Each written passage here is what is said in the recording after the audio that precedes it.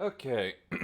Stream has its name because I have been told I am somewhat halfway through the game at this point, or at least this interim content, which I'm glad because it's getting quite tiring. Similarly, what has also happened off screen is I did the duty for the ridiculous people, which was the fight against Gilgamesh. It was a bit comical, and at the end, basically, when he was defeated, he tried to jump off the side of the bridge, holding on to his green chicken, the same way Link would hold on to a cuckoo. And it didn't go well for him as well for him as it does for Link, though. So he just fell off, and that's basically the aftermath, how the duty ended. So before trying to get back to the main plot, just wanted to finish that up. I've also given up entirely on the relic. There's as much as I would love for the shield to have the shield just to be a glamour. The steps involved in doing so are just so long, so arduous, and the guides I looked up would have just saved me so much more time if instead of just telling me what to do, they would have just said, "Fuck you."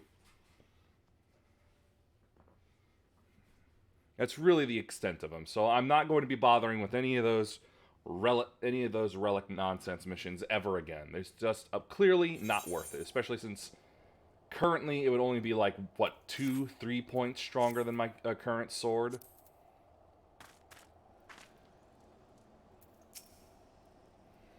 Alone yet still armed.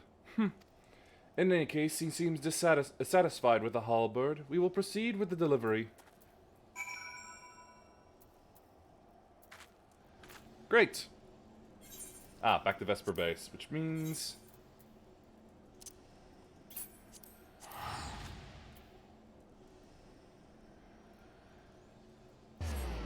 looks like they pulled him out of the snow finally.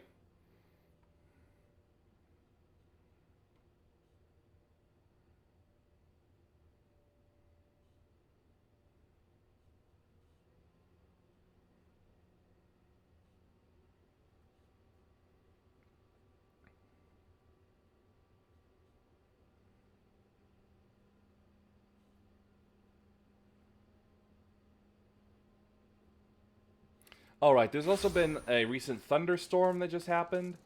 It didn't last long and is gone by now, but really, I don't know. I feel like there could be a loss of power at just about any moment that would probably end the stream immediately. So there's that to think about. Anyway, where am I? Here we are.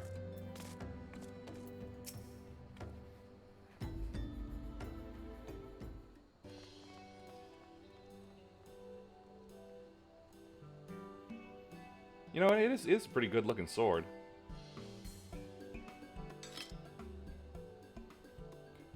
Ah, 'tis more magnificent than I imagined. 'Twill make a fine addition to my collection. Sure thing, General Grievous.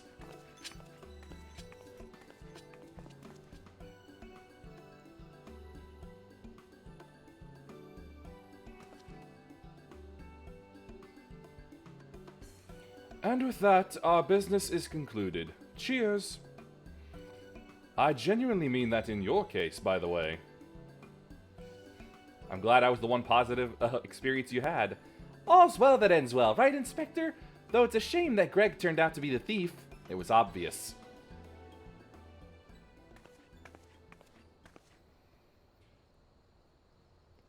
There you are, Inspector Briardian. Why did you not wait for me at the docks? Uh-oh. A new wrinkle has appeared. Why are you all staring at me so? Oh, never mind that. Where is my treaty blade? But didn't we just give you the treaty blade?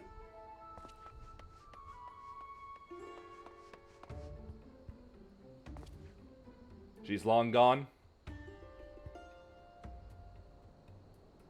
Ah, a fake face.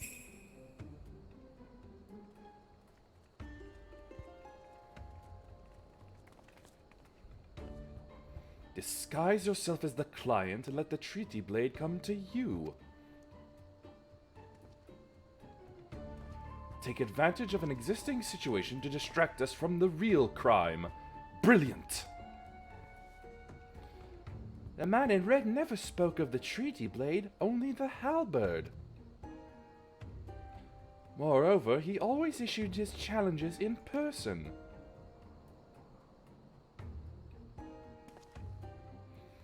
Dear gods, isn't it obvious? What is it like in your funny little brains? It must be so boring.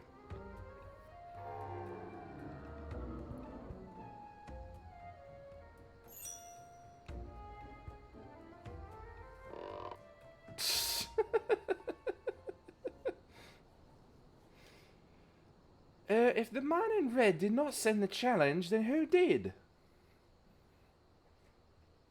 Whoop! Missed me again. Did he have to do that? And she sleeps.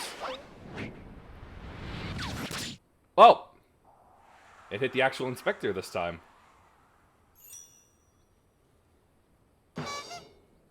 Oh, Claude. Yeah, that's gotta hurt.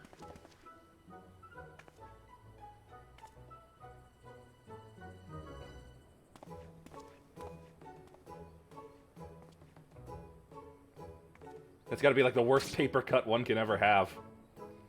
I believe this is addressed to me, condescending Inspector Briardian. Piss off. 400 years have I slept, 1,000 faces do I wear.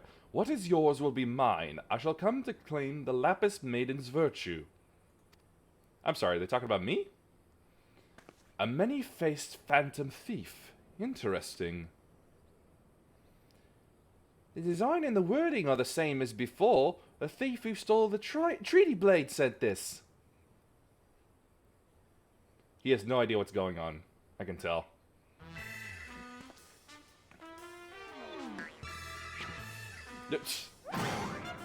Very well, I and I alone, Hildebrand, Agent of Inquiry, Inspector Extraordinaire, once more accept your challenge. No real challenge, honestly. Oh, Claude. You want a challenge, huh? Stand and face me, you buffoon!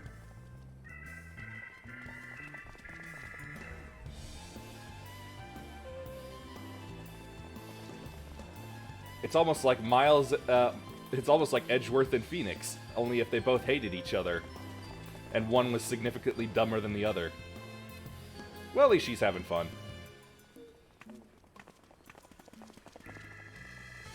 How dare you all laugh at a time like this, after allowing my precious treaty blade to be stolen? Yeah, like we allowed it. And you, Maria?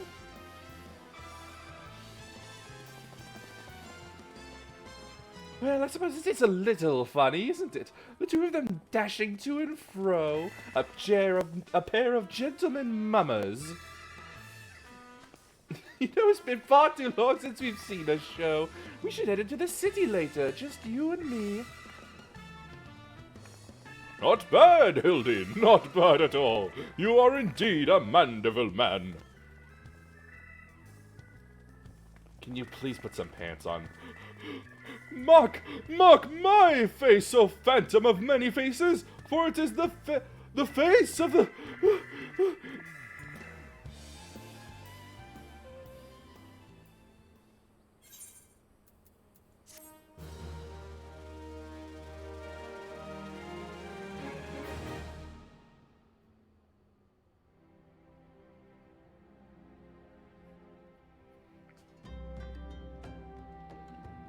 Well, how long until the next part of that happens? I wonder. Oh, I guess it's immediate. The fiend dares lay claim to the fair maiden's virtue. Oh, and here I thought it would be me. At seeds of jealousy, can true love bloom on the battlefield? I don't know, ask Solid Snake. Would this Manderville man find his Manderville wife?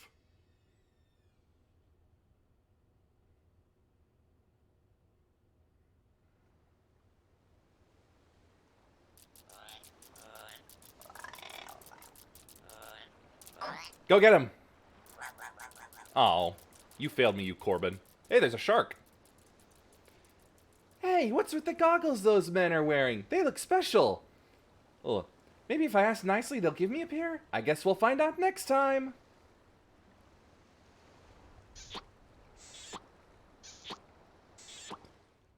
I ought to sock him right in his face.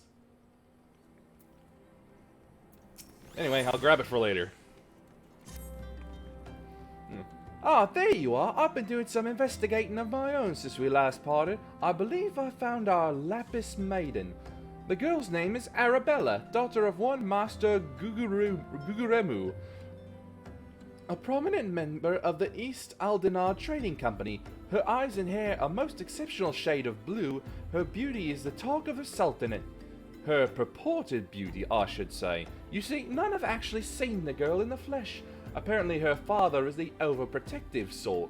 Some say that the maiden has never set foot outside the family's well-guarded estate. But all this is about to change. Rumor has it that the girl is to be wed, and not just to anyone, mind you, to the heir of the Bruguiere Consortium. The formal announcement is set to be made at a commemorative feast to be jointly hosted by the two family businesses. The venue is Costa del Sol, where preparations are going on as we speak. Word on the street is that the bride-to-be will be making a rare public appearance. It is here that the thief intends to strike. I couldn't be more certain of it.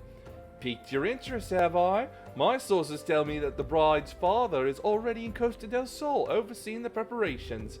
This is one scoop I'm not going to miss, and you're welcome to come along. That I shall do at a later date. First, I have to go and speak with Lord Harshavan.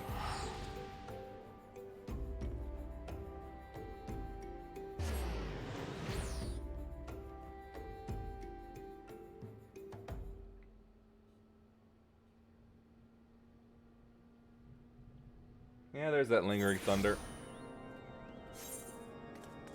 Every time I come here, it's grim organ music.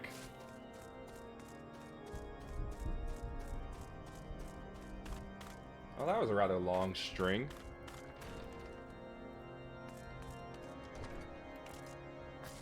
Messing up the board, messing up the board. Whoa. Oh, a fey dog. That explains it. Well, well, if it isn't my finest friend, Yui Thane, would you care for a plate of roast caracal? Some mulled wine? No? Ah, I see you have not come into my hall merely to escape the biting cold. I was, in fact, on the urge of opening an urgent missive from Revenant's Toll, and I suspect the timing of your arrival is no coincidence.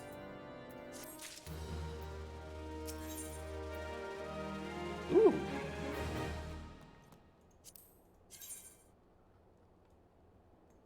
It's not for me, but it is interesting. Oh, wait, nope. It's not even. That ticks me off. Now, this one is just for the birds.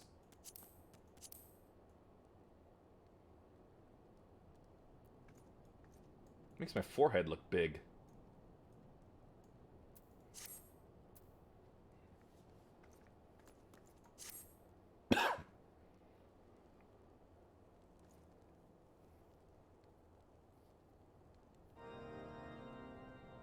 The incident with the new frontier hands? No, no, you need not elaborate. I have been following their progress with no small amount of interest.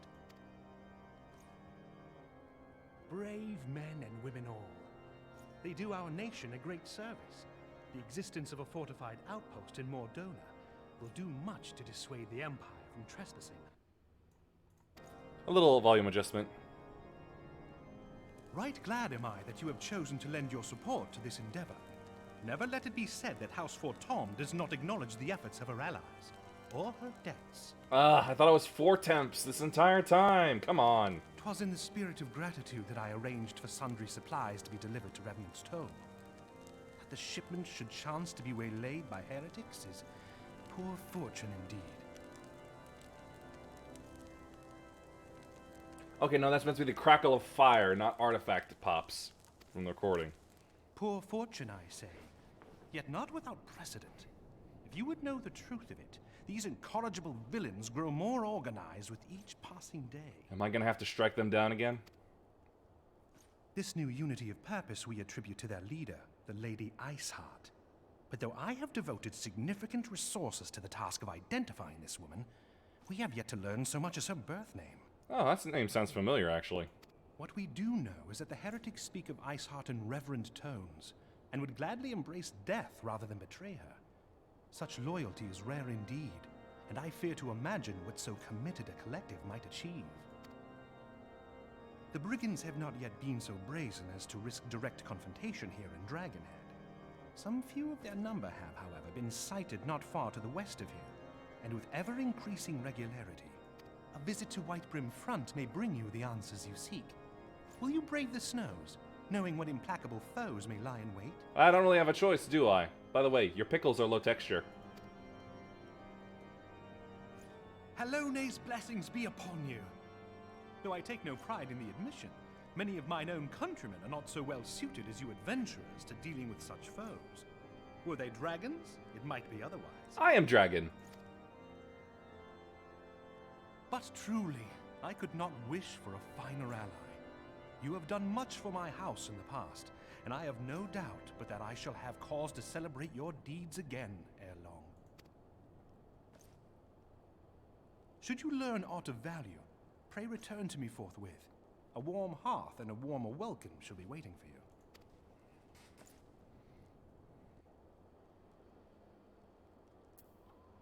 I wonder if this headgear means I'm gonna get my gear steadily replaced. Now, where am I going?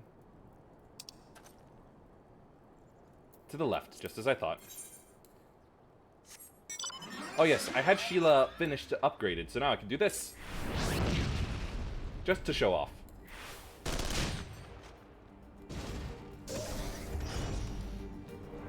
She's a show mech now.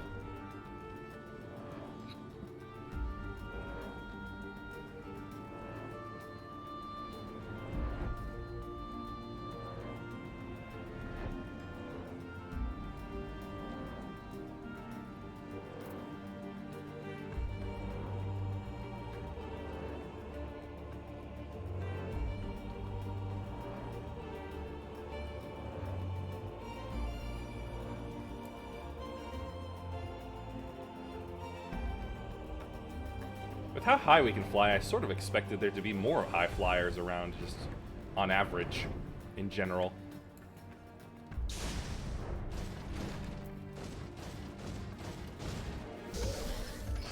Well, that's easier.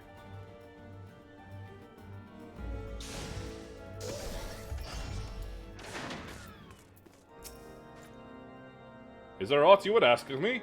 Pray, speak plainly. I am a man of action, and need no honeyed words. On the trail of a band of thieving heretics, you say? By the fury, but you do seem destined to cross path with those villains. I must confess, then, 'tis a sad truth that the wilds hereabouts have indeed grown thick with their number. They strike swiftly, without warning, and are canny enough to evade our most able trackers. But 'tis not merely their newfound organization which confounds us. The heretics themselves seem somehow changed.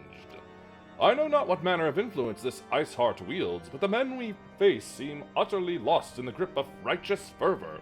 'Tis an unsettling and unnatural zeal. Mayhaps you would care to question one of their recent victims? As fate would have it, your arrival came moments after a trader was waylaid on the road. A patrol found the unfortunate fellow lying senseless in the snow and carried him to our infirmary. Assuming he has regained the use of his faculties, the merchant might recall some small detail that could aid you in your task.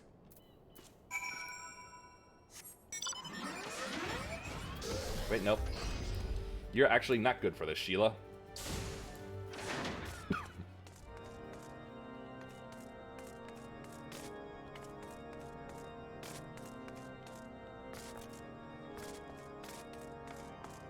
Didn't even hurt.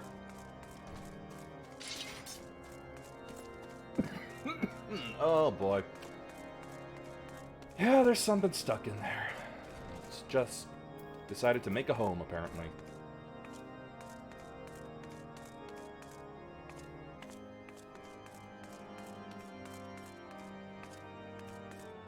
Oh, it must be a... Oh, infirmary, right. No, that's the prison.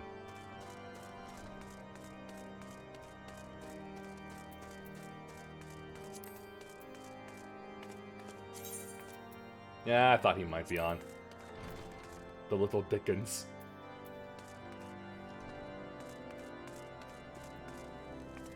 I guess it's upstairs, although I would kind of think there would be an arrow to indicate up. Here we are.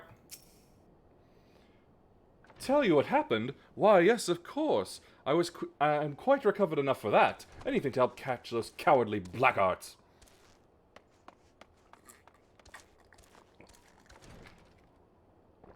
I was traveling my usual route to Whitebrim front when a sudden blow sent me reeling. The next thing I knew, I was on the ground and several heretics were rifling through my cargo. Arms, armor, crystals, they were taking everything. 'Twas then that one of them noticed my bleary gaze and stalked over to better acquaint my head with his mace. Before darkness claimed me, however, I distinctly heard the words, "Return to Snowcloak." I dare say that is where they were hauling my goods, but you'll not catch me rushing off in pursuit. They tell me 'twas a miracle I survived at all, and I'll not thrust my thick skull to save me a second time. Trust, not thrust.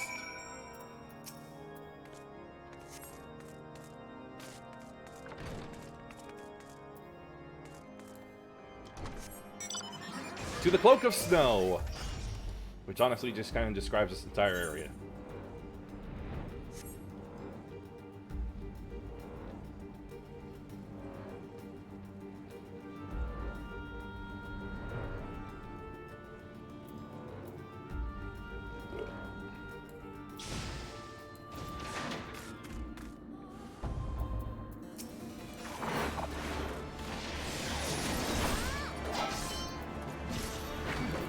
Also, I now know the difference between, like, damage done by DPS and damage done by tanks.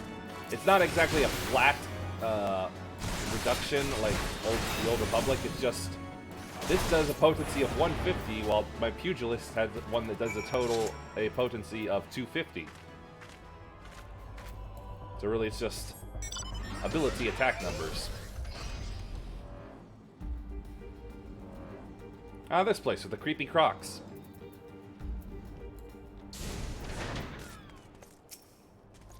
Gah! Draw your weapon foul! Wait, I recognize you, adventurer. You're come-seeking heretics? Then we share a common purpose. We were on patrol when we chanced across one of their raiding parties and pursued them here. By rights, we should have had them cornered in this ravine, and yet they are gone. Vanished like icy wraiths.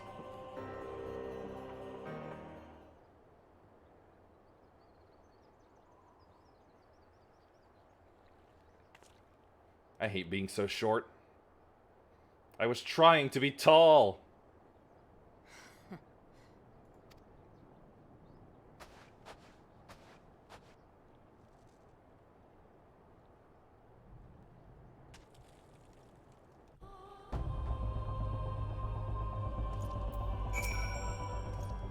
You glimpsed a woman atop the cliff?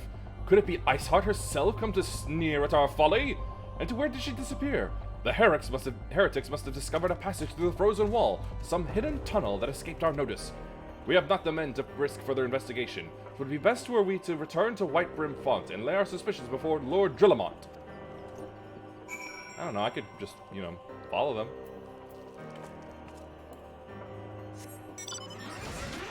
Sheila's very good at giving me a leg up, you see. Because her legs are massive.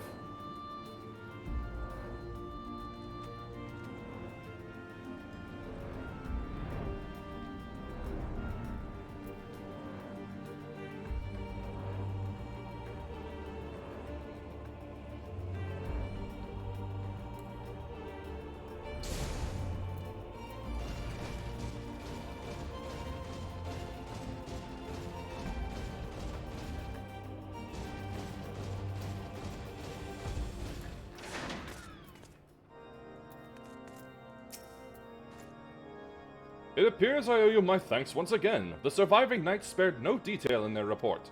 The men you found out near Snowcloak were some of my finest. That they should be bested so handily I fear I have woefully underestimated the threat these heretics pose. While I understand you might balk at the notion, I must ask that you put aside your mission and consider the stolen provisions lost to us for now. 'Twould be ill-advised to blunder unprepared into what may well be the very lair of our enemy. Pray return to Dragonhead and inform Lord Harchevin of your discoveries. He will wish to plan contingencies of his own. As for Iceheart and her fanatics, the freezing heights of Snowcloak will not shield them from our justice for long. Mango Dalango. I feel like people have a lot of fun with the Lalafell names.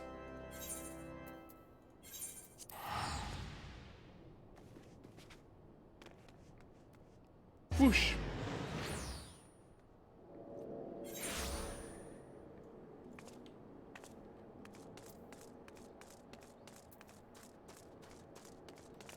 Lord Sneeze, I have news. And I messed up your war setting again. Sorry.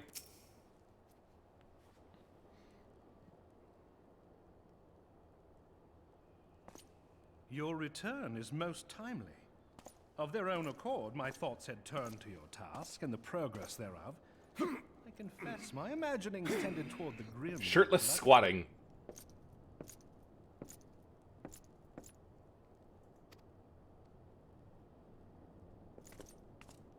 But you are here now, and I suspect such frivolous wonderings do little justice to the reality of your travails. Tell me, what did you learn of Iceheart? For whatever reason, I'm suddenly distrustful of him.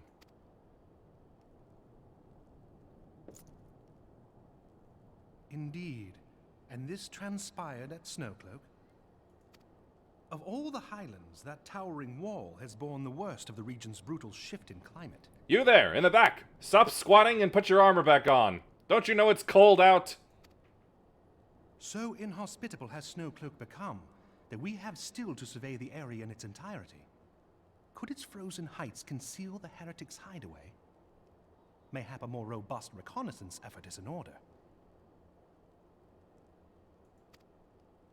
Putting such considerations aside for the moment, we still know far too little of this Iceheart. That she is capable of commanding such a band of fanatics. I'm pretty sure he just walked right through that. And no small measure of charisma. As much as I would like to fathom this mystery with you, the situation has grown beyond my personal purview. I am bound by duty to inform the Temple Knights and request that they bring this matter to its conclusion. Given the glowing reports the new commander has garnered thus far, I am certain that they can be relied upon to take appropriate action. Is he like the same as the Inquisitor? Though Iceheart's true identity yet eludes us, you have provided us with a point from which to begin. Sometimes it takes but a single stone to prompt an avalanche. On the matter of the stolen provisions, I have already made arrangements for a second shipment to be sent to Revenant's Toll. I could not well allow such an honorable venture to be undermined by one miserable setback. I should probably guard it this time.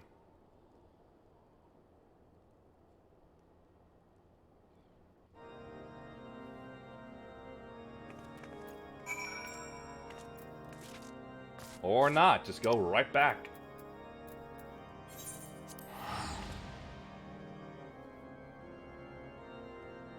When am I gonna get some letters to Mordona? For cheap free travel.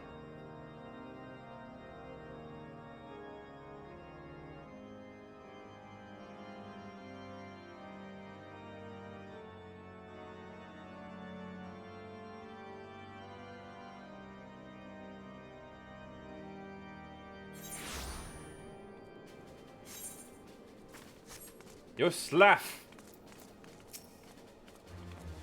Yui, 'tis good to see you return to the toll. How fared you in the frozen wastes of Corthus? The tops of my thighs were a little chilled.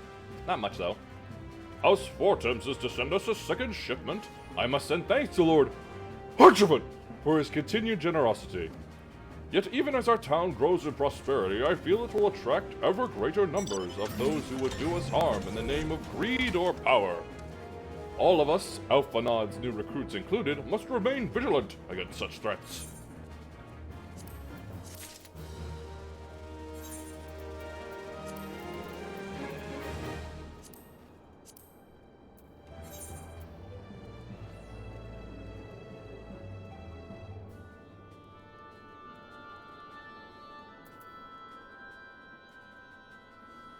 Might as well have a VR set up on my forehead.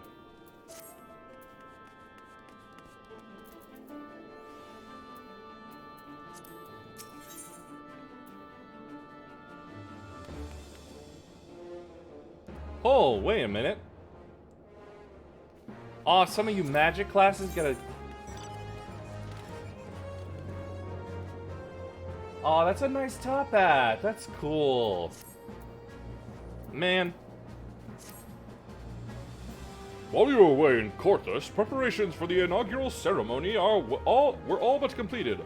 Although Tataru does yet seem somewhat flustered, I've taken enough of your time. Why don't you head into the Rising Stones and see if your frantic receptionist could do with a hand? Knowing her, she's probably heard some weird rumor that she has got her all a tither.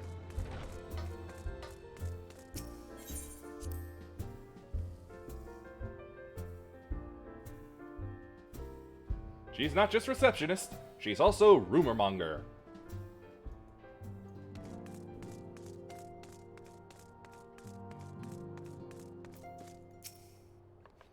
These parchments need to be sorted, and these documents, why are they even here? Oh, I am sorely tempted to file the lot in my waste paper basket.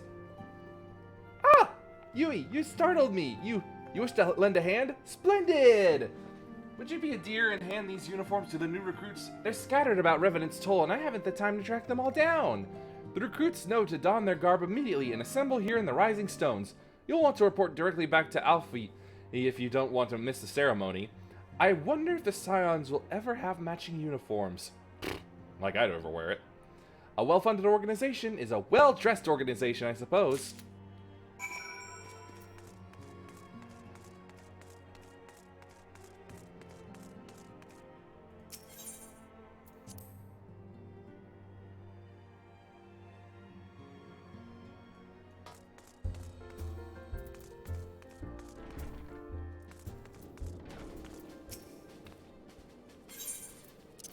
Take this.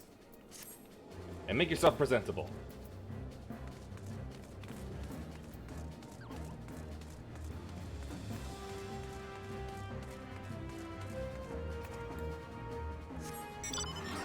Why take the stairs when I can do this instead? Ah, Laurentius. You're supposed to be looking out, not looking at.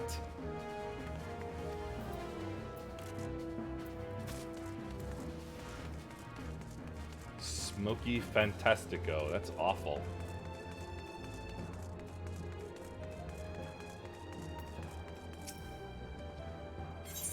Here you go, big guy.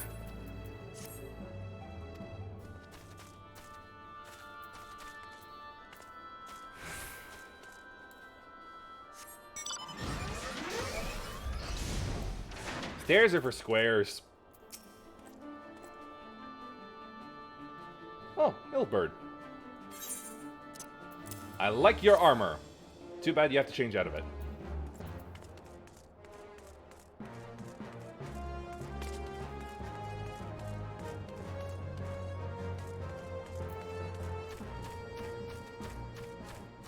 Aha, I knew it. Here you go.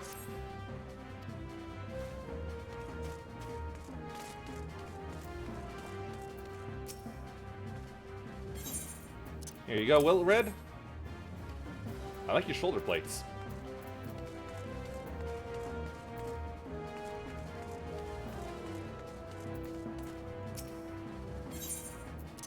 Ah, yes, Mr. One Eye.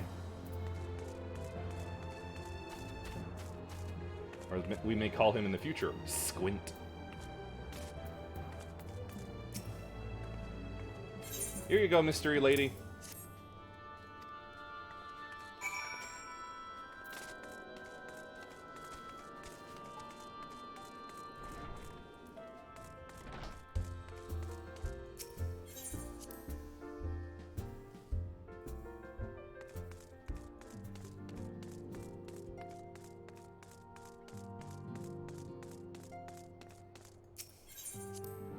Chores done.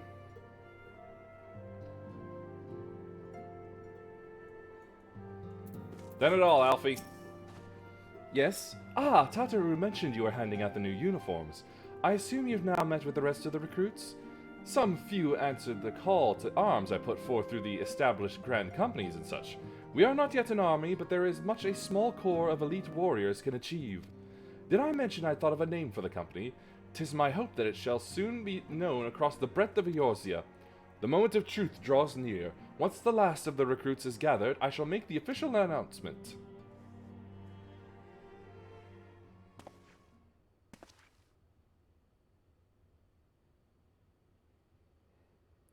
It's the same as the other uniforms, but blue. Comrades, your presence here this day signifies the momentous choice that each of you has made. With your strength now pledged to the scions of the Seventh Dawn, you are beholden to no single nation. You stand as the vanguard for a united Eorzea.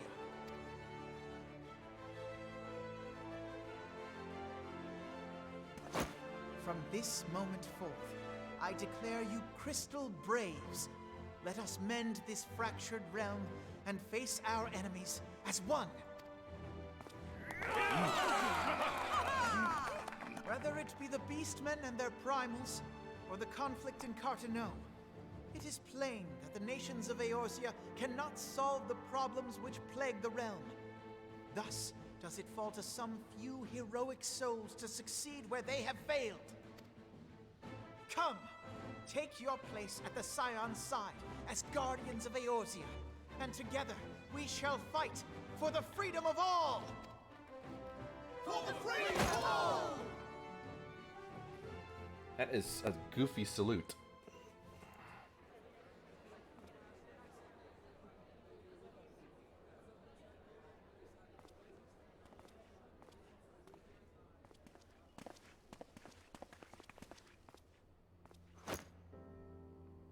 A rousing speech, Alphino. Or should I say, Crystal Brave Commander Leviathan? Please, Antecedent. The title is honorary. I shall not be leading the troops into battle, as it were. Well, are you gonna leave that to me? We are of the same purpose. Let us join hands and do what must be done to save this land. The Scions stand ready.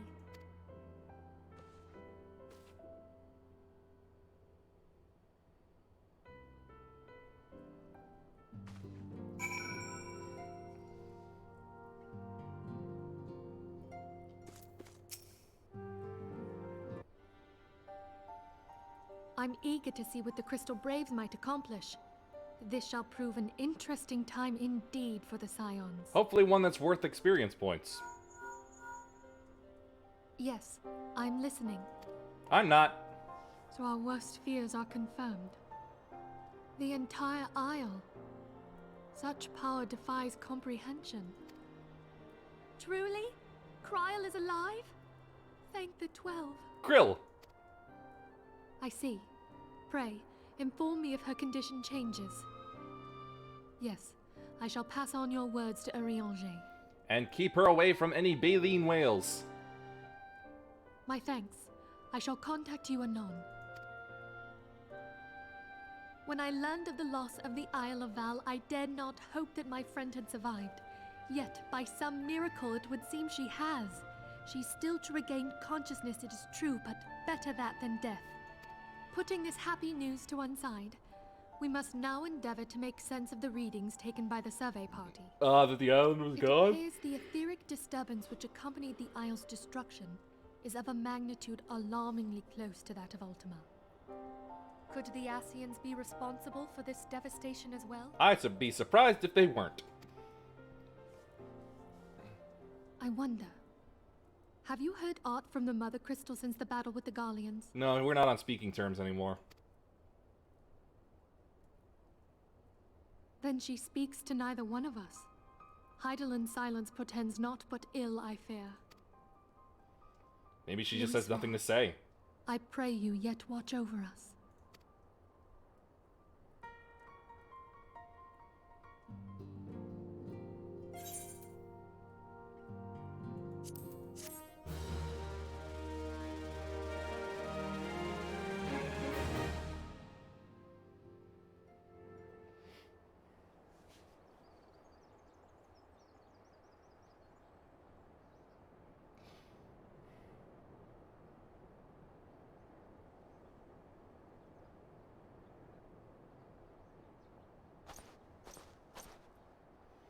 Very good. See that the provisions are ready for transport. Let us hope that this shipment is spared the fate of the last.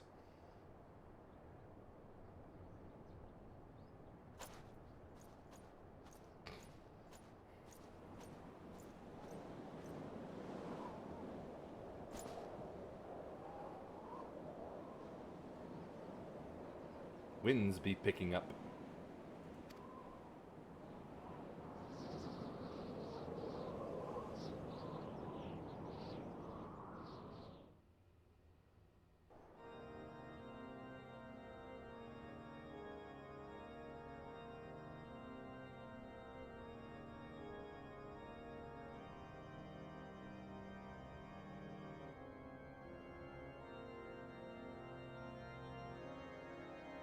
Oh hey, I know him. Have I finally reached the expansion at long last?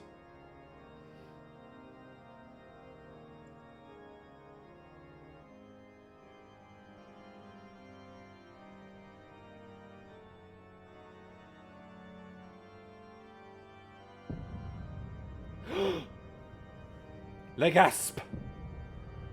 Gasp again!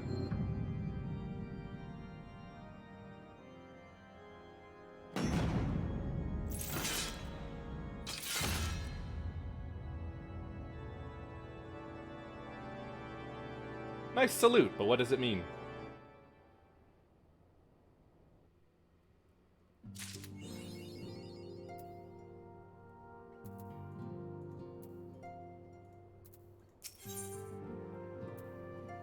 Yep. I'm getting some new gear.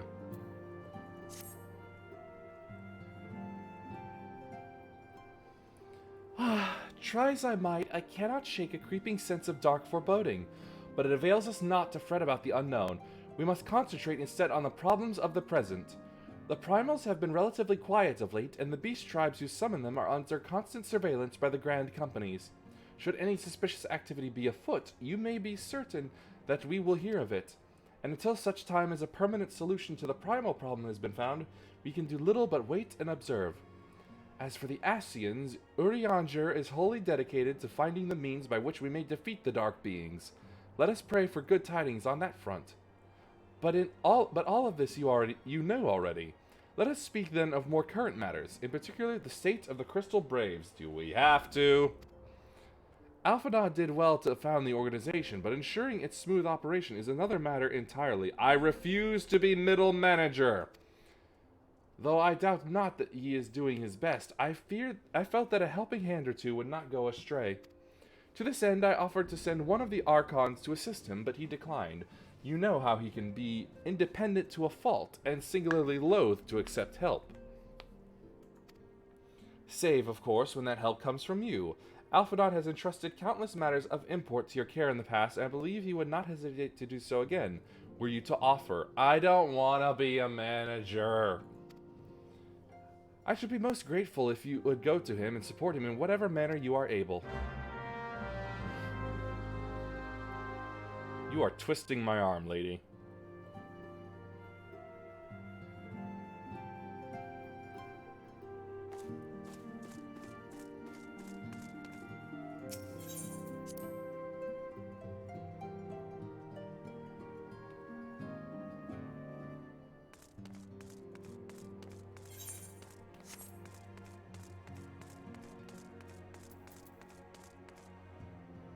Just casually playing with his knife.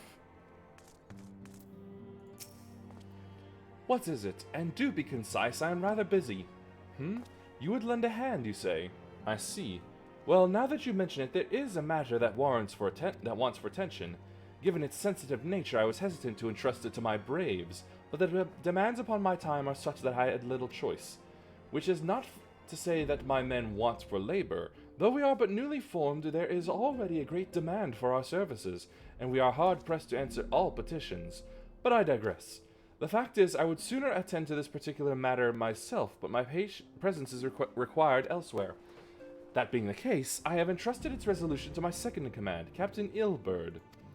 Tell him that I sent you, and he will furnish you with the particulars. My thanks in advance. Oh, he's just here.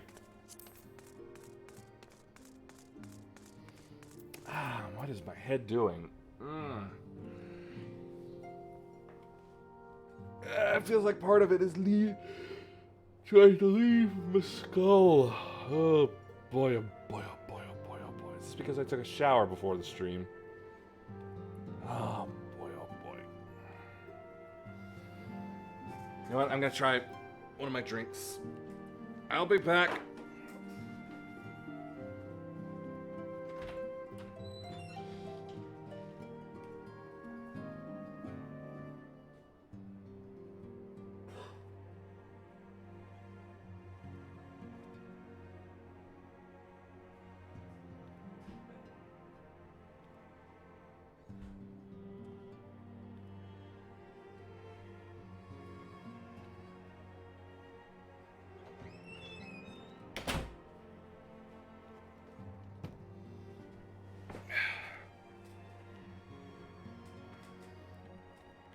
Ugh. Mountain Dew.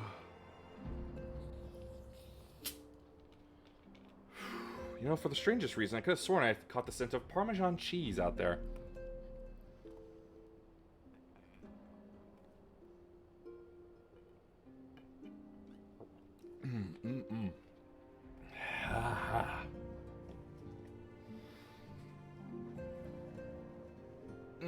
Nope, hasn't quite done what I thought it would. Well, anyhow.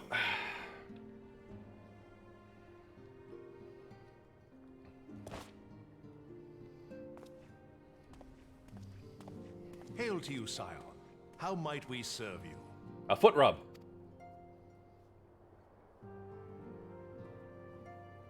Commander Leviathan bade you serve us? These are welcome tidings indeed. Given the sensitive nature of the task, I could not rely on one of my own. Sheesh, it's already formed and none of them can trust each other.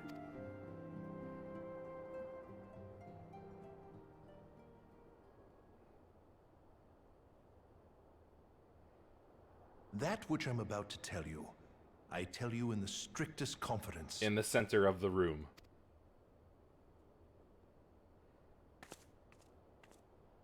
Some days ago, we received certain documents from an anonymous source. They notified us of the presence of a Garlean agent within the ranks of one of the Grand Companies. Oh. Following some discreet inquiries, we identified a suspect among the Immortal Flames, whom we detained for questioning. Alas, the man was not our agent. He was but one of many men in the agent's employ. We pressed the traitor for a name, but he had none to give. He claims never to have met his master, whom he knows only as the Ivy. Have I heard that name before? I feel like I've heard that name before. He was, however, certain that this Ivy had coiled itself around every part of the Immortal Flames. It would seem our quarry joined the company some time ago, and gradually recruited others to his cause. These conspirators are the vines by which he learns our secrets, all without exposing himself. It won't be easy to identify the Ivy amidst this tangled mass of subterfuge. But we have a tendril in our hands, and we shall follow it all the way to the gnarled root. Are you done with the metaphors? Now, much as I would prefer to proceed with due discretion, circumstances demand that this matter be settled post-haste. Garlemald's War of Succession nears its end, and it is feared that the Empire will soon resume its march on Eorzea. When it does, we can ill afford to have traitors in our midst. The Ivy must be rooted out now. For whatever reason, the theme of Anakin marching on the Jedi Temple played in my head at that.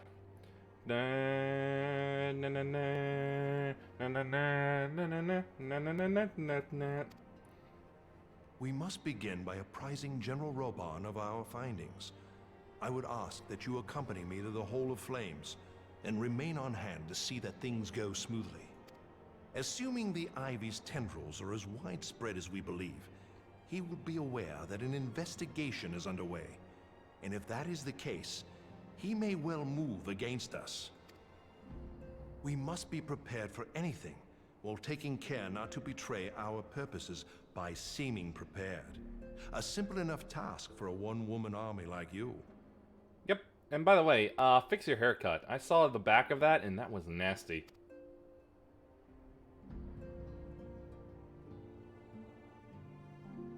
Consider this an order from a commanding officer. In the hall. I gotta say, that's really barely a hall.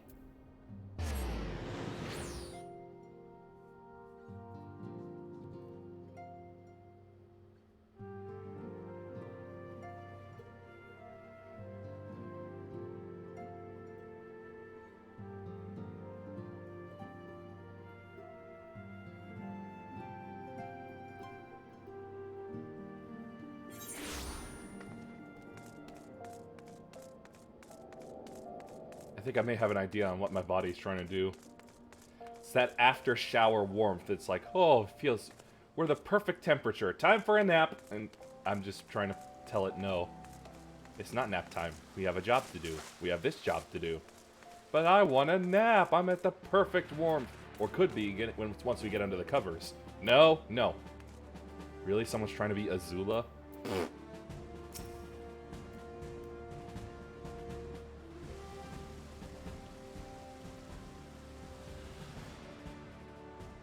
Well, well.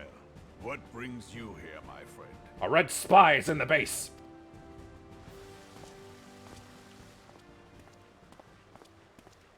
She is here at my behest. Greetings, Roban. It has been a while. Hilbert, you old scoundrel. When they told me you'd be visiting, I scarce believed my ears.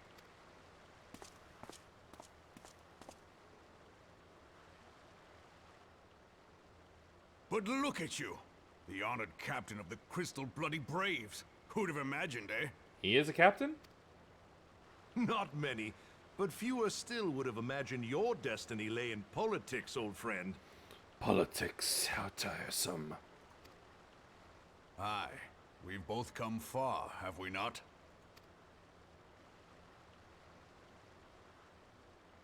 Excuse me. Lest you wonder, Hilbert and I go back a long way. We've been friends and rivals since we were lads. The last time we saw each other, Alamigo had just fallen, so you can guess how many summers it's been. And in all that time, not a word from the fool. Ah, well, my dealings tended toward the modest and mundane, unlike some I could mention. As I hear it, no sooner did you reach Thanaland than the brass blades clapped you in irons and dragged you off to die on the blood sands. Being a stubborn sort, you won 1,000 matches and earned yourself a place in the people's hearts while you were about it.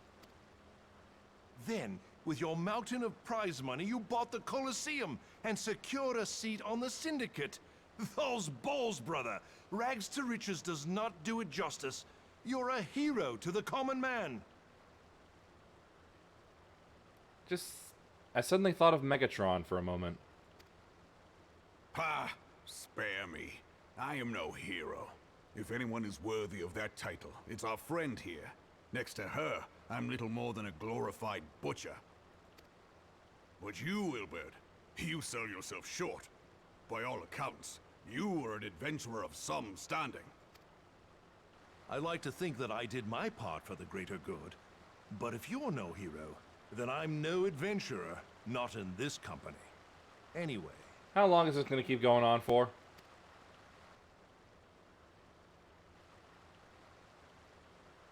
I have tidings. Thank you. So there has been progress. And a moon. Can't have tidings without a moon. I've let it be known that this meeting is a reunion between old friends.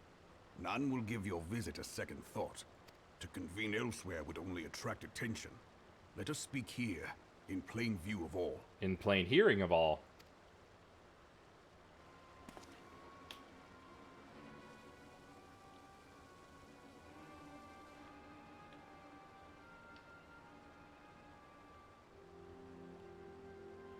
So it is we who have been compromised. Teleji Adeleji's machinations have shaken Ul'dah to her foundations. In such uncertain times, a man's loyalty may be bought for a fistful of gil.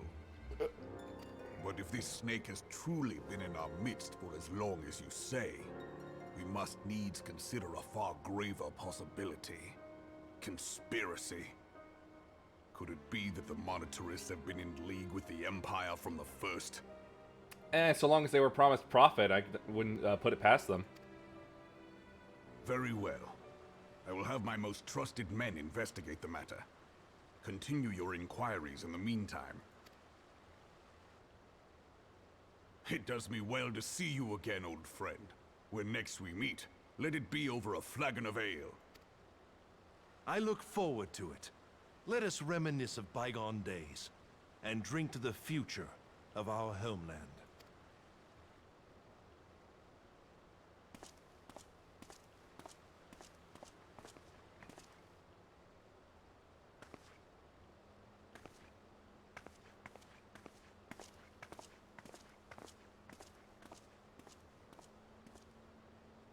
Flame General. You wear the mantle well, old friend. I must work hard if I'm to keep up. He doesn't have fire, though. Well, it would seem your services were not required after all. I dare say we have Roban's prudence to thank for that. Still, I was glad of your presence. My thanks, Scion. I was half expecting him to get shot at that moment. Anyway, gauntlets.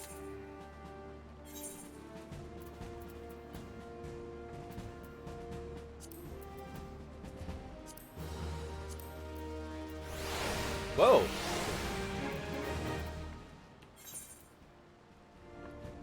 Well, at the very least, my fingers are separated. This is quite a change from the noble paladin look. I kind of hope the rest of my armor looks dark like this. Yeah.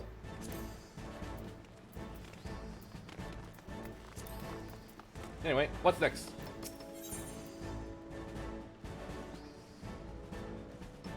More stuff.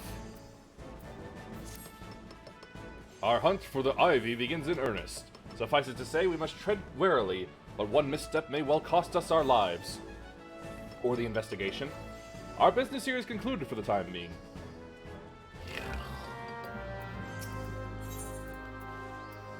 This is why I feel like no progress ever gets made. We just jump around and talk. It is frustrating, honestly.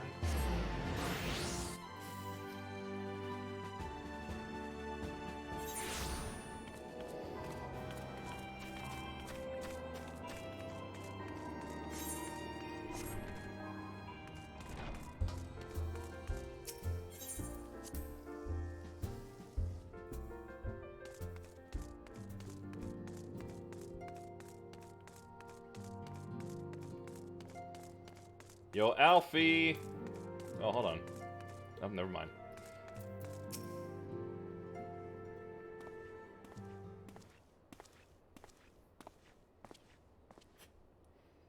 We are returned from Ul'dah, Commander.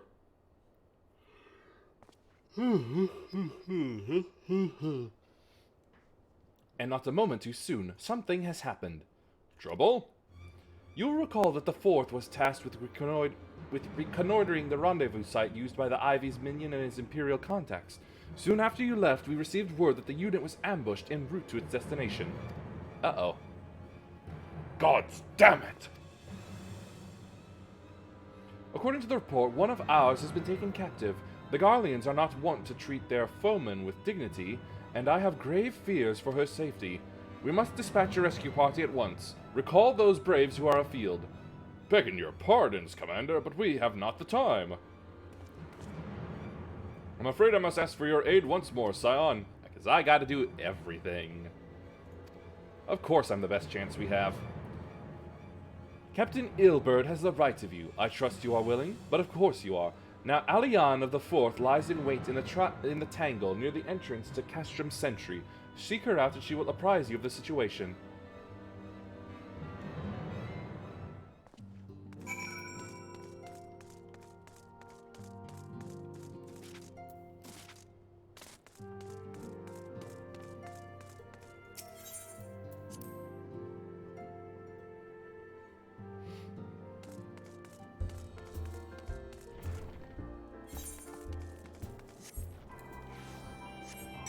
Got big things going on. Means it's time for an egg.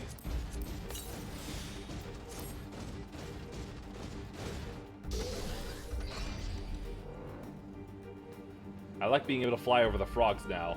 Try and lick me from up here, dicks!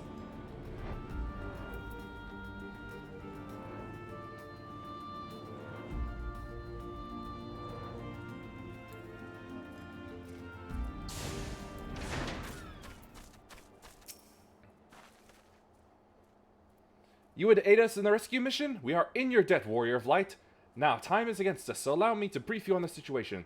The Garleans fell upon us without warning, wounding poor Resh and hauling her away to the castrum yonder. Outnumbered as we were, it was all we could do to flee and regroup. Even as we speak, the Garleans may be interrogating Resh, or worse. With her hurts, I fear she will not long survive their attentions. We must rescue her without delay. Our order may yet be in its infancy, but the bonds that bind us are as strong as mithril. None of us will stand by while a comrade suffers. We, the remnants of the Fourth, will infiltrate Castrum's sentry. Please help us find Resh before it's too late.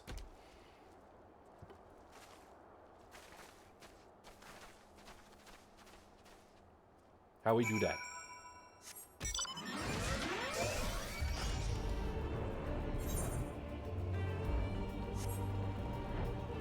I mean, I know how I do that, but how you do that?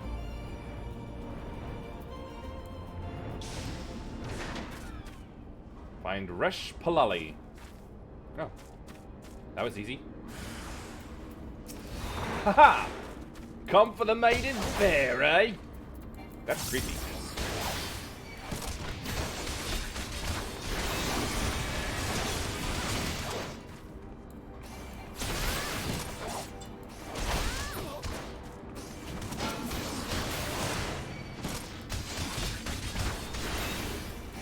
Spin! Jump slash!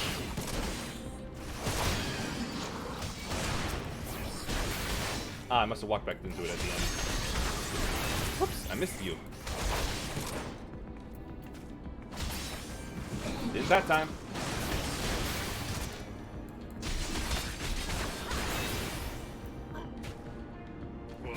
Dead. Easy.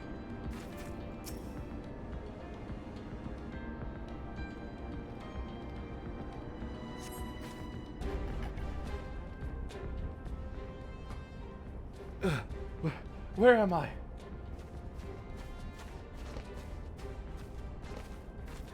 Where did that fourth one come from? Resh, thank the gods we found you. And thank you, Warrior of Light. Now, to quit this accursed place. Resh cannot move with those wounds. She will need to be carried out. I believe a diversion is in order. Might we trouble you to provide one? Given your reputation, I expect the Garleans will be only too happy to grant you their undivided attention. Hey, didn't you have a hat on earlier? If you were to create a commotion within the castrum, we should be able to steal away unnoticed. Let us speak again once we are safely outside these walls.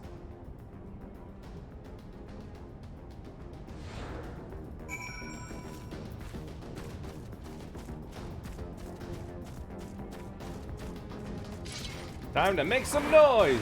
Yoo-hoo!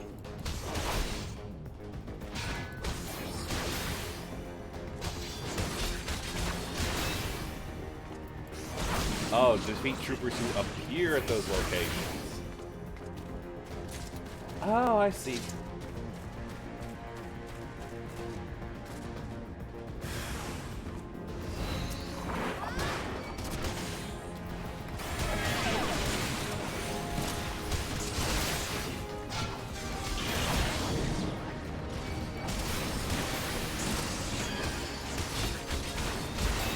Kinda like this music.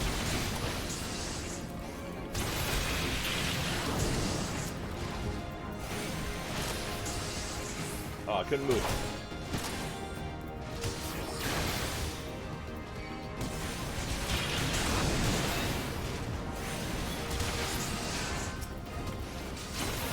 Now for the big bot.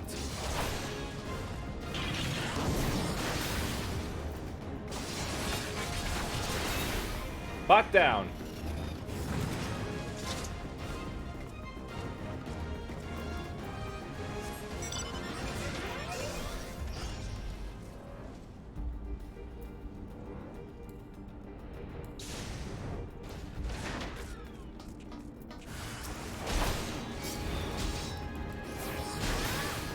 He was gonna have to be drawn into it anyway. Uh-oh. Well done.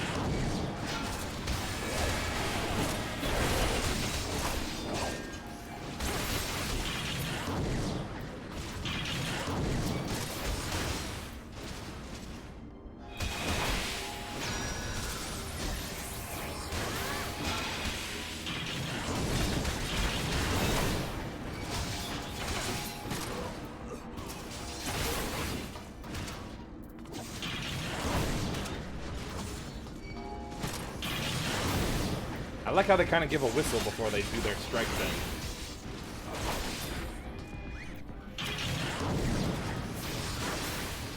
It's a bit train-like, and I love it.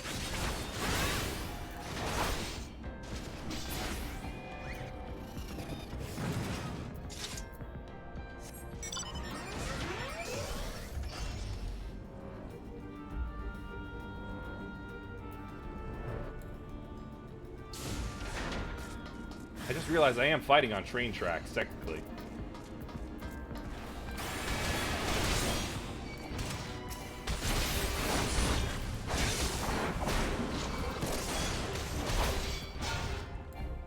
Man, imagine if something came through here right now.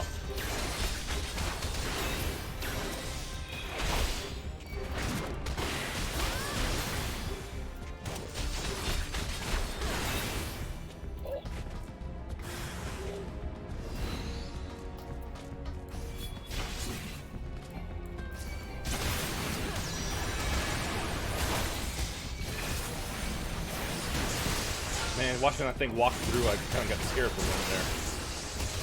Thought it was coming for me.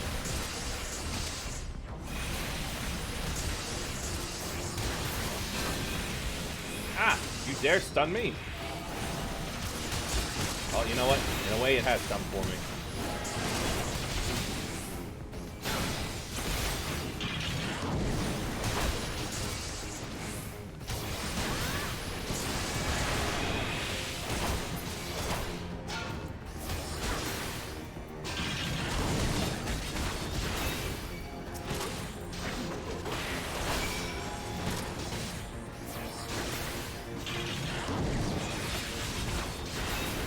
Bye, Drill.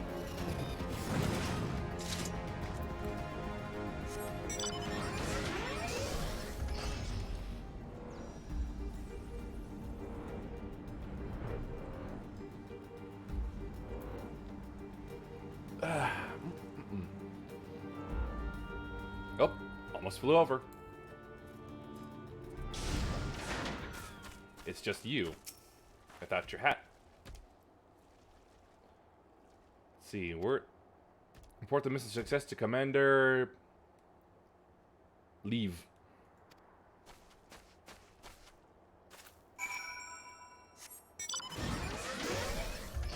I'm looking for some back and forth with you. Are you feeling the same as I do?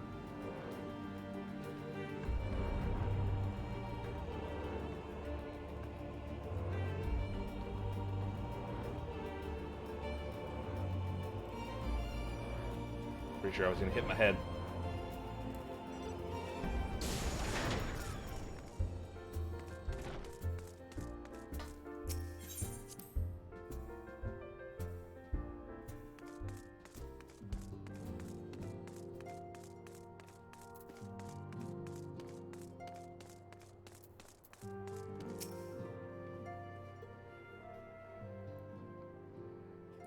Ah, it does me well to see you thus returned.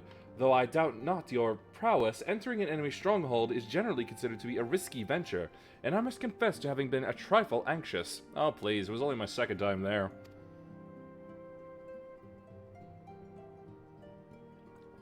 Well, third really. But here you are, hale and whole, having succeeded in your mission as is your wont. Won't?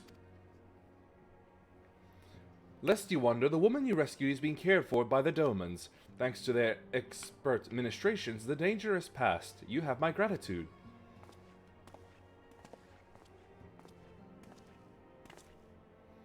Allow me to thank you also, Scion. Resh owes you her life. We escaped with minimal casualties this time, but we can ill afford to be caught off guard again. The Empire is not an opponent to be trifled with. So you say, Commander. I will see to it that the men keep their wits about them. And it may yet take time, but I will not rest until we have identified and apprehended the Ivy. It's probably kudzu. As for you, I realize you have scarce caught your breath, but I'm afraid there's no rest for the weary. I require that you accompany me to Corthus. I have been granted an audience with an Ishgardian dignitary, you see, and the man expressly requested your presence. Oh, do not look so surprised. You should be familiar with the trappings of fame by now. We shall depart as soon as you are ready. None of them.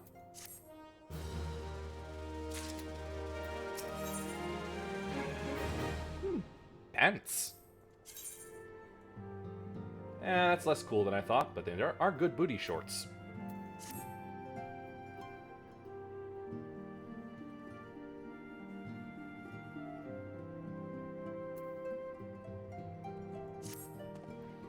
We have been blessed with a rare opportunity, an audience with the ambassador of the Holy See of Ishgard. See what? We are to treat with Sir Aymeric, Lord Commander of the Temple Knights in Camp Dragonhead. It is considered a great honor to serve the Holy See directly as a Temple Knight. Needless to say, their leader wields tremendous political influence. We would be wise to court his favor. For that reason, I consider your attendance essential. If Sir Aymeric wishes to meet the woman behind the legend, I would not deny him the pleasure of your company. The antecedent should see the wisdom of this plan when you request her permission to accompany me to Corthus. Mayhaps you feel this is to be a waste of your talents, which could doubtless be put to nobler use. If so, I should remind you that more good can be accomplished with the stroke of a pen than the thrust of a sword. Why not both?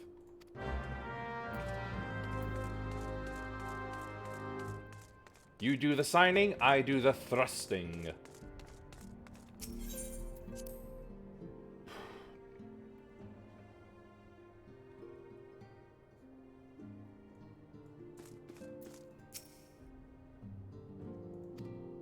We have received no reports of aetheric disturbances or unusual beast tribe activity of late. If Alphanod believes your presence may help him secure more favorable terms, I see no reason to deny him.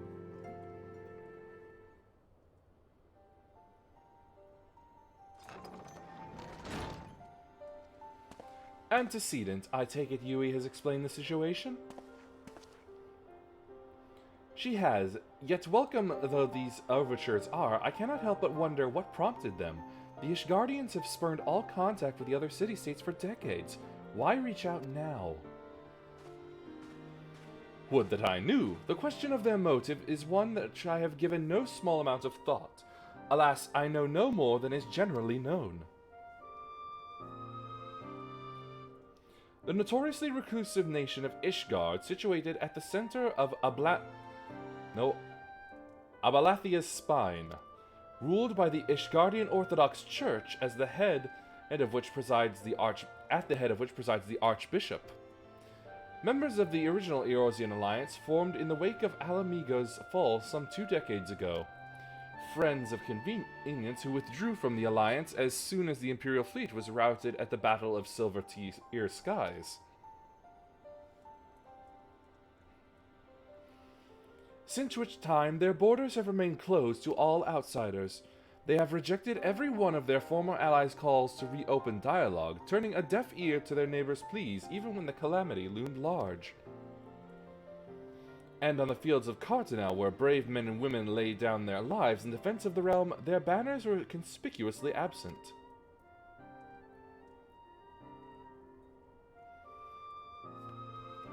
Oh great, don't tell me I have a stuck burp again.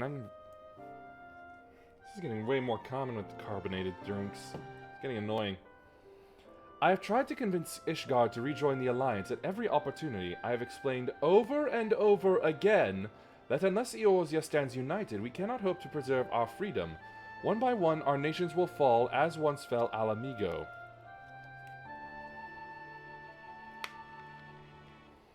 And what have mine efforts yielded? Why not? Why not? Surely this can be considered a step in the right direction?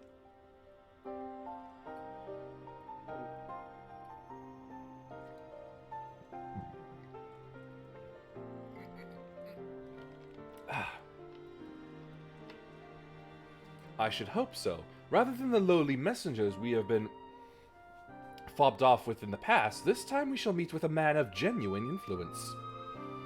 Of course, I am not so naive as to think that they can come to us out of the goodness of their hearts. We have something they desire, though I have yet to find out what. But such is the nature of diplomacy. They will bring their agendas to the negotiating table, and so will I, along with a handful of incontrovertible truths. The Empire will soon be at our doorstep once more. Keep spinning in the exact same place on the screen. Indeed, you may be assured that I will expound upon this point and others. Let us depart for Camp Dragonhead. Our old friend Lord Hunchevant is expecting us. Since our quest to recover the Enterprise, I understand you have further ingratiated yourself with the man. Excellent work. His fondness may prove useful to our cause.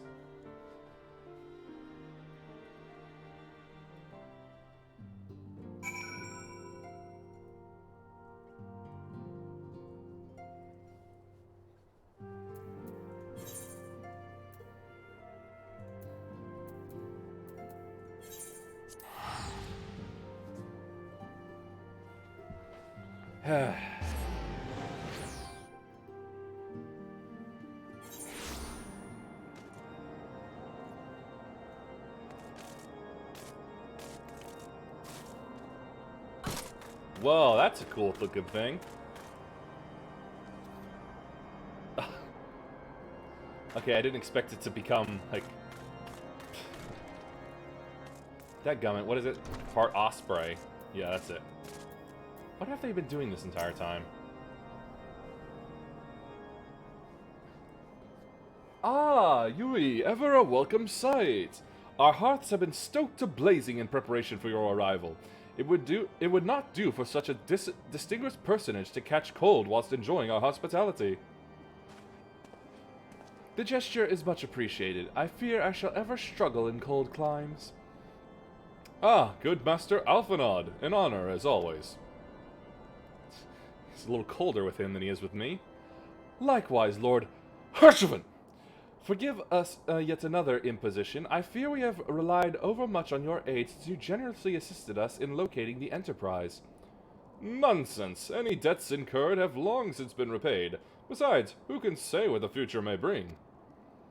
House Fortem may even seek the aid of your newly formed Crystal Braves.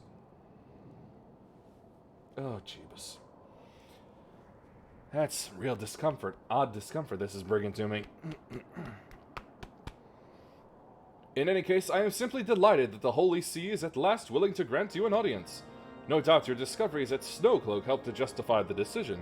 This recent resurgence in heretical activity is of grave concern to us all. But to the matter at hand, Sir Amaric arrived at Camp Dragonhead earlier, and I am told he is eager to meet with you at your first convenience. You are doubtless weary from your journey and desirous to rest a while by the warmth of our hearth. But if you are willing to forego such comforts, pray inform the knight stationed outside the Intercessory. He will grant you entrance and send word to the other attendees. As inviting as your heart sounds, I think it's best we proceed to the Intercessory forthwith.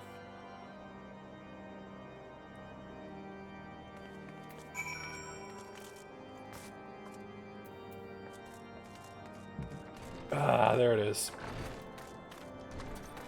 Oh, it takes a lot of work to get that out.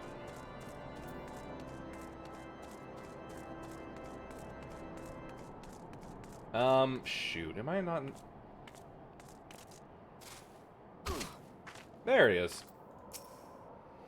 We have been expecting you, madam. Pray, take your ease inside, and I shall summon the others. My skirt was fluttering.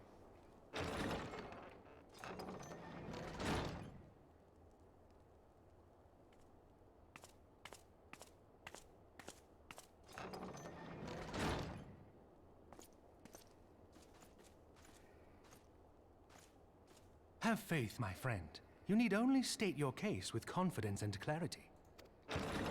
Ah, there's the rest of it. Hopefully it doesn't do that again for a long, long time.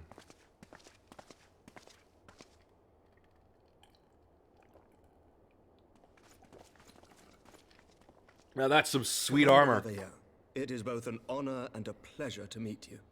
I am Emmerich, Lord Commander of the Temple Knights. Yep. Alphino Leveilleur, at your service.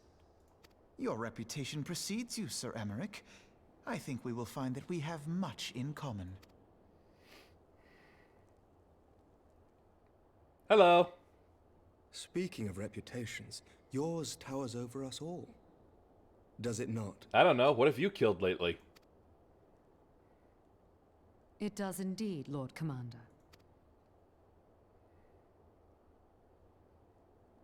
I am not too proud to admit that I have followed your activities with an interest bordering on fascination. I'm flattered. Full glad was I to learn that you would be joining us. Now then, shall we begin?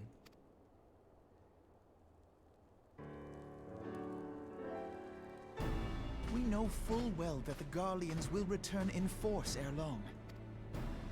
What is more, we have yet to achieve a lasting victory over the primal menace. The beast tribes continue to summon their gods, and each incarnation is stronger than the last. Ishgard is not immune to these threats. I must reiterate that it would behoove your nation to rejoin the Eorzean Alliance. That extra cape cloak thing or whatever of his is really setting me off. Once again, I must respectfully disagree. On what grounds? Despite their presence in Kurthus, the Ixal do not concern us. Their territorial claims pertain to Gridanian lands, and it is the people of Gridania whom they harry. He's not wrong there. Consequently, the Holy See judges this to be a Gridanian affair, and Ishgard does not intervene in the internal affairs of other nations. Even were that not the case, our forces are wholly committed to the Dravanian conflict. We have not the knights to spare. Oh yeah, they probably are dealing with that too, aren't they? As for the Garleans, we are not ignorant of history. We have observed the rise and expansion of the Empire, and we agree that it is only a matter of time before they resume their campaign in Eorzea. Then surely it would be in our best interests to present a united front. Mayhap one day, but not yet. Gaius van Belsar is dead, and the legion of conscripts he left behind lacks the will to fight. We think it highly unlikely that they will emerge from behind the walls of their castra for some time. Yeah, but what about other people on the inside? Forgive me, but if Ishgard's position has not changed, why did you agree to this meeting? To meet me?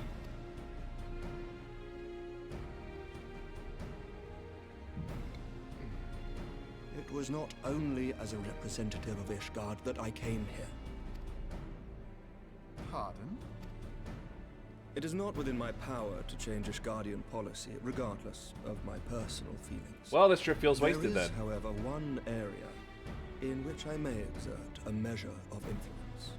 Concerns have been raised over the supplies House Fortin has offered to Revenant's toll. These have led to calls for restrictions on the provision of aid to foreign powers. I can ensure that the shipments continue unabated. What do you want then? Sir Emmerich, we would be in your debt.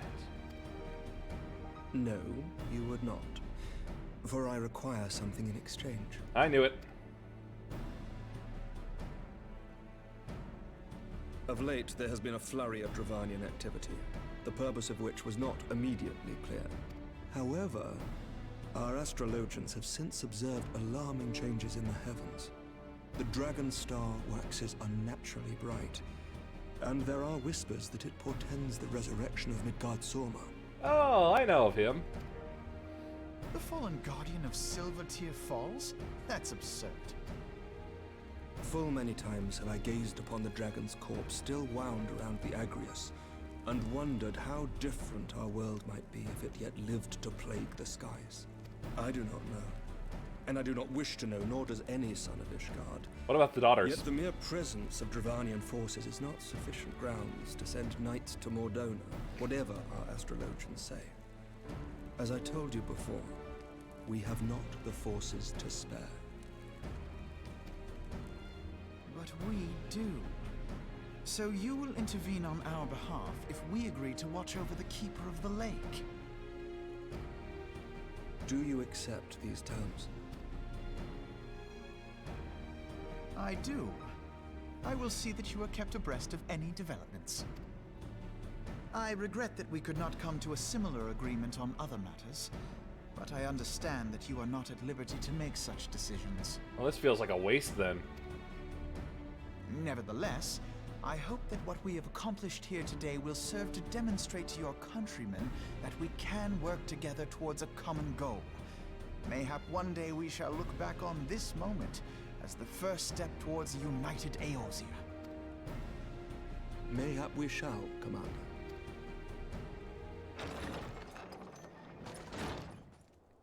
What is the meaning of this? Big news! The caravan, my lord. It's been attacked. Again. It was Iceheart, my lord. What? By the Fury? All our precautions were for naught?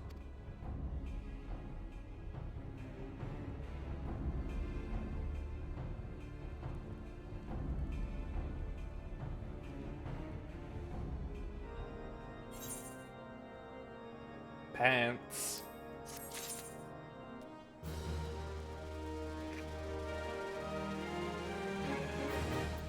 Seems a couple of people are doing this part. Or something to do with it. Anyway.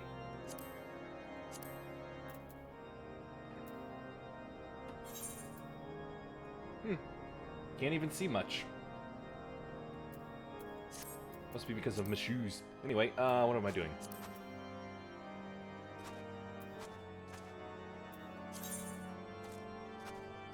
Oh, the chocobo is hiding it.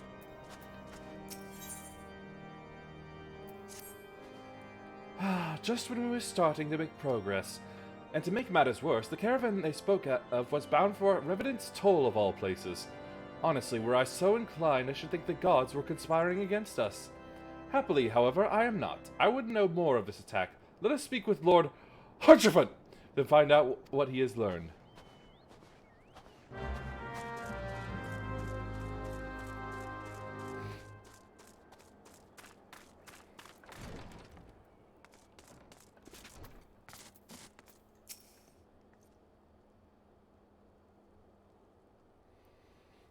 My sincerest apologies for the interruption, my friends, but the situation is such that we must act swiftly.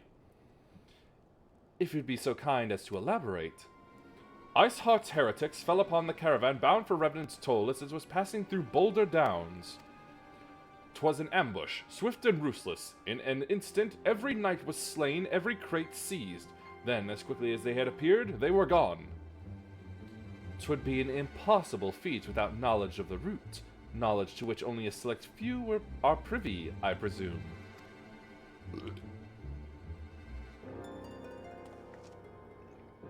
Quite. We can pursue that avenue of inquiry in due course. It seems to me that examining the scene of the ambush should be our first concern. The trail is yet warm. We must act swiftly, as Lord Harchefant said, lest crucial evidence be lost. You have a knack for discerning hidden truths. Why don't you go and inspect the ambush site in person? I'll bring my Magatama.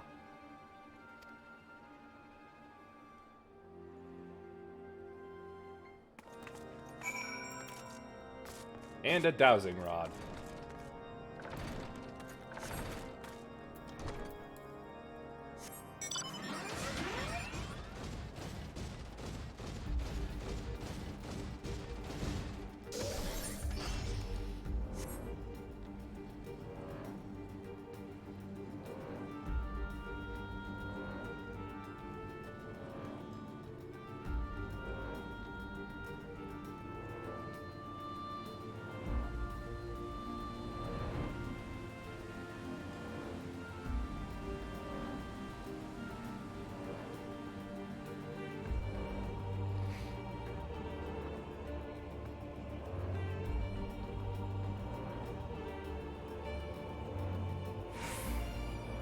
Oh, my egg is gone. I better use another. What's this? A regular tombstone of verity. Can be exchanged with itinerant Mughals for certain items. Blech! Sharkfin soup? Oh, that's just offensive.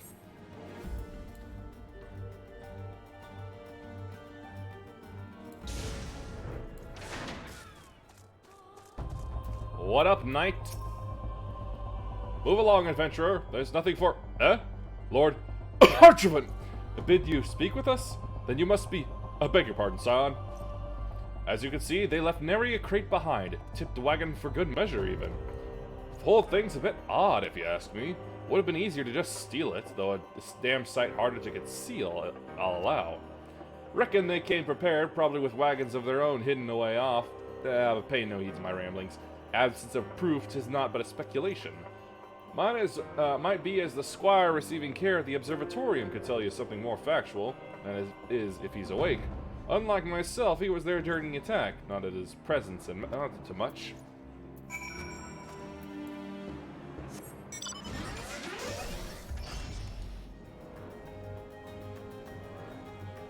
To the observatorium.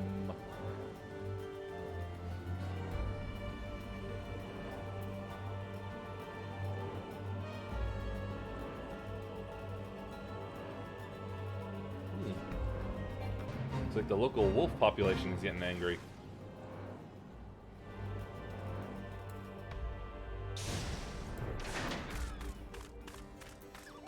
Nope. That's not a door. Wait, where?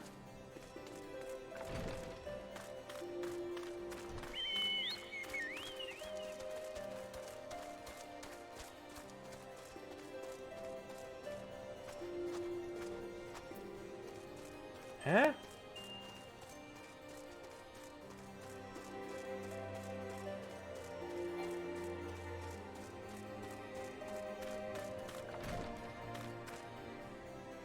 Not here.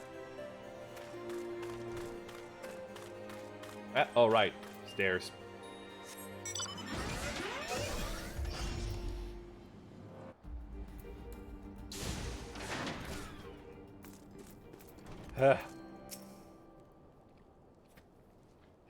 You've come to ask about the attack, haven't you? We came upon them before the entrance of to the Hall of the Seven Echoes. Pilgrims remarked them as lost and ill-equipped for a journey further north. Our leader called out to them and one stepped forward to answer. Slowly she approached, her silver hair flowing in the wind like melting snow. Just a young girl, I thought, some poor lost lamb in search of salvation. Our leader must have thought the same, else why would he let her draw so close? They exchanged some words I couldn't hear, and she leaned forward as if to kiss his cheek, and then he sighed and crumpled to the ground. I didn't know what had happened till I saw the snow turn red. And then there was red everywhere I looked. I tried to fight, but took a blow to the head, and by the time I came to, the others were dead, and the heretics were unloading the wagon.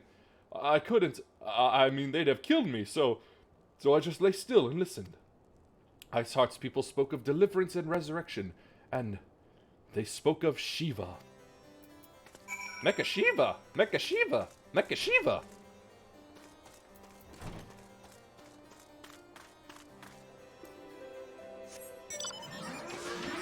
Давай!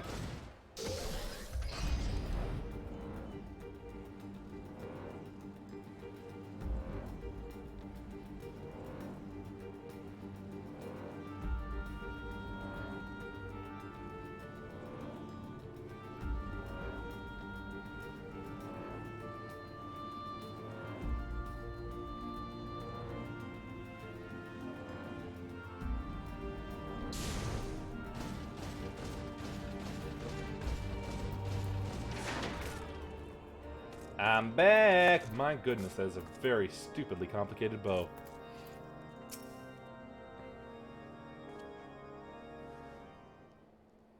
Ah, you've returned. What news have you for us? Mecha Shiva.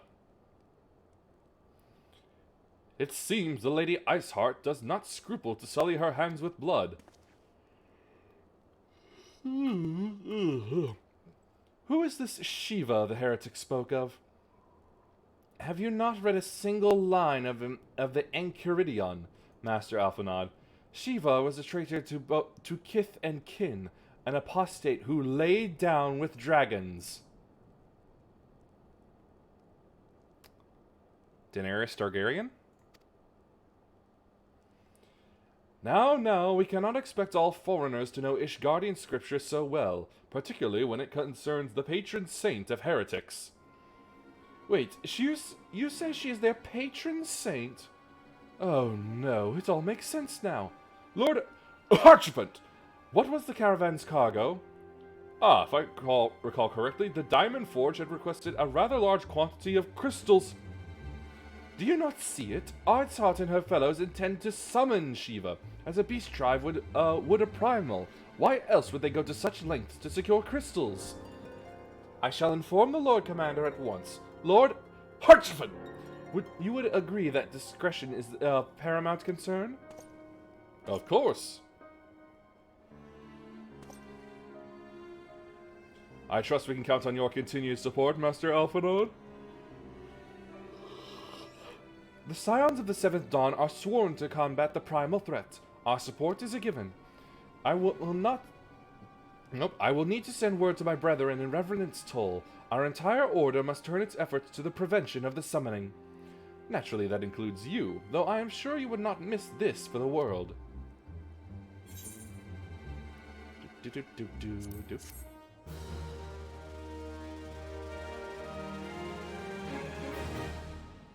What armor piece will I be getting next? The shoes. Yo, this is still pretty good. Nicely armored. The persistent attacks on our caravan seem little more than a nuisance at first. The heretics were a problem to be sure, but a relatively minor one. That was before I discerned the purpose behind their attacks, of course. Now they have my undivided attention. They're basically doing what the Mughals did. Sinister, evil Mughals. After apprising Minfilia of the situation, I shall summon a unit of Crystal Braves to assist you. As for you, pray join me in Whitebrim Front.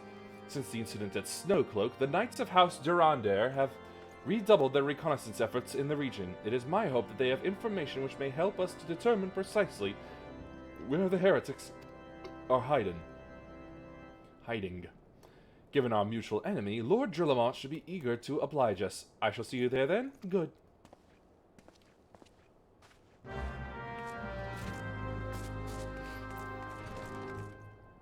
His bow looks awful, but his hat looks impeccable.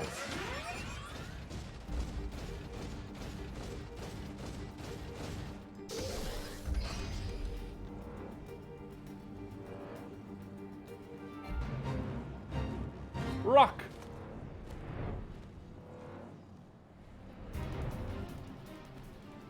From the Valley of the Haze. Yu-Gi-Oh card.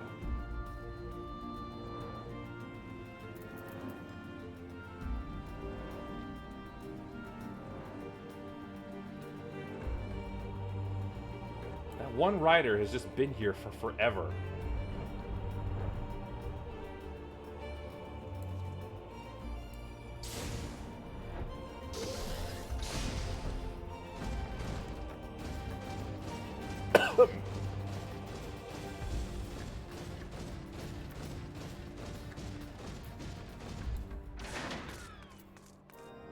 Quite a gathering we got here.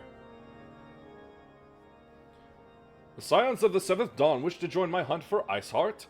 Your assistance is more than welcome, my friends. Considering the report I just received, I dare say your timing could be no better. We are all ears, Lord Drillamont. A band of pilgrims was seen transporting a large number of crates to the west. Their garb appears to match the description provided by the squire who survived the attack. Alas, our scouts lost track of them at Snowcloak, that self-same frozen wall which we speculated might conceal the heretics' hideaway. Suffice it to say, the disappearance of these pilgrims and their provisions all but confirms our suspicions. I have heard enough. My knights will join the hunt. I took the liberty of summoning a unit of Crystal Braves to Whitebrim Front. Given the gravity of the situation, I trust you will agree that we must use every resource available to us. These are extraordinary circumstances, Commander. 'Twould be in our best interest to coordinate our efforts. Such was my intent from the start, Sir Aymeric. And so it begins, my friend, though I dare say it will prove an all too brief collaboration.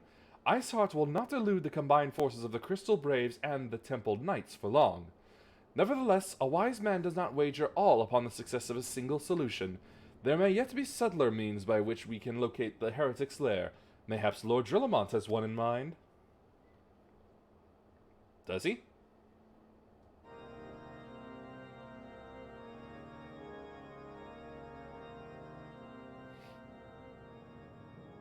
Aha, a look from the other side.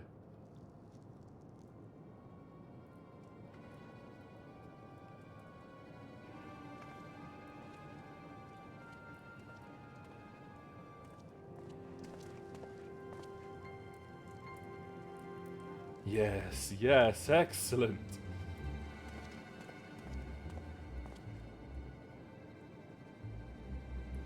My lady, everything has been accounted for. If there is aught else you would have us do, pray speak, and it shall be done.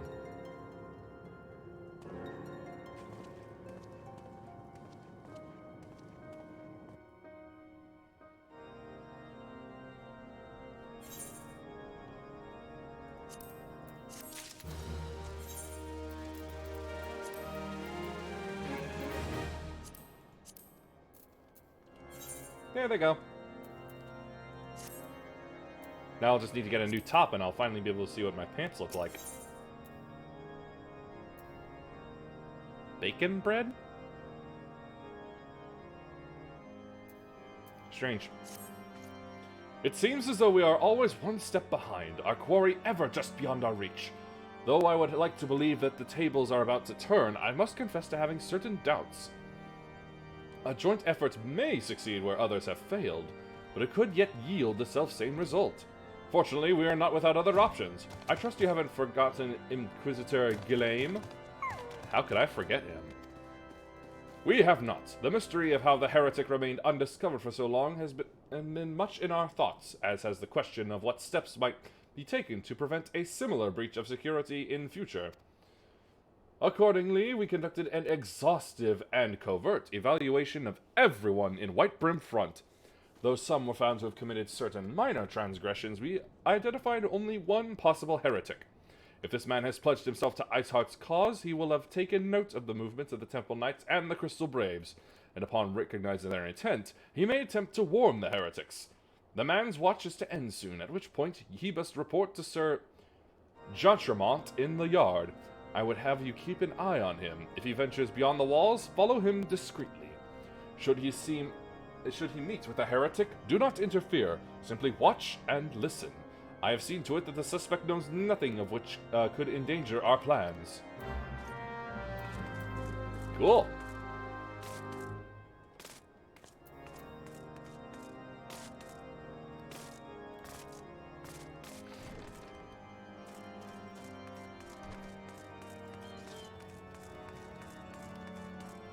Destination received.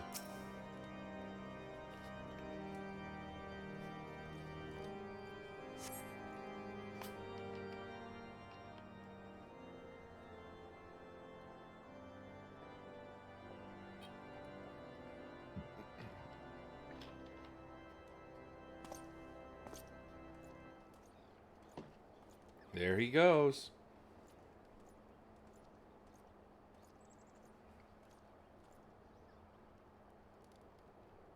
Leaves the southwest gate. Come on, Sheila. We must give chase discreetly.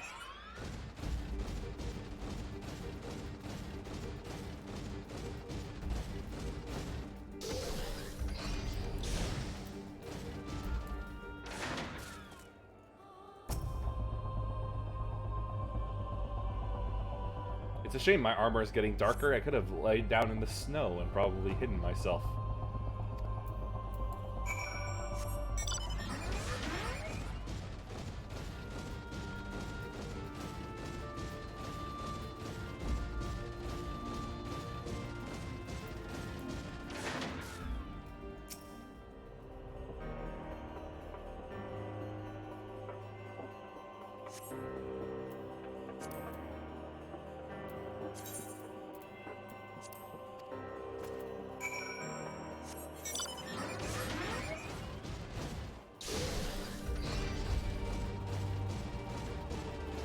south.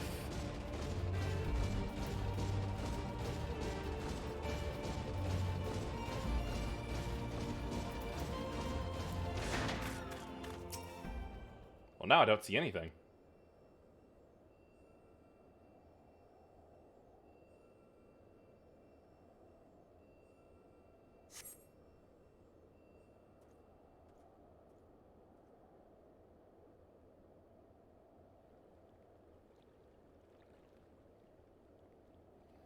Hey! Hey! Where in the seven hells are you? I'm freezing my bollocks off here!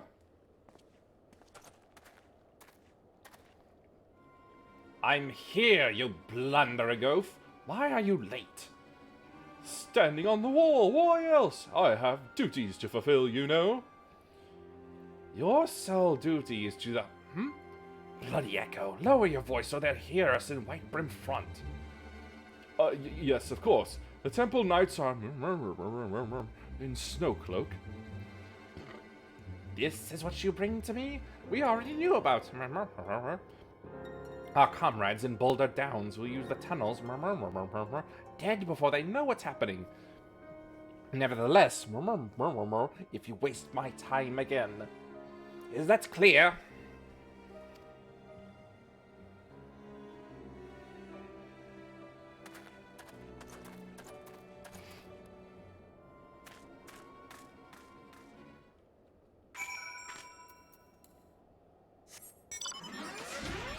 Something about Boulder Downs and tunnels.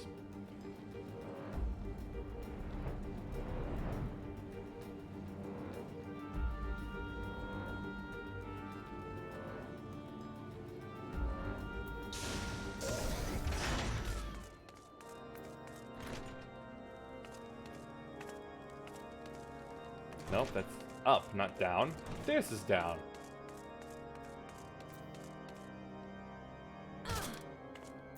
Hello. I came from heaven.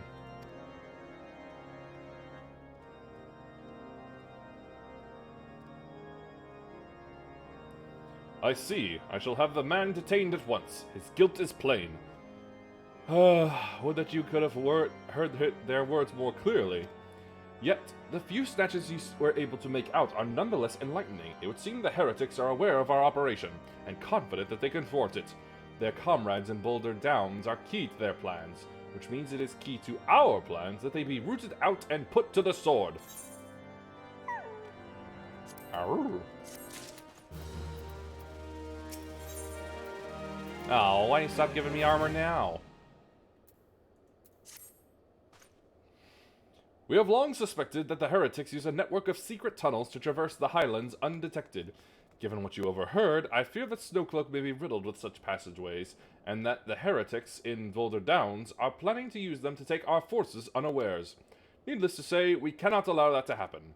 A contingent of House Durander's knights are on patrol in the area, and I shall order them to begin searching for the heretics at once.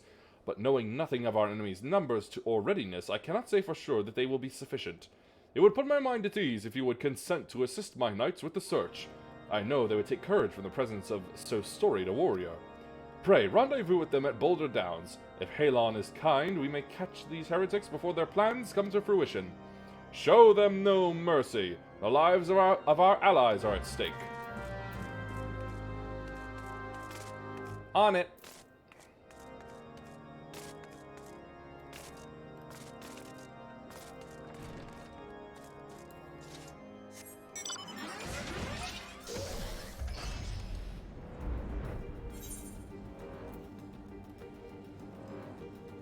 Ooh, that's far down.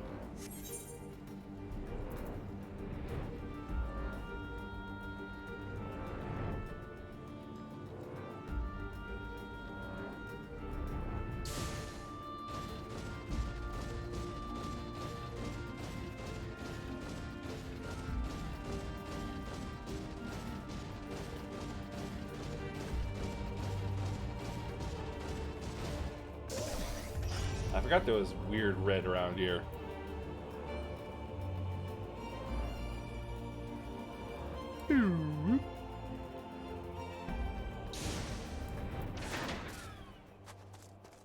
Uh-oh. Looks like I'm too late.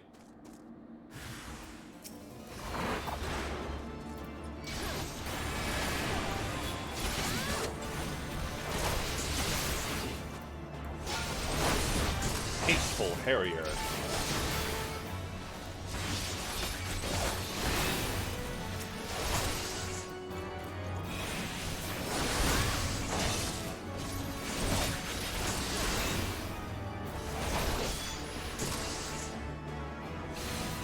Ah, why am I stuck?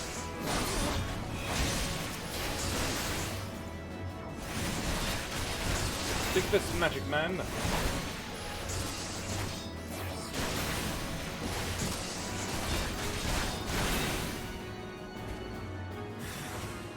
Aha! More!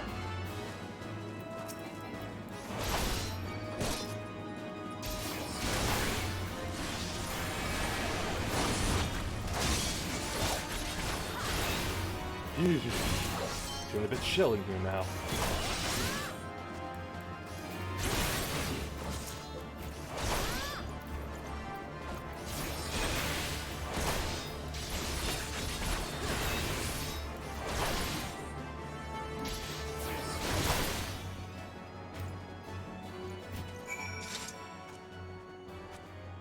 Search their effects.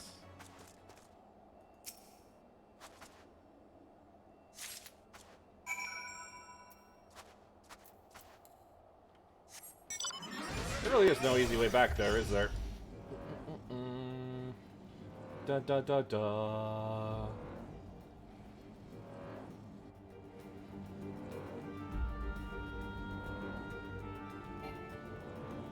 Wait, nope. I think I've made it.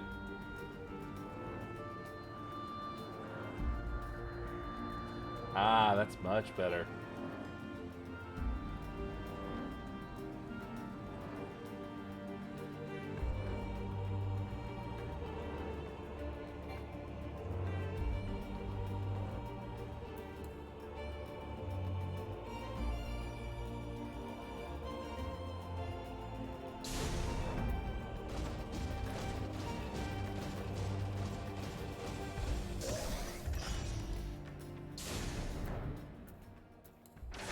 Bet you don't see that every day, do you? My knights sent no word of your coming. What has happened? What is that in your hand? Complex code is seemingly random letters and numbers.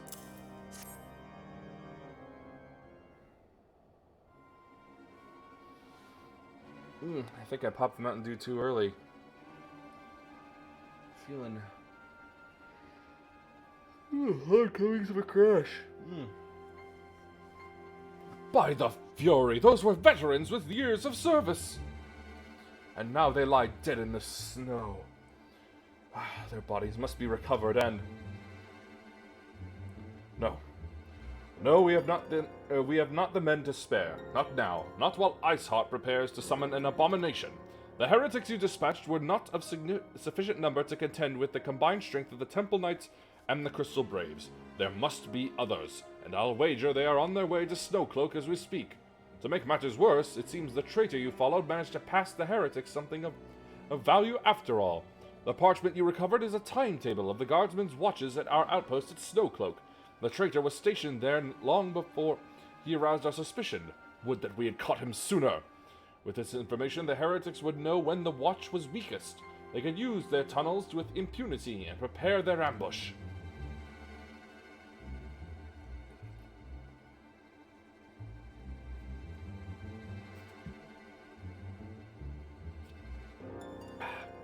The timetable has not changed, you see. Of course it will be changed now, but the heretics may already be in position. House Durandare must send reinforcements, even if it means withdrawing knights from the Stone Vigil. I can see no other way to safeguard the lives of our allies.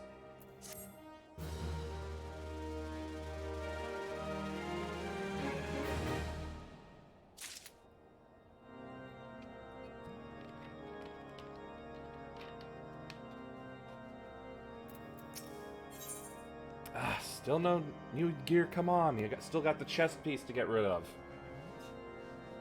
Can't be serious.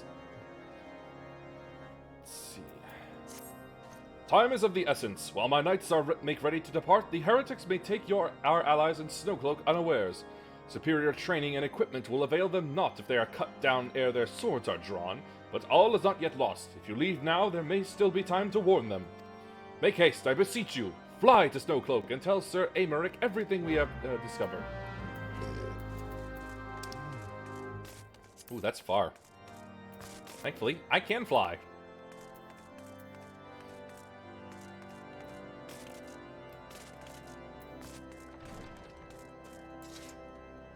Well, specifically Sheila can, but I ride Sheila.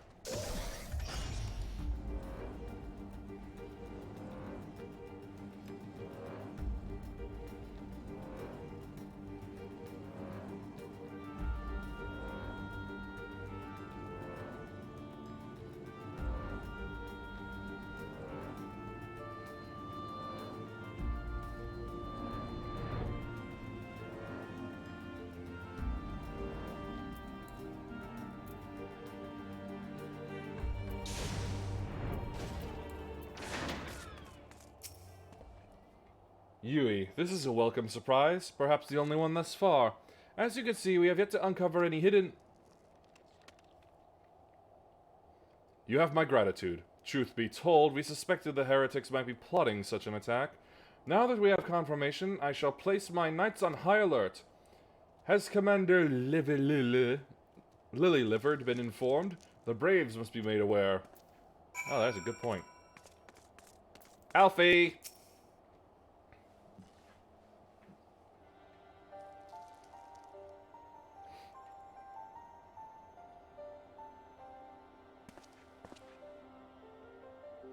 It must be here. I am certain of it. Why else would they go to such lengths to defend Snowcloak? 'Tis but a pity this discovery comes when our enemy has us at such a disadvantage. Forewarned though we be, the heretics know the terrain far better than we do. I dare not think how many are watching us at this very moment.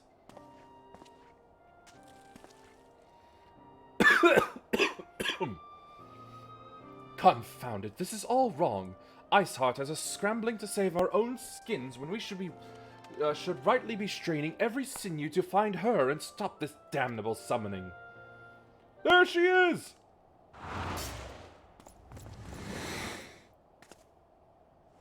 Come here, girl. Wait, girl? Did they really mistake Alphanod for a girl? That was close. They didn't hurt you, did they? Only my pride, Ida. There will be others nearby. We must see that they are given a similarly warm welcome.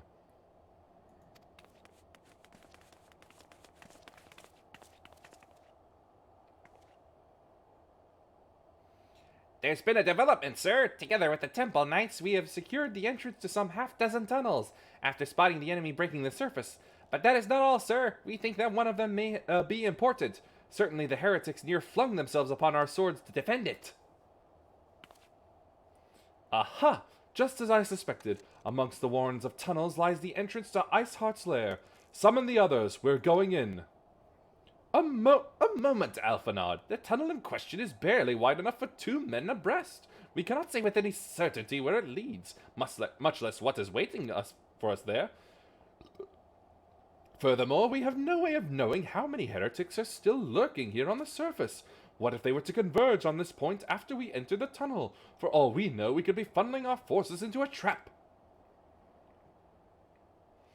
I take your point. If the tunnel is indeed as narrow as you say, greater numbers would be more a hindrance than a help. Should we encounter difficulty, our own allies would become an obstacle to escape.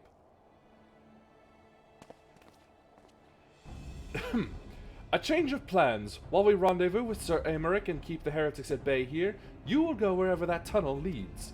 If you find Iceheart at the end of it, do not let her escape. You venture into the unknown, so see that you are prepared for anything. I suggest you call upon your allies, though not too many, or Papalimo will sulk. Yeah, he would.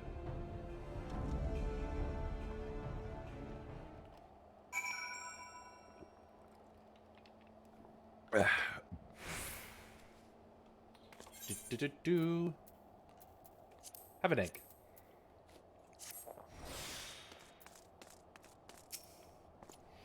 The entrance to the tunnel, madam. It's just over here. Had we not seen the heretics breaking the surface, we would never have noticed it. Per Sir Americ's orders, we will stand guard outside. Please be aware that even should you encounter significant resistance, we cannot leave our post. You are no help at all.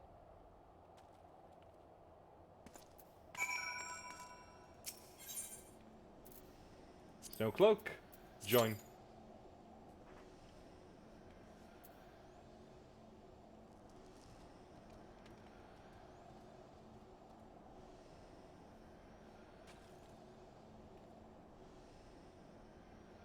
Yeah, 5 minutes time.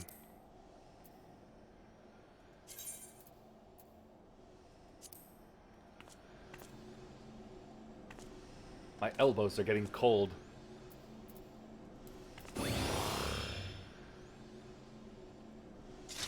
I gotta be a good tank.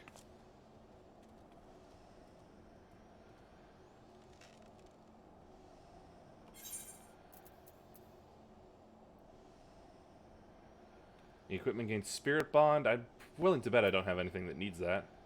Let's see. Reduces the rate, durability. There's barely any need for that ever. Elixir. 28% of HP and 600 MP. I've never used MP once yet. Let's see. Some materia. Faded copy of the Scars of Battle. Oh. Let's see. Materia. Do I have enough that would constitute me moving them all? Let's see. Savage Might. Quick Arm.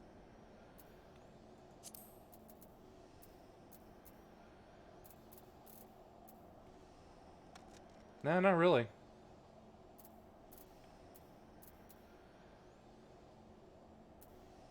Oh, Phoenix down.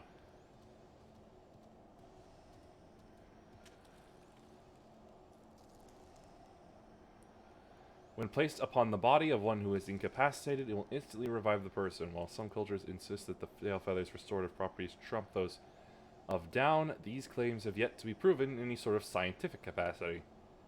Cannot be used during battle, then it's pretty much worthless.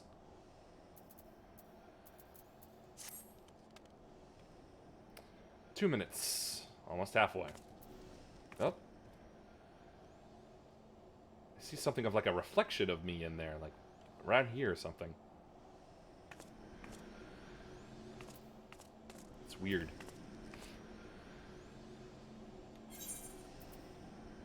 Yeah, that's knocked, knocked.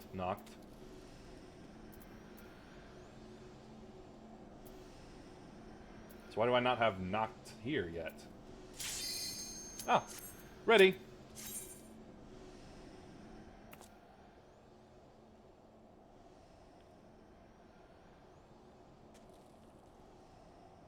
Oh no, don't tell me we got a DPS who's... Oh wait.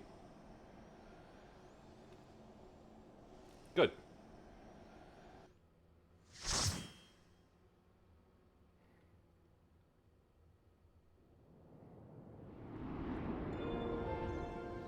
Ooh.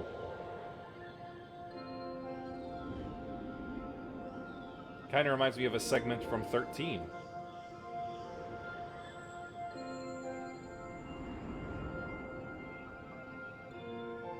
Yep, someone's dressed for summer.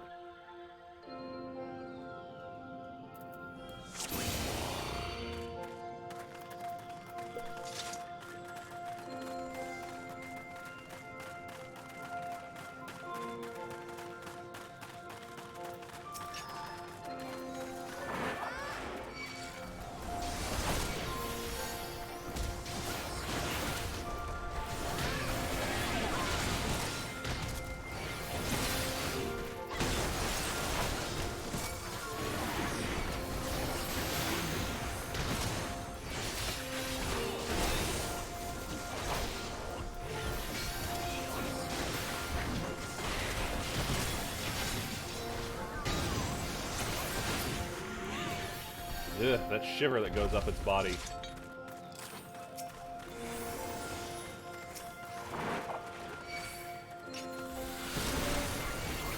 What was that? Oh, ice falling. That's neat.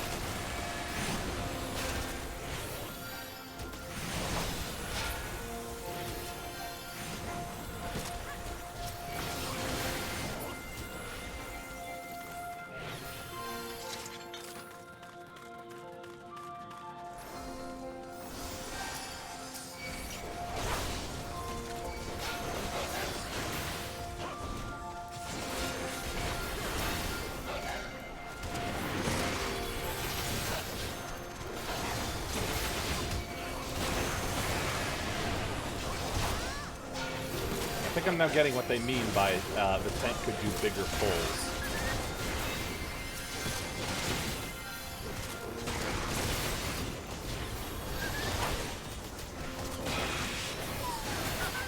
Unfortunately, I'm just not really that type of person. Just like, I see one group, I handle it, then move on to the next. Just don't feel like grabbing so many at once. A polar bear!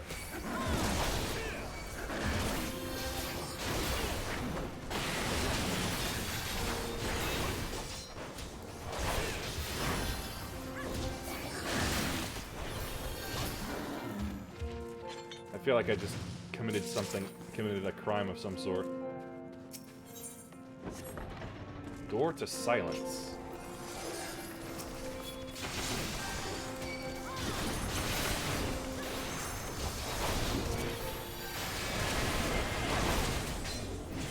Not paying attention to my moves.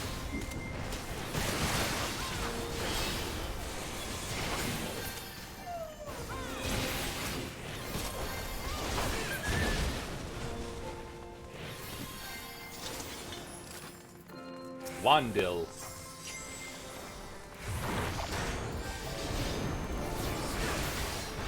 And now it goes from nice and peaceful to this.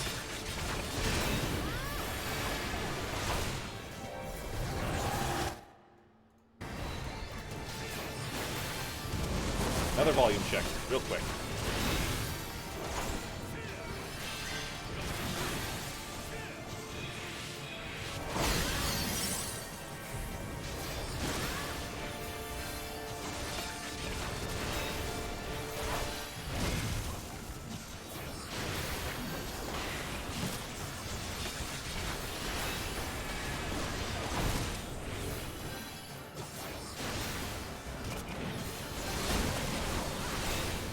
Damage up, reduction down.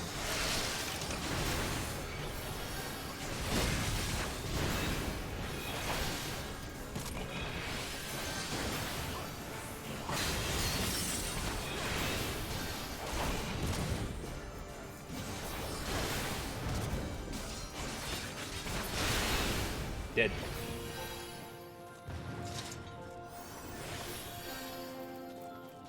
Hero's Ring of Casting. Nope, that's not for me.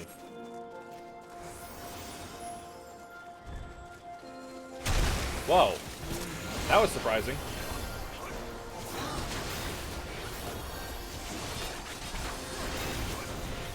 Nuh-uh. You fight me.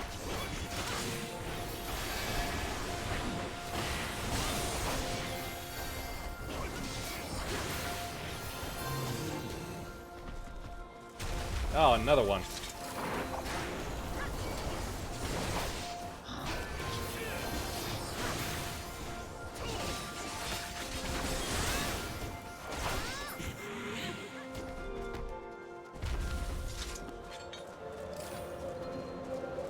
Windy.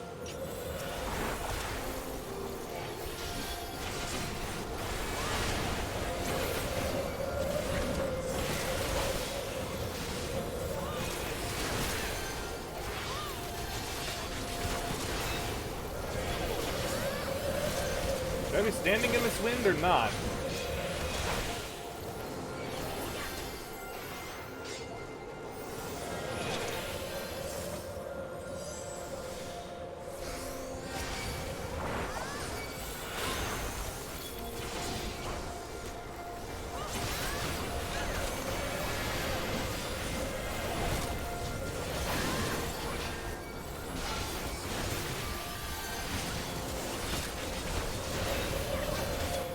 Kindly stop doing that, sweetheart.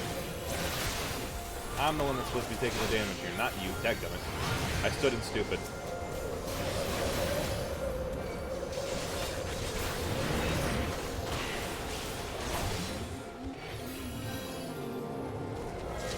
I know you probably got the better gear and whatnot, but still, come on.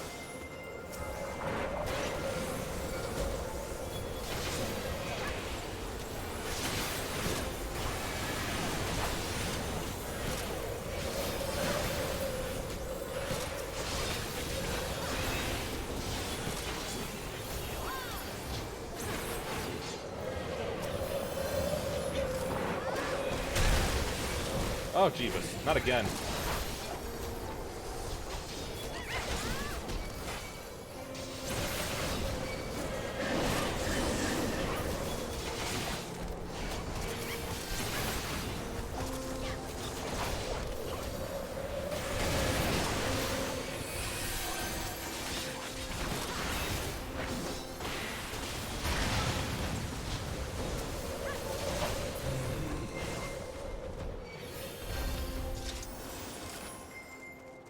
Whoa. Discount Wampa.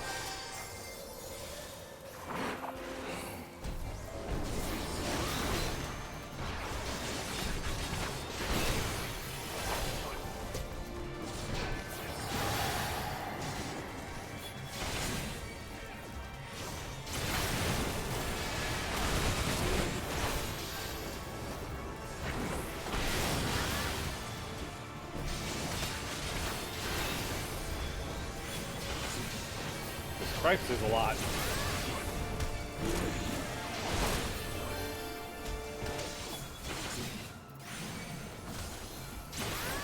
Hey, you back there, fighting me.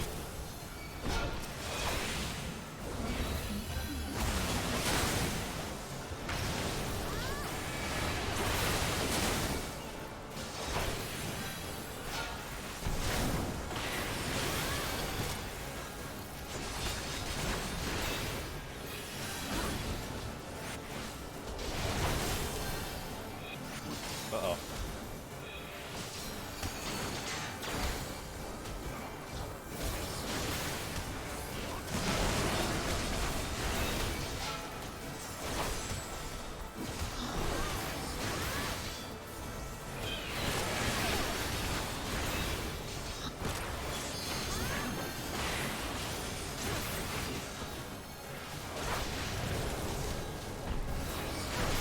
Guess that wasn't so bad.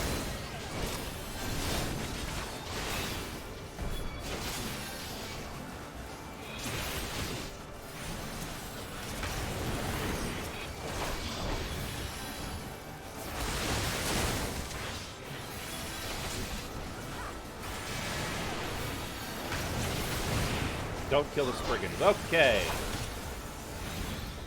Wish I noticed that sooner.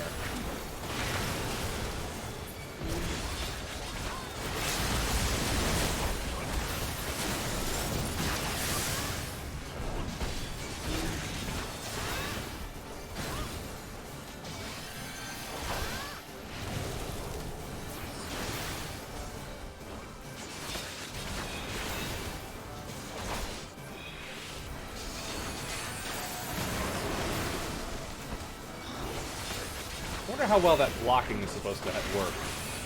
Like, is it a timing thing, or is it just an automatic accept block next attack thing?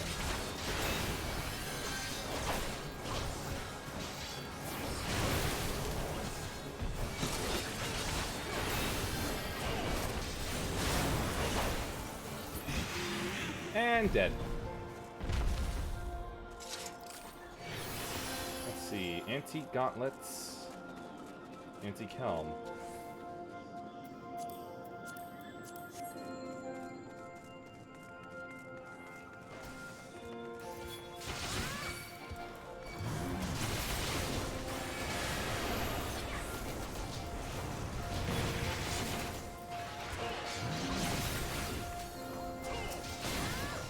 Bonk.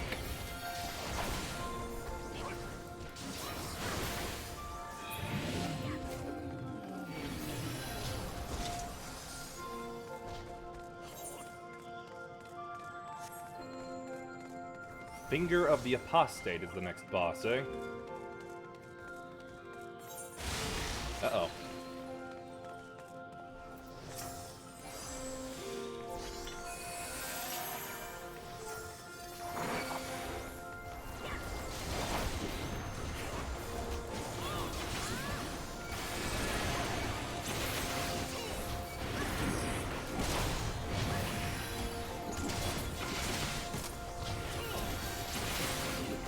Go. I think I got the Magrid.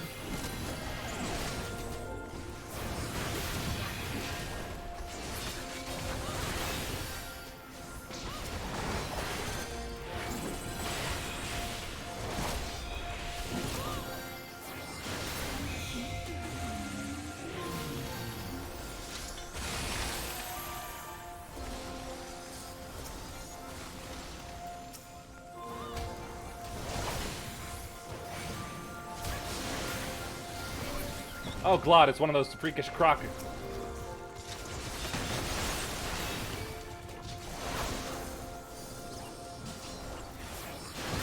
Hybrid gator.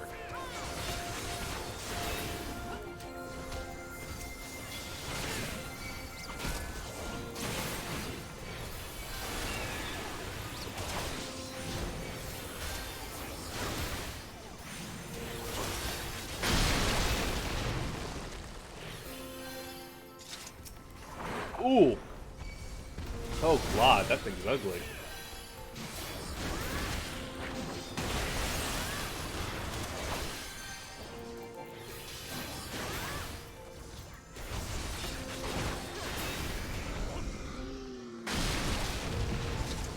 Oh, more ice.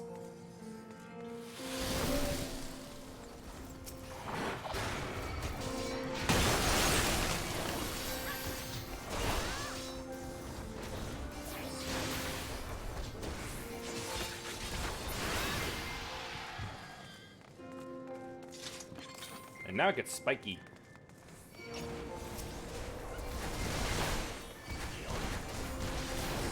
And more human.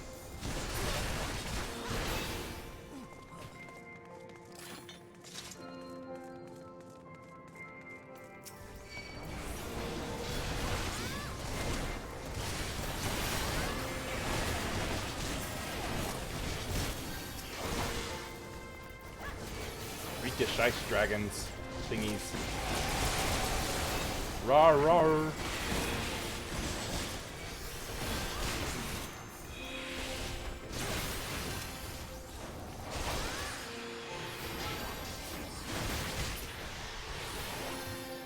Drops a finger of the apostate.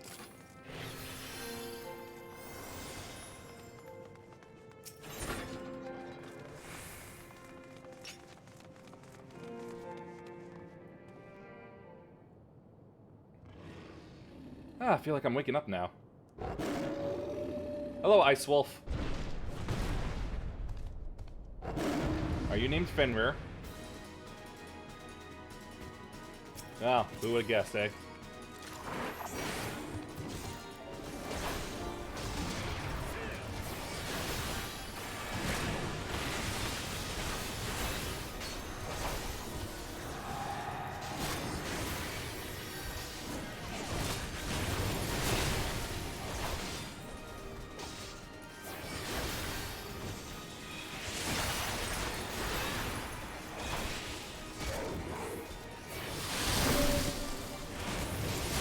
Thousand-year storm, eh? That wasn't much.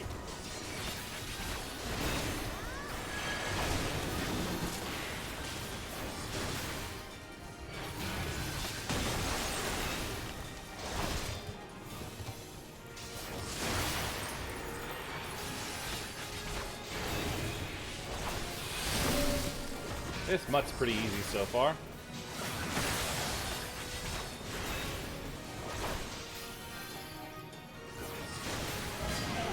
Uh-oh. Uh-oh. No, no, no, no, no, no.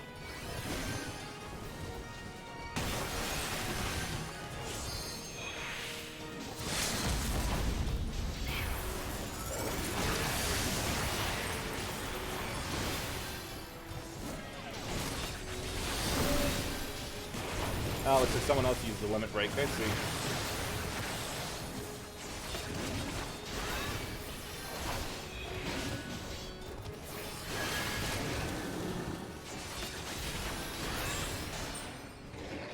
I did it. We did it.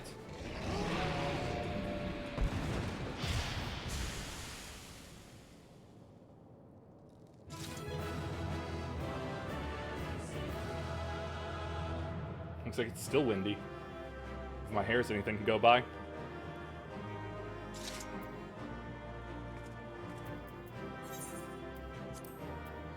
There you go. Let's see, what do we have here? Antique. Yeah. I don't really care about gathering those at the moment. Because I don't know what they're for.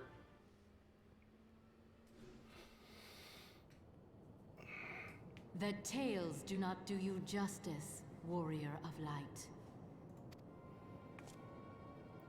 This is just one of them special Aetherites again. Yes, I know who you are, and you know who I am. I was given the name Izel, but I earned the name Iceheart. Want to explain why you're doing this? This endless cycle of hatred, of bloodshed, of sorrow. You would see it continue, O noble warrior of light. Nope. I would not. I will not. I will bring an end to this war between dragon and man, no matter the cost. By killing both dragon and man, or killing one or the other? In time, you will come to understand that what we do for the greater good. The greater good. For Eorzea. For Hydaelyn. Ooh.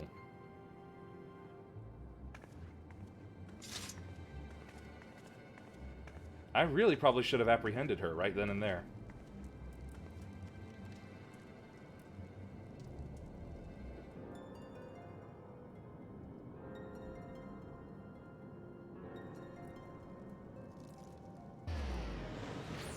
Ah!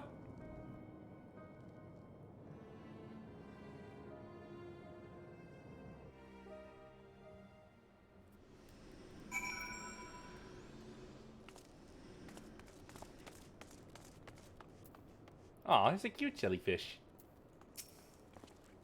That took longer than I expected. What news? Well, I had her, but I let her go. So Iceheart is but a pseudonym. Not that it matters. That she managed to escape is regrettable. Escape. Yeah, that's what I'll call it. But from your description of that beast, you did well to come as close as you did. In any case, now that you have cleared a path, the Temple Knights can begin to survey the tunnels in earnest. Mayhaps they will even find a route past the ice wall. Wouldn't that do wonders for their fight against the heretics? The Crystal Braves would certainly share the credit for it too. 12 be praised, we may yet turn this situation to our advantage. Assuming we stop Iceheart before she summons Shiva, of course. Needless to say, our fellow Scions have not been idle. Minfilia and Urianger have been busy perusing the archives of House Forteps, gathering what information they can on Shiva. Which reminds me, if you were intending to trudge back to Camp Dragonhead to report on the day's events, don't. The antecedent should be here any minute. I can only assume some people enjoy subjecting themselves to this cold. Well, buck up, bucko. She's dressed less than you are.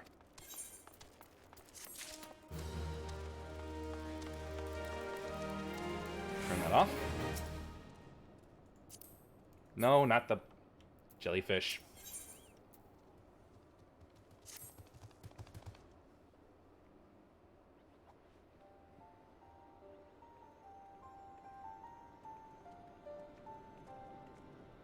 Oh, she actually put on a coat and stuff. Must have been her mom's insistence. Would that it had. Urianger and I scoured countless texts, but what we found was of questionable veracity. According to accounts of Shiva's life and deeds are sparse and contradictory, only agreeing upon one point. She lay down with a dragon, the gravest of all sins according to the Ishgardian faith. Well, here, let me help you. She's actually 2. She controls the element of ice, and the 2 of her can combine into a motorcycle. Yet in the eyes of Iceheart's followers, this was a holy act, the blessed union of man and dragon. Patrick Bow Wow. How such a thing could even be possible is quite another question. Suffice it to say, I very much doubt that we will find a useful answer in the archives of House Forteps. Much knowledge has been lost over the centuries, though in this case, one wonders if it is by circumstance or design. Like a hole in the archives. You said that Iceheart took a moment to plead her case prior to escaping, did you not? Viewed without prejudice, most would agree that bringing an end to an endless war serves the greater good. I think Sir Aymeric might take issue with her methods. So would I.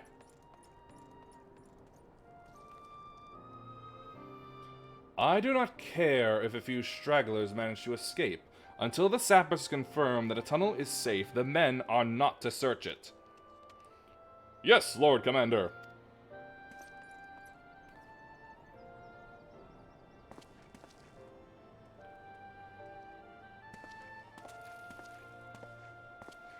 You pursue your foes with less zeal than I had expected, Sir Aymeric. Lest you misunderstand, I do not deny that our enemy has given us good reason to be prudent. I merely meant, you being a man of faith, that I had expected a certain single-mindedness. After all, was it not by the will of Halon that your ancestors came to this land? Why they took up arms against the Dravians? Why would, what would they have done in your position, I wonder?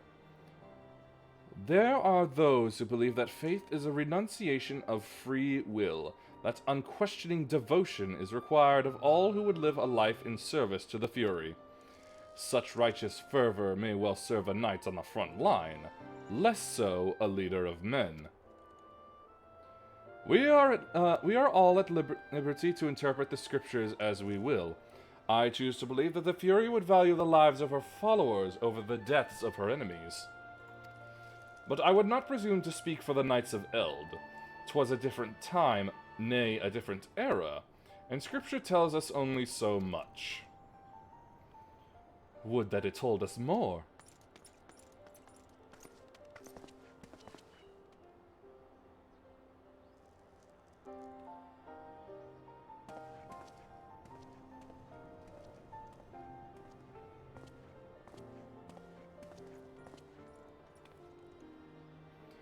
That man is awfully pragmatic for a servant of the Holy See. A welcome trait at the negotiating table, to be sure, less so when one's enemies are making ready to harness the power of a god. Mayhap he does not truly believe that Iceheart's plan can succeed. Truth be told, I too remain somewhat skeptical. I don't! Shiva was real, a living, breathing woman, of that there can be no doubt. In this respect, she differs from every other figure to have been summoned, each of whom was worshipped as a god. Didn't the Moogle also exist? There it is. Saint Shiva may be different, but what of the heretics? They are a tribe of outcasts at war with a mighty nation who yearn for the resurrection of the one who embodies their beliefs. If that is not placing one's faith in a higher power, then what is? Crystals and conviction, Minfilia, they have them both in abundance.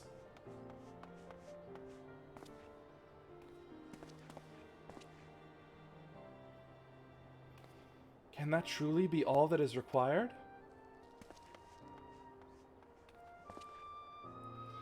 My survey team has concluded a preliminary analysis of the Aetherite Iceheart used to escape.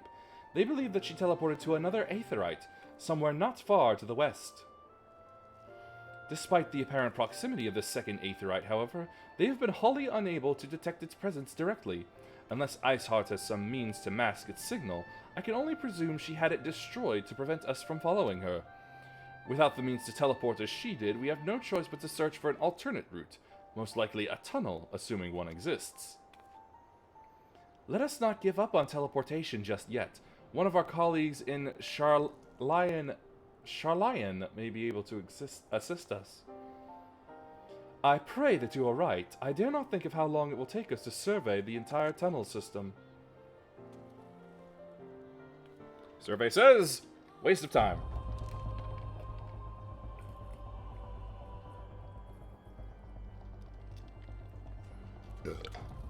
Alright, what am I doing in the interim? Third unit, tracking a remnant force which attacked us. Search goes poorly. Korthus, followers, Braves,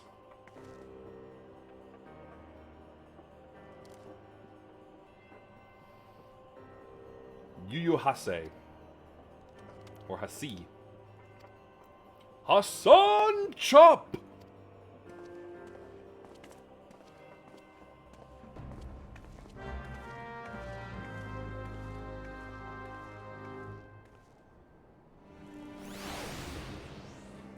Oh, wow.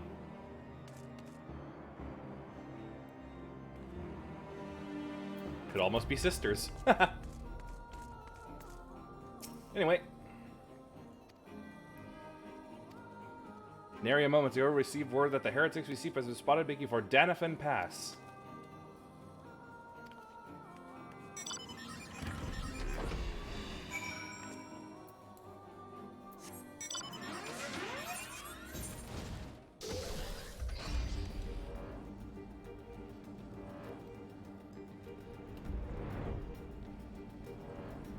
I guess I could have followed the route. Followed the route.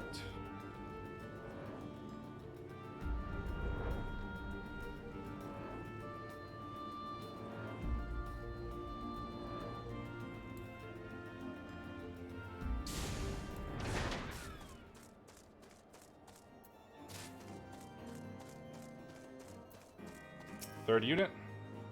My ankle's on fire! Caught my boot on a rock or something and twisted it as I fell.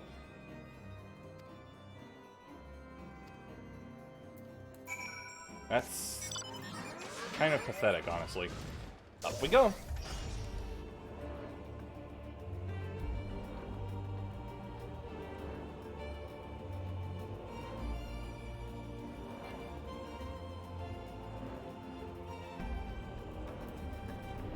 Oh, back here.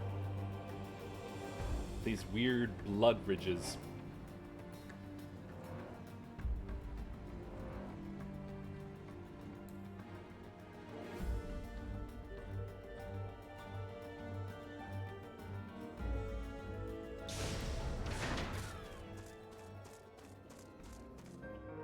On account of I sees his footy prints.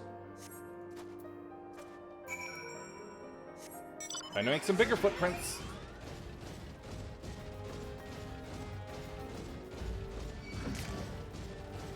You're out of your depth, lizard.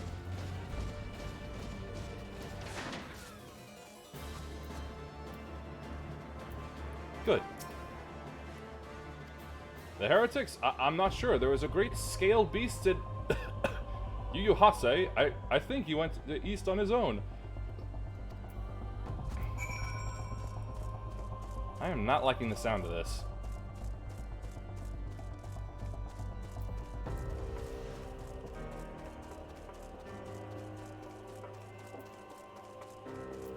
There he is!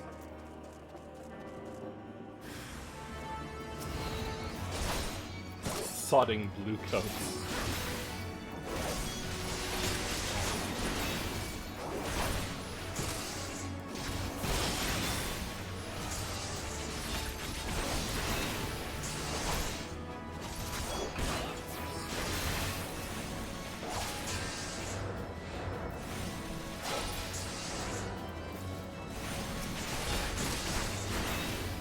Bonk.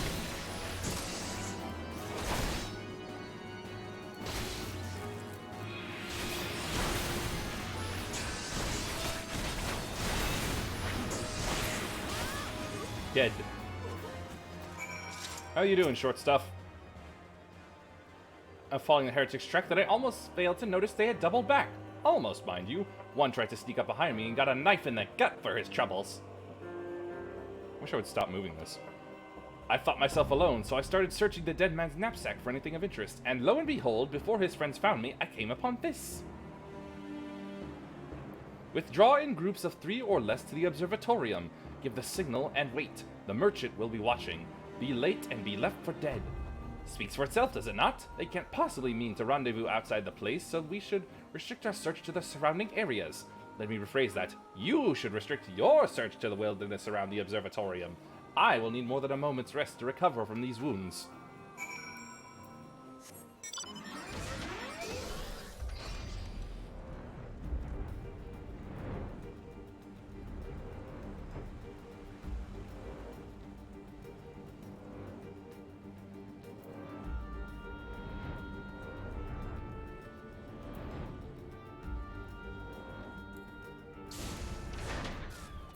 Looks like there's a dragon at the gates.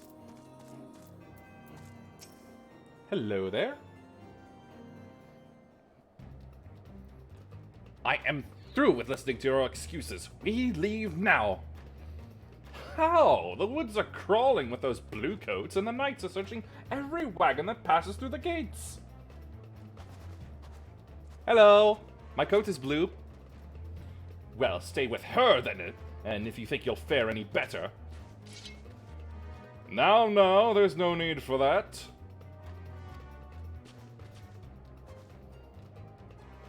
Yugiri! There are places like this in my homeland, sacred snow-capped peaks where blood must not be shed. I didn't expect to see her here. Yet your lands ever thirst for the blood of the fallen, and by your deeds it has drunk deep. No, I have done no wrong. None but meet in secret with heretics. Deny it all you will, we shall have the truth from you yet. Inquisitors are not the only ones skilled in the art of interrogation. Damn it all! I feel like that gesture should have come first. Fancy meeting you here. I presume your work with the Third brought you hither? What a tangled web. Lest you wonder, we came not for the heretics, but for the merchant who has been conspiring with them. He came to our attention during the course of our investigation into the Ivy. It beggars belief, I know, but it seems our favorite Garlean spy may have been providing assistance to Iceheart. Were it not for the efforts of Lady Yugiri and her shinobi, we might never have discovered this connection.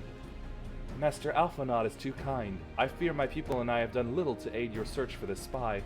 We long to strike back against the Empire and weaken their influence in this land to prevent the tragedy which befell Doma from reoccurring.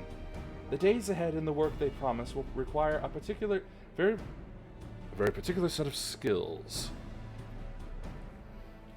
Skills which I am fortunate enough to possess. If you will allow it, I would accompany you until the investigation is complete. That is a most generous offer, Lady Yugiri, and one which I gladly accept. Thank you. Though I may disappear for a time, know that I shall never be far, and shall always be watching. A comforting thought. Come, let us wait inside for Captain Ilbert to return and deliver his report. Ah, it's getting so slow again!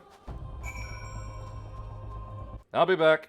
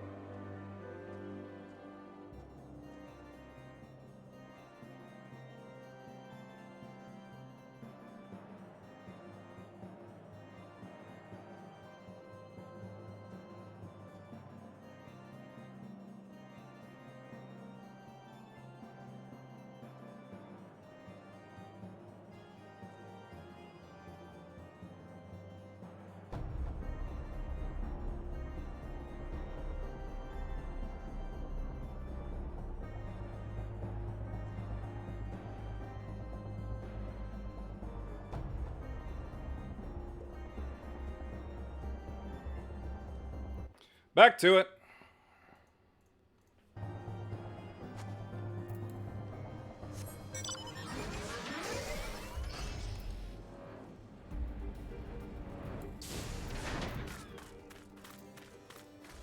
Ooh, that's a kind of cool looking dragon thingy.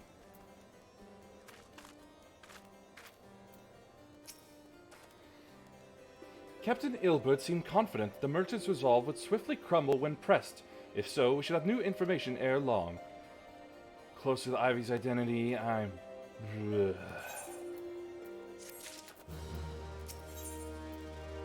It is about time. Whoa! That's big and heavy. Oh, hell yeah.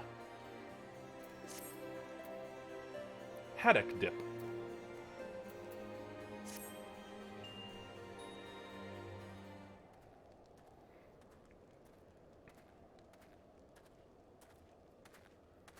Finally. What up? Captain Ilbert, your report, if you will. Aye, Commander. Firstly, with regard to the heretic we captured, I regret to say that the man could tell us that we did not know already of Shiva. We have since handed him over to the Ishgardian authorities. Henceforth, the Holy See will pursue the matter independently. Our inquiries concerning the Ivy, however, have proven more fruitful. We have ascertained the channel by which the heretics acquired their information on the shipment routes. Go on. You will recall the flame whom we first identified as being the Ivy's employ. From him we were able to trace a trail of conspirators, each taking us closer to his master. Alas, the trail came to an abrupt end. Fearing that the investigation had been compromised, we took the necessary step of detaining all suspected of conspiracy. There were 5 on our list, including a flame stationed at Revenant's Toll. The man's primary duty was to keep an inventory of donations from abroad, the particulars of which he would share with benefactors, thereby ensuring that needs did not go unfulfilled. By virtue of his role, he was privy to the details of all shipments bound for the settlement. Needless to say, that included those originating from House Forteps. He knew the precise route the caravan would take, and he sold that information to a merchant. I think I can guess which one. None other. With a little encouragement, he soon confessed to knowingly aiding and abetting the heretics. Well, that is one mystery solved at least, but what of the Ivy? Are we any closer to prizing off his mask? I dare say we are, Commander. Our relentless pursuit has forced him to commit a grave error. In a desperate bid to cover his tracks, the Ivy resorted to exercising certain administrative powers available only to high-ranking members of the Immortal Flames. If you consider then that our investigation is known to barely a handful of them, the field of suspects is greatly narrowed. You mean to say that the agent is among Raban's innermost circle? Someone who has been with him since the Immortal Flames' establishment? 'Tis the most plausible explanation. The infiltration likely occurred during the company's founding, with the groundwork for the act being laid beforehand. To slip into a position of authority unremarked and remain above all suspicion all these years. Aye, I too was surprised, though I really should not have been. Of the 3 grand companies, Old Oz was ever the more vulnerable to infiltration. Yeah, I can imagine that being the case. Both Limsa Limits and Gridania have long-standing armed forces that lent themselves well to the formation of the Maelstrom in the Order of the Twin Adder. To all intents and purposes, it was the same people, loyal one's mind, under the same leadership, only the banner was different. Not so the Flames. Ulda's military was made up of disparate orders, most of which were glorified mercenary companies that answered only to their own paymasters. Hardly an ideal environment in which to establish something as high-minded as a grand company. The difficulties Raban faced when founding... Okay, are we done with this history lesson? Mr. Chaos was founding, Child's Play to infiltrate. Good deal easier than now. Public and private. Monetarists. Nail Van Darnis. Turning to the present, thank you. Even as we speak, our Doman allies are shadowing several high-ranking flames, any one of whom could be the Ivy. Desiring to deal a blow against the Empire, the refugees were eager to lend us their aid. I expect to hear from them ere long. Very good. Pray continue your investigation with the first. Meanwhile, have the second attend to the unrest. The third could join the fourth in inspecting crystal shipments. If they noticed anything unusual, I want to know about it. If Shiva is summoned in like manner to the other primals, the heretics will be looking for further supplies. Understood, Commander. I shall send word to Sir Amaric informing him of our success in identifying the heretics' abettors. Hopefully the information will be of some use to the Ishgardians. It is time, Commander. Yes, I am aware. An emergency council of the Alliance leadership has been called. There have been developments in Garlemald, it would seem. As commander of the Crystal Braves, my presence has been requested. I would have you accompany as the realm's stoutest champion. Did you just call me short? Oh, and the antecedent has already given her consent, lest you worry.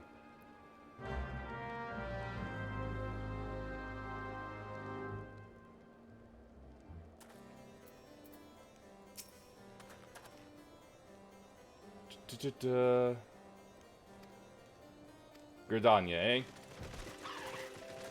Back to that old place.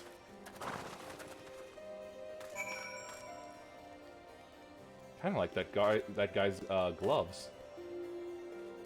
Anyway, let's see. Teleport.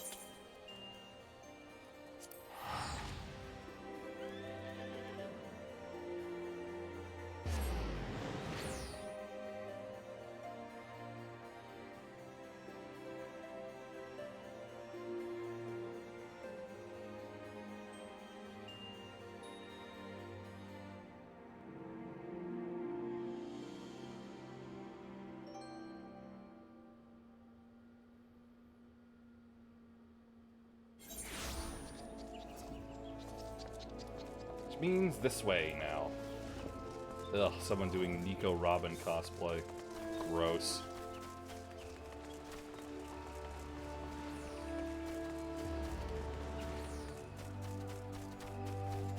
King Shroomy.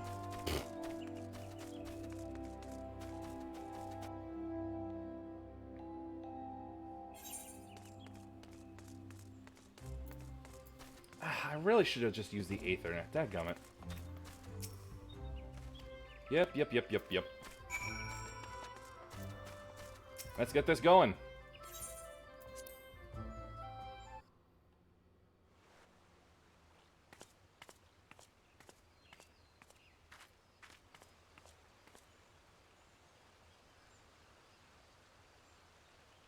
Change has come to the Garlean Empire, and we must discuss the implications. What kind of change? The rumors are true, then? The War of Succession is ended? It is. A new emperor reigns in Garlemald. Which means they won't be so focused on internal affairs anymore. Who?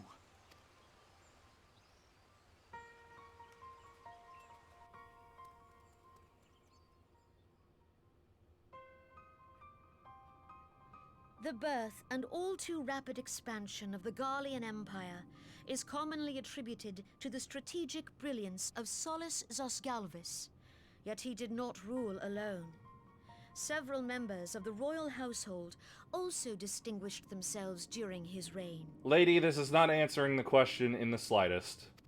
Nevertheless, it was the eldest son who stood to inherit the throne, until his most untimely passing. I thought us fortunate when I learned that the Emperor had died without naming a successor.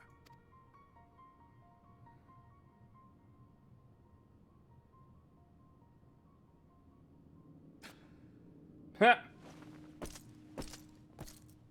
Would that the Garlean Empire had died with him. You can actually see where the spit landed.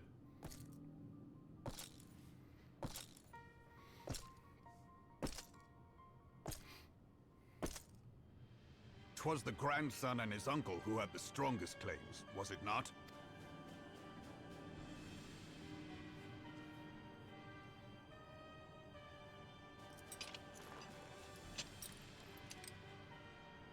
Indeed, yet claims count for little without the power to assert them.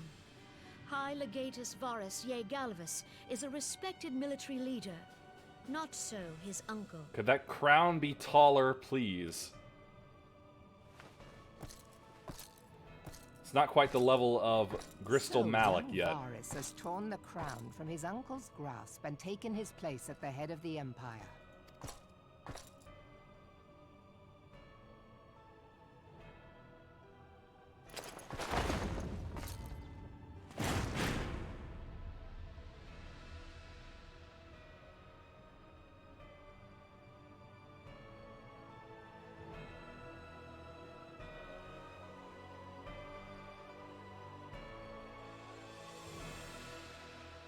Given the troubled nature of his succession, the new emperor will require time to seal his grip on power.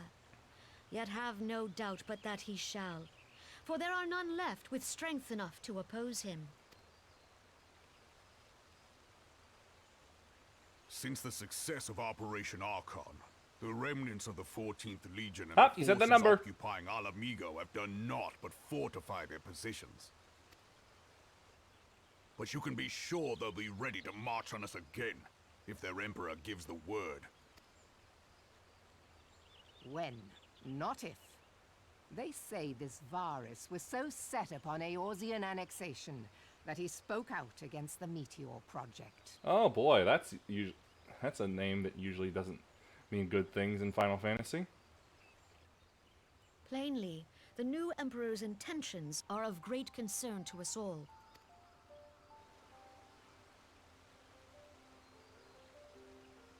I propose that we set aside the Cartano dispute for the present, and discuss what measures the Alliance might take to prepare for a resumption of hostilities with Garlemald.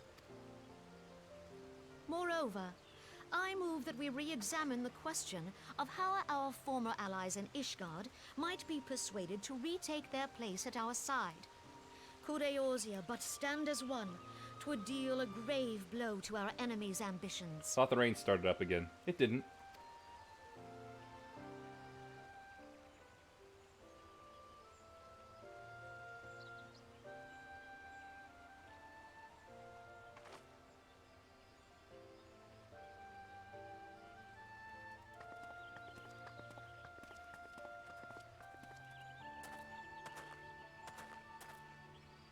Well, I suppose we should be grateful that they have finally acknowledged the inevitability of Imperial attack. Who knows? They may even do something about it. If only the leaders of Ishgard would follow their example and stop hiding behind their gates, praying for the coming storm to pass them by. A prayer is all they have. But that is a discussion for another time. At present, I am more concerned by the fact that the Alliance's mooted preparations will be made known to the Garleans many moons before their coming. So long as the Ivy eludes our grasp, no secret is safe.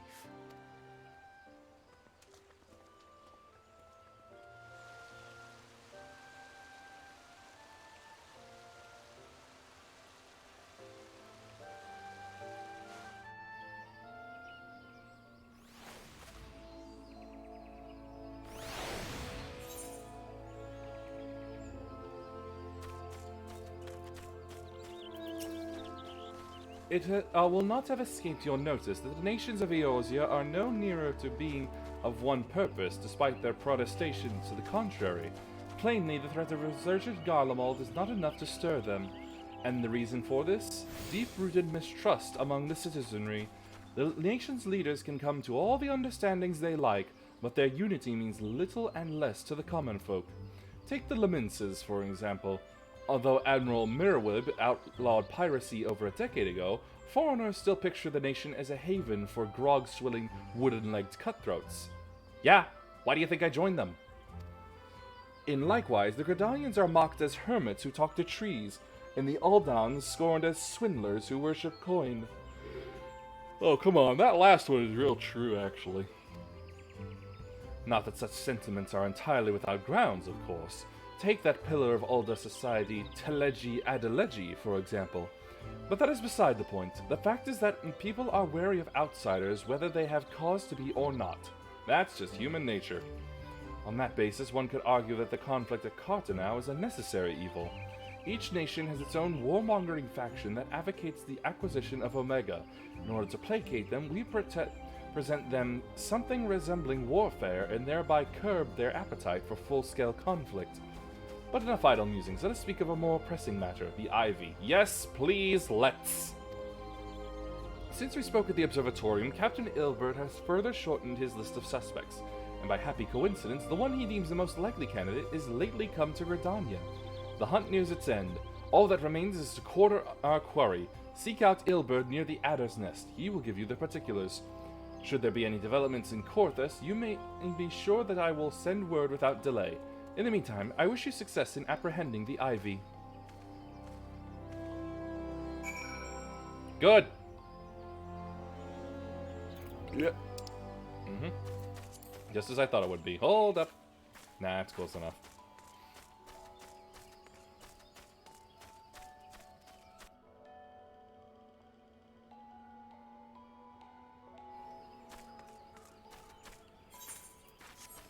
Ah, disorienting.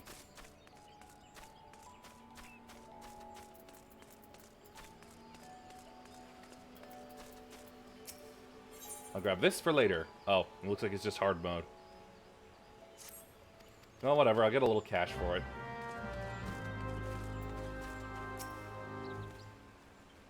Thanks for coming. Doubtless the commander has informed you, but we have unmasked the Ivy. From this point on, we must proceed with extreme caution. Give me that.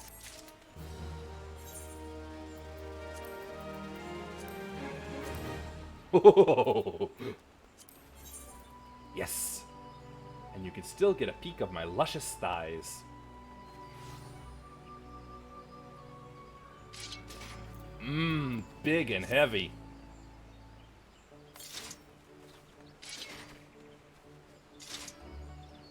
So good. Triple cream coffee. Ew, gross.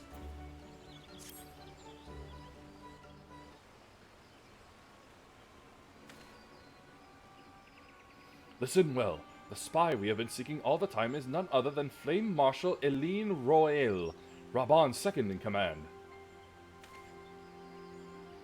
Prior to joining the Immortal Flames, she was a mercenary of no small renown. They say her skill with a polearm has to be seen to be believed. Of Ishgardian birth, she is the highest-ranking foreigner in the Immortal Flames, barring the Flame General himself, of course. When he formed the Grand Company, Raban chose people based on their worth. Whence they hailed was of no interest. The monetarists saw things differently, however. Having funded the enterprise, they reserved the right to reject candidates nominated for high-ranking positions. And 'twas no secret they did not favor foreigners, Ishgardians especially, after the way the Holy See forsook the Alliance. Yet the monetarists did not raise so much as a murmur of protest when Royale was appointed to her post. Passing strange, is it not? Could it be that the Ivy has some hold over the monetarists? Probably.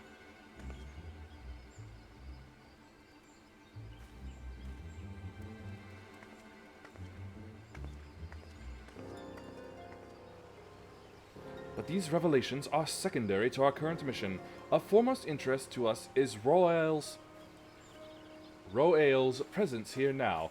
As you may be aware, it is the duty of the Flame Marshal to command the Immortal Flames in the absence of the Flame General. While Raban attended the Council of Alliance Leaders, she should have remained in the Hall of Flames. The woman has no business being in Gridania, yet here she is nonetheless, on some pretense.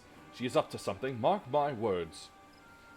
Even as we speak, I have a dozen men trolling the Flames records for evidence of Royale's guilt. But if we can catch her red-handed, we shall have all the proof we need. Which brings me to the plan. I have people watching the city gates, the airship landing, and the docks. Every point of egress. She cannot leave without our knowledge. All that remains is to shadow her until she betrays her true purpose. Can I rely upon your eyes? My two differently colored eyes. Sure, why not? You have my thanks. Let us go then, and take care not to alert our quarry.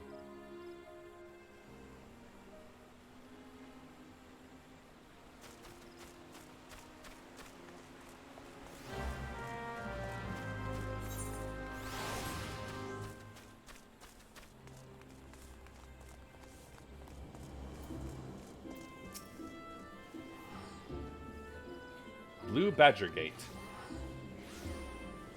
Huh. Somehow Ace Attorney got involved. Oh, she's pretty.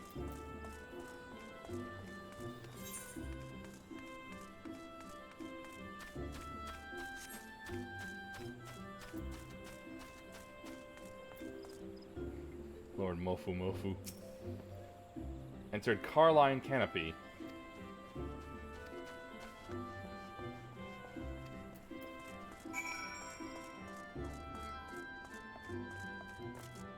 All right.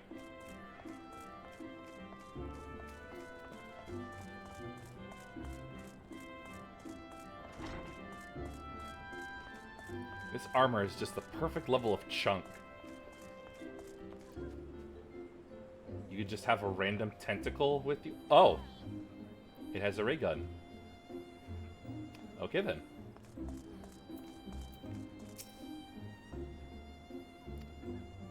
A social visit, you say? How pleasant! No, she didn't come this way. I've noticed every passenger, none bore any resemblance. Well, don't let me keep you!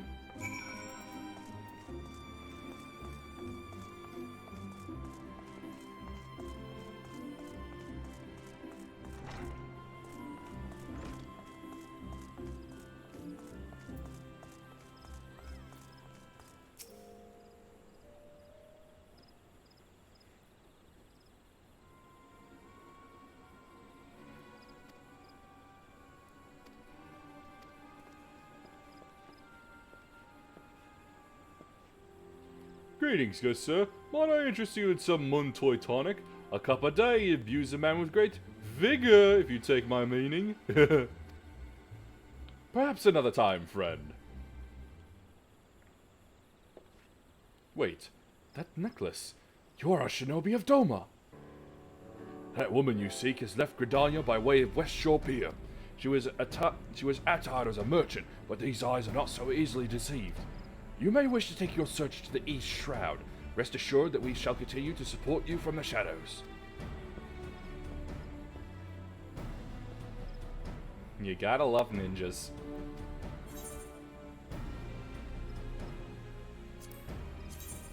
Oh my god. That's pretty amazing were it not for the thing sticking right out where my tail would be.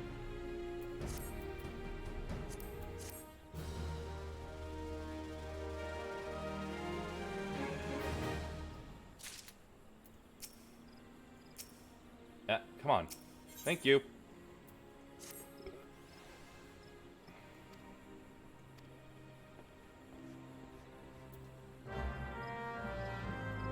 I can't believe I actually have to do that. Wait, nope. I can just do this. Wait. Yes. It'll be a lot shorter.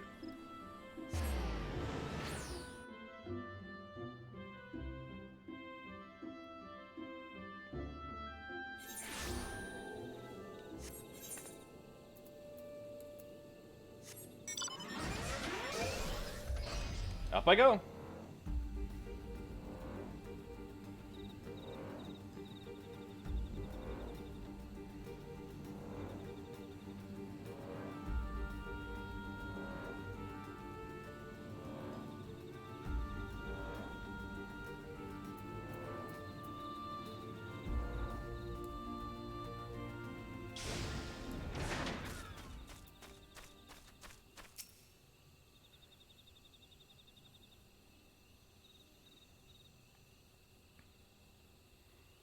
This way, my friends.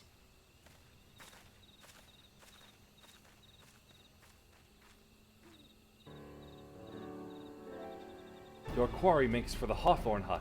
I was just there. Contact with the Garlean masters there. The Garleans have their own method of communicating over great distances. The Garland Ironworks have provided us with devices which disrupt these communications. Install them around the city-states. And thus have no choice but to rendezvous with their Imperial contact directly. Yet as a well-known face in the Immortal Flame, she cannot move about Thanalan without being recognized. It will only be a matter of time before someone saw through. She's chosen the Black Shroud. El is in our common sight here, and her comings and goings are not like to turn any heads.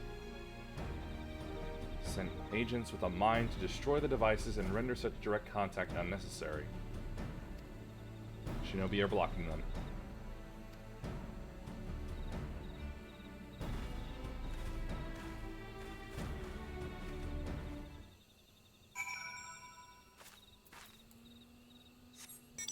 I'll fly and save myself the gill.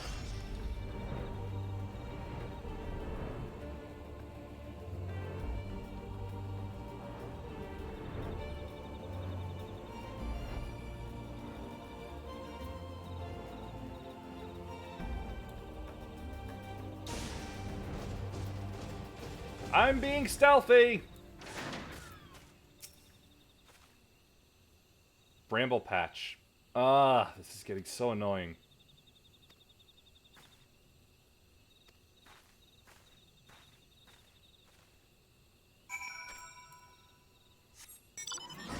When are we just gonna face her already?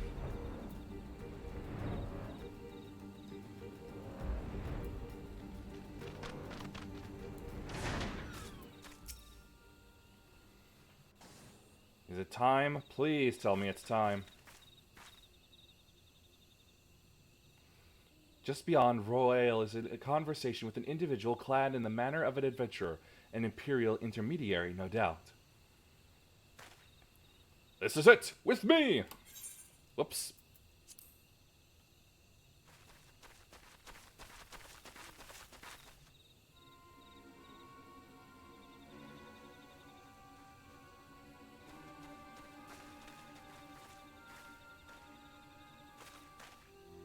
Flame Marshal Eileen Royale, you are under arrest for treason and espionage. You have followed, you bloody fool!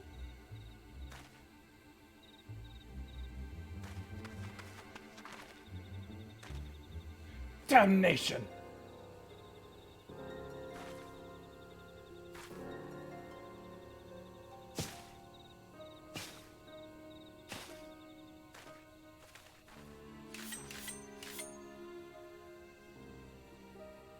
It's a good thing she's unarmed. Otherwise, there could be problems. If her polearm skill is supposed to be so good. You are unarmed, my lady, and scarcely garbed for battle. But if you wish to fight, you are welcome to try.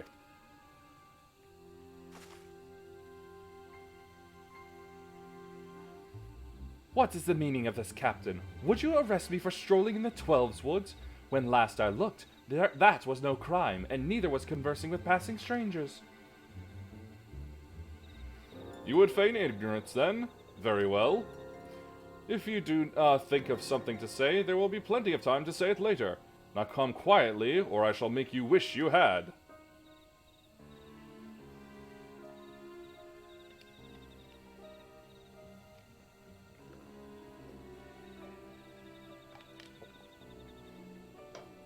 I will offer you no struggle. After all, I have naught to hide.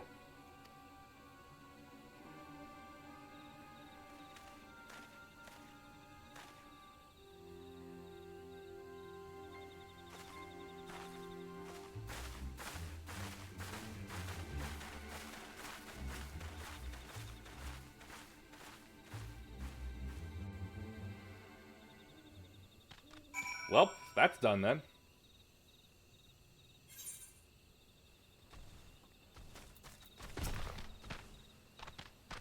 Even a warrior of Royale's renown could not have hoped to escape by force. Tree, please leave me alone and do not touch my head. Thank you. Despite her claims, her surrender... I said go away. Leave! Make like a U and get the heck out of here. With the ivy thus uprooted, it is to be hoped that the tendrils she entwined around the immortal flames will gradually wither and die. Mayhaps then the people of Ul'dah will have the grand company they deserve. But let us speak of the present. If I may ask, what will you do now? I have no clue. Iceheart's Sanctum. Why would I go to the Rising Stones? I've got the thing, don't I? No, I don't. Well, while I'm still in here, I might as well... Ouch. might as well land here real quick and just grab the cash and unlock hard mode.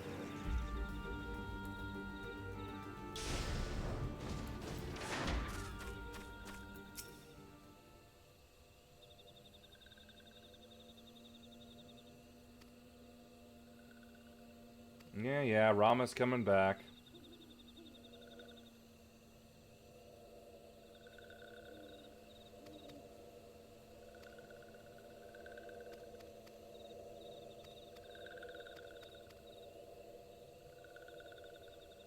Blah de blah de blah.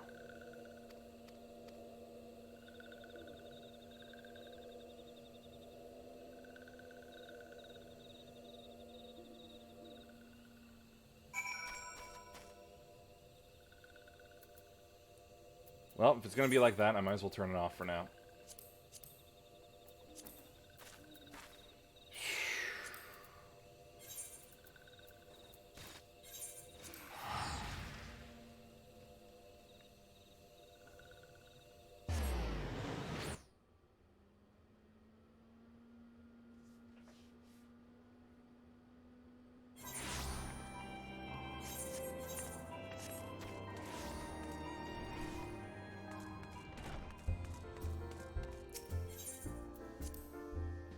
I understand the need for interim content like this, but oh my god, am I still getting so bored with it. You want to do interesting things? Then let me get to the interesting things. There's like 5 different things that are happening, and I feel like I'm not resolving any of them.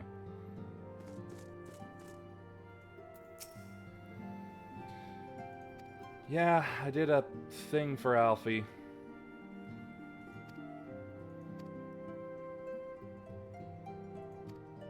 Speak of another matter. Progress to Iceheart's Sanctum. Good, good, good. Please let me get on with that. Bacon broth. Iceheart used the Aetheryte in the depths of Snowcloak to teleport a short distance to the west.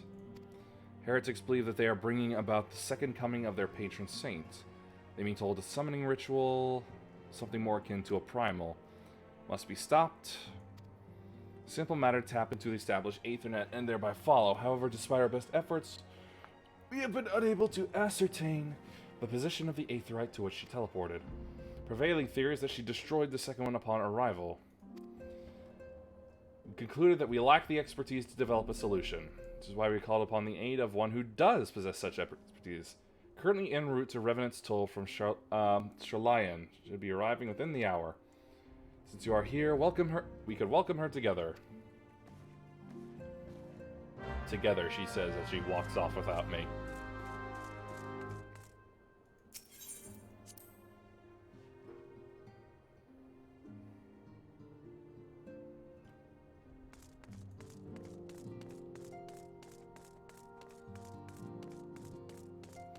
I love the long skirt on this.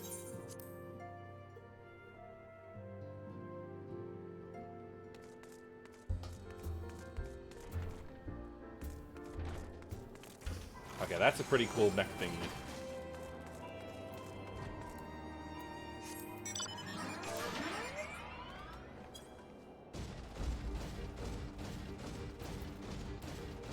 Oh, right. Let's see. Yeah,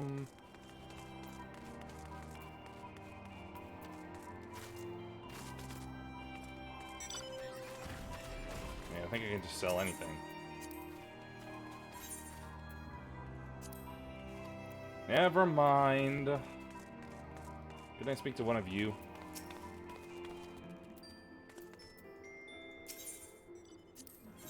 There we go. That's what I wanted. Okay, nope, that's not right. Have this. Or not. Never. Hey, hold on a moment. Yo.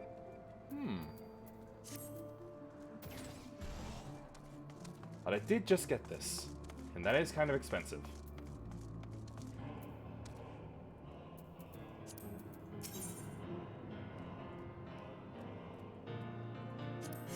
Is that a fat shark?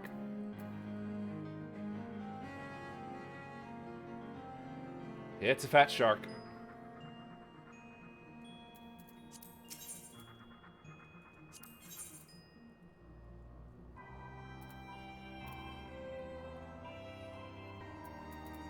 Do you not have weapons?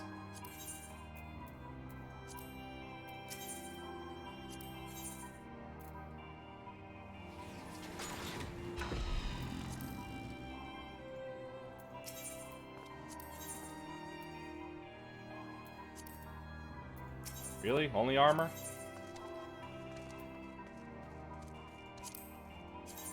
Whoa! Interesting helmet. Wait, oh, there's weapons. Okay, screw you then.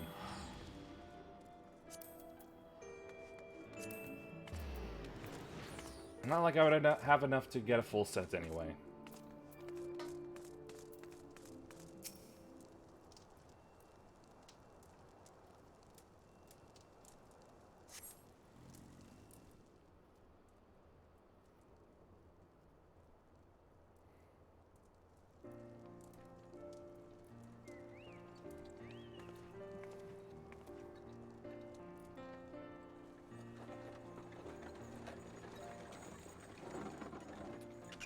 Is it just me, or does it always seem like it's a Lalafell that's driving these things?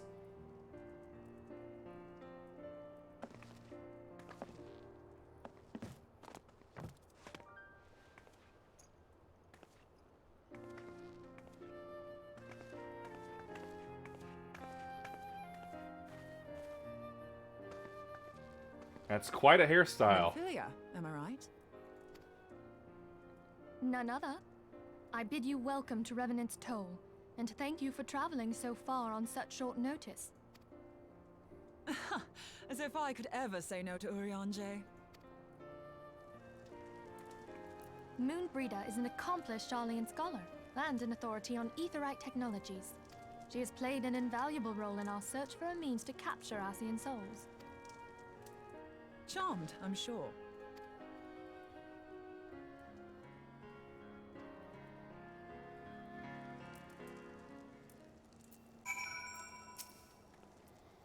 Rising Stone returns. Of course, of course. A horse is a horse, of course, of course.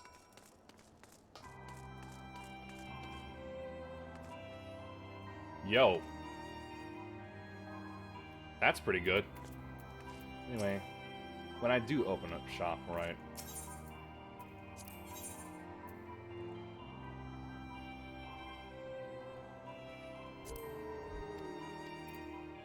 I guess you don't do those exchanges.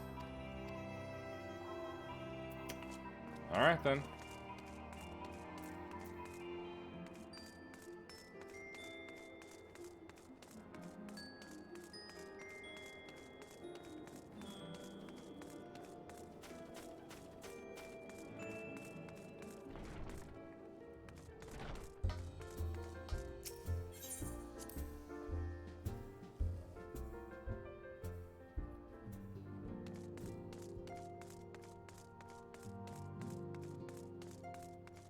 Huh. Look at that. Playing around with things. Wait, why does she have a mini axe? What would that be for? I understand the knife could be a letter opener, but I don't get what the axe would be for.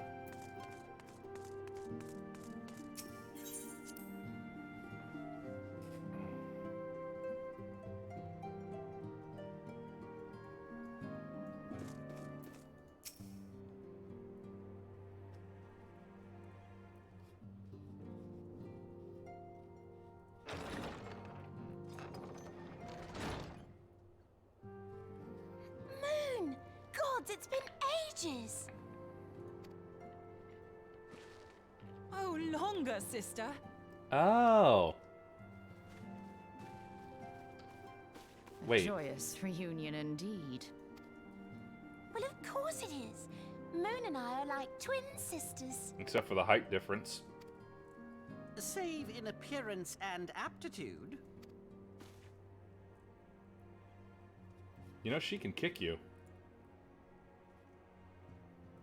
Ha ha ha, silent laughter. Everyone, if I could have your attention.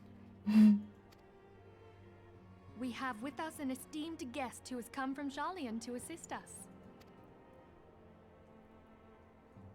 I bid Moonbreeder join us here that she might share with us her extensive knowledge of Aetherites. Also, as many of you are already aware, she has been overseeing our research into white auracite, a sample of which she has been good enough to bring with her. I know of that from later chapters, or expansions. Well, I had to come, didn't I? You'd have to be bloody daft to turn your nose up at a chance like this. Where better to conduct my final tests than a land so steeped in ether you can taste it? I don't taste it. 'Tis plain the passage of the years hath done little to dampen thy youthful spirits. And in walks Sir Francis Bacon. And nothing at all to reform thy youthful manner.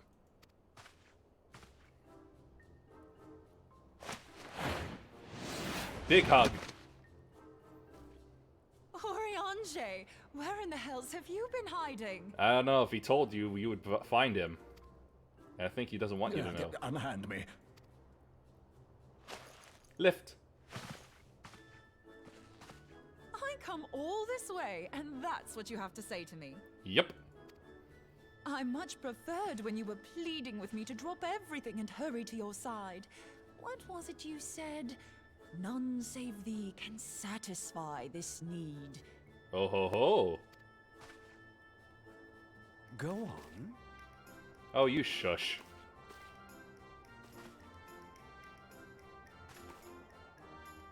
Thine artless attempts to misrepresent mine all too innocent motives do thee little credit. Mine intent, as well thou knowest, was but to impress upon thee the gravity of the circumstance. Lest thou doubt, a deiform entity shall shortly be summoned, save if thou and no other grantest my compeers thine aid. You still haven't found it then, your missing Aetherite? Nope. Not a clue. No. We know that Iceheart teleported to an Aetherite not far from the first. Yet even after careful analysis, we could not locate the second beacon. We now suspect that the heretics destroyed the second Aetherite to impede our pursuit. Our allies continue to scour Snowcloak for Iceheart's sanctuary, but we have no guarantee that they will find it. Yet it must be found, for even now Iceheart prepares to call upon Saint Shiva. I'm sorry, but if the Aetherite's been destroyed, then that's that. We're doomed. No. You're absolutely sure she used the first Aetherite, are you?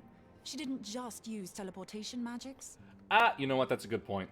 One of our own bore witness to her escape. I can say with absolute certainty that Iceheart used the Aetherite.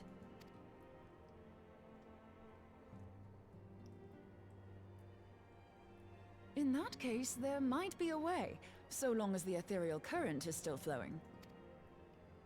Truly? How? We use the current to recreate the beacon. As you know, Aetherites are a bit like lighthouses. We use them to reconstitute our physical forms when crossing the ethereal sea. Without them, we'd lose all sense of direction and our essence would dissipate. However, we don't rely solely on these beacons. There are currents of ether which flow between them, currents which help guide us to our destination. Now, these currents will gradually dwindle away to nothing if an Aetherite is destroyed. But if even a sluggish flow remains, we could theoretically use it to direct a surge of concentrated ether towards the void left by the beacon, and thereby fill it up again. Slug. Like opening the floodgates to fill a dry riverbed.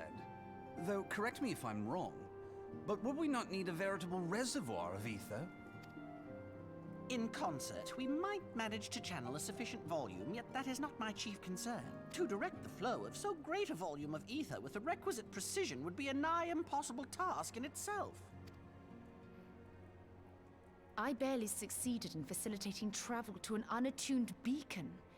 That which you describe sounds considerably more difficult. Oh yeah, you did do that.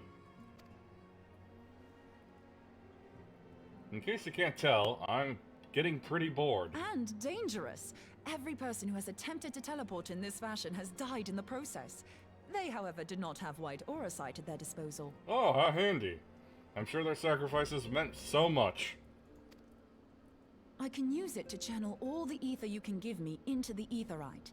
However, white aura sight cannot retain ether for an extended period of time, so we would need to infuse it immediately beforehand. Just so you know, I'd confidently give this plan better than even odds of success. And if the worst comes to worst, your people won't suffer. Oh, what a comforting thought. Though it risk the lives of our best and brightest, we have not the time to seek other options. If the ethereal current still flows, we shall carry out Moonbreeder's plan. That's the spirit. Let's roll the dice. And hope it doesn't come up Snake Eyes.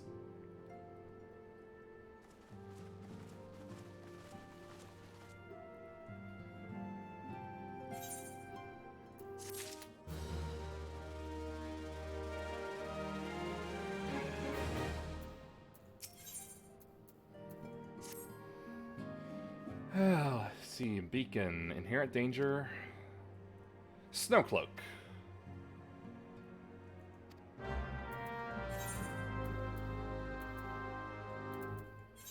Why aren't there any other aetherite places besides Dragonhead? It's such a ways off.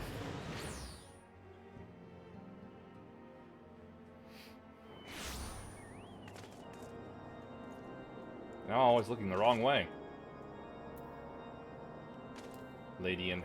This lady in her sleep near Pegasus.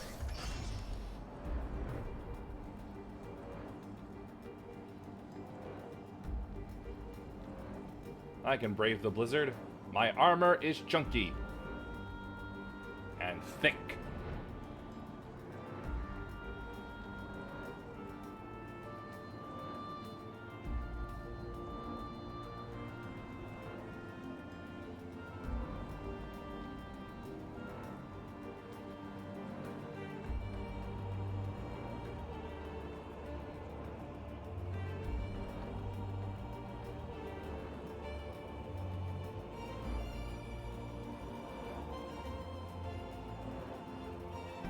God, the rendering distance on that thing is nuts. And just how it renders. Going down.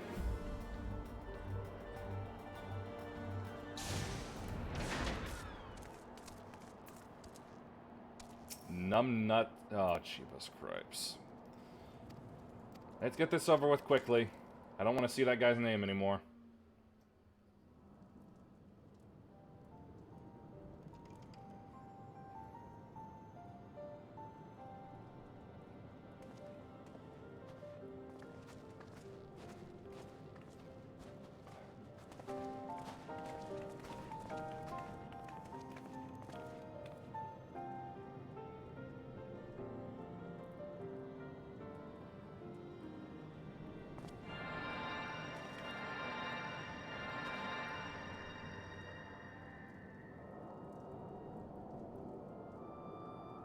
Who'd have thunk it would be that easy?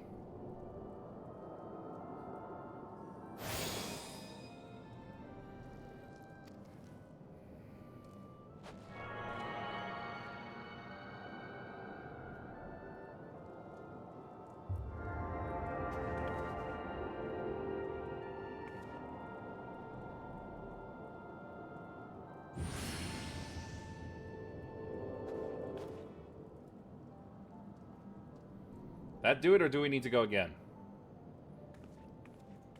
It worked, she thinks. Try tuning it to it now.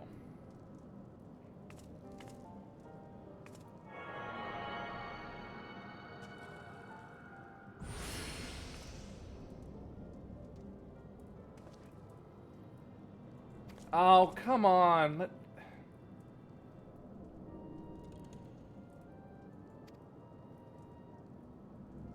Oh, wait. Okay, so you're leaving, I'm staying. No. me get on with the duty already. Come on.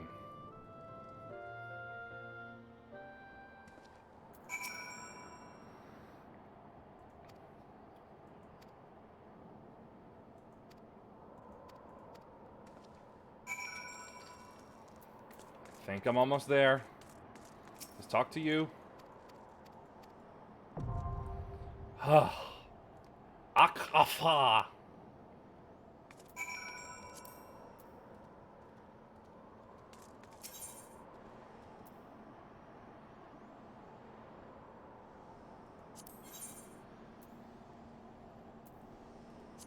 Now where is that snow cloak? Is it here? There it is. Go away.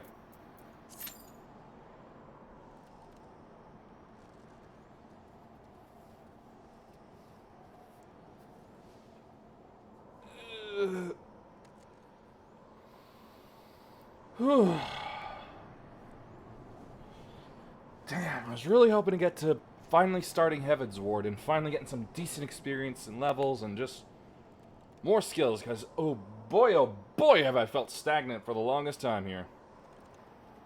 Well, I suppose after this, the only thing I can really do that would make me feel like I'm making any progress is the work on the Almaja friendliness. I'm just about to hit the next level of that, which means probably the next level of friendship with that masked Mikote.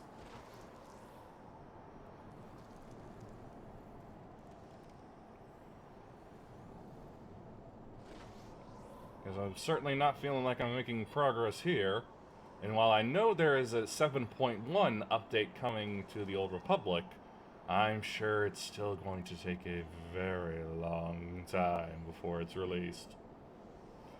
And even then, considering the state of the last big update they came up with, which is like 7.0, I'm sure there's bound to be bugs in the bosses that will prevent me from actually completing them until they patch them around half a year later or so.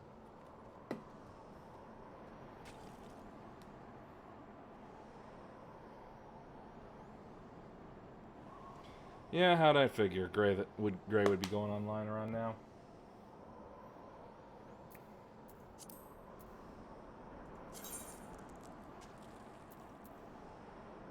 Suppose this just means I'll end up raiding him. And this time I won't be bringing him along.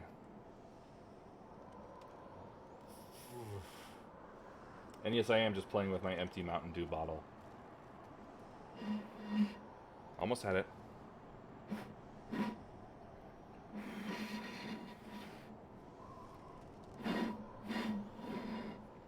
I had it once. Earlier. Oh, come on. You know what? That's even just this is just giving it the game away. Just confront Shiva. So in other words, I'm obviously going to be too late instead of like saying confront Iceheart, which might give me a modicum of chance of that I might be there in time. But apparently not. Probably would have more success if this thing still had some dew in it, but no.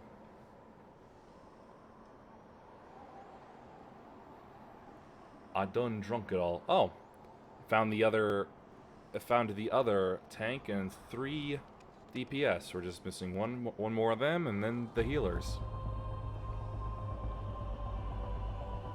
Just to keep myself still in the game.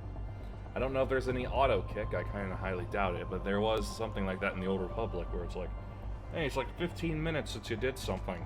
We're warning that you're now away from the keyboard. Stay away from it for like 5 minutes or so, and you're getting kicked back to the character screen.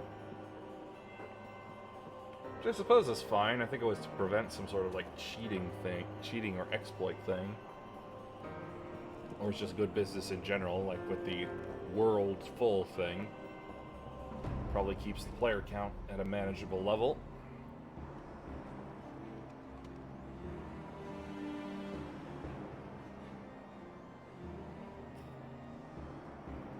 I like how my skirt is blowing in the wind. That's very cool. Way of the Samurai.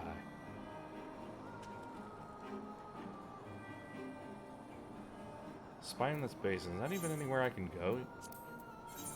Ah, Thanalan. Yep, it is. There it is. Start a jug band with plastic bottles.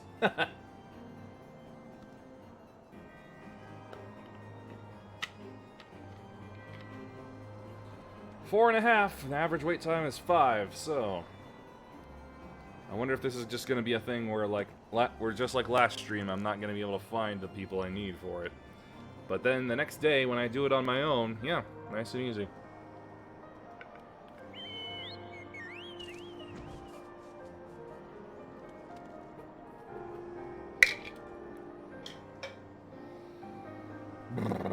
Oh. Should pop an egg.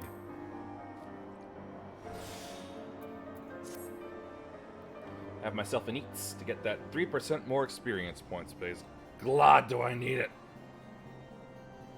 I still can't tell if there's such a thing as rested experience points. I want to say there is, because it says like I get like 50% more experience points from things. And my line is blue instead of not.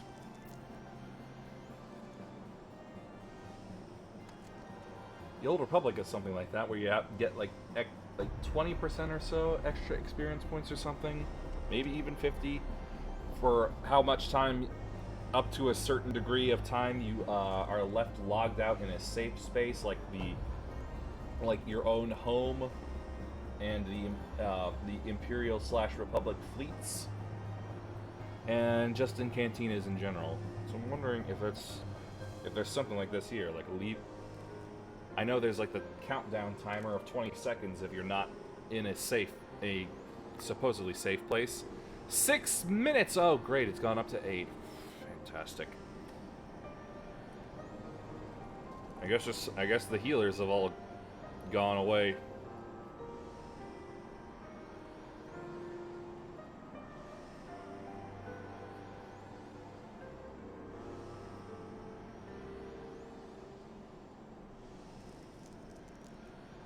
I don't like the looks of this.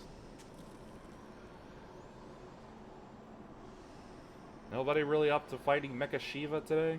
Really?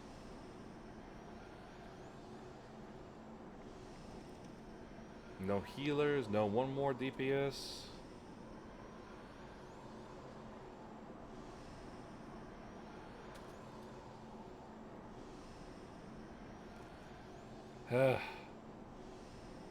Of the 123 parties currently recruiting, all match your search conditions. Apparently not enough. 7 minutes.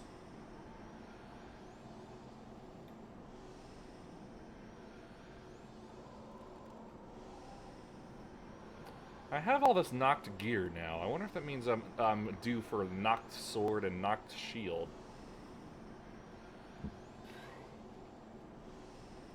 Or if that's... Oh, great, and the other tank is gone now, too.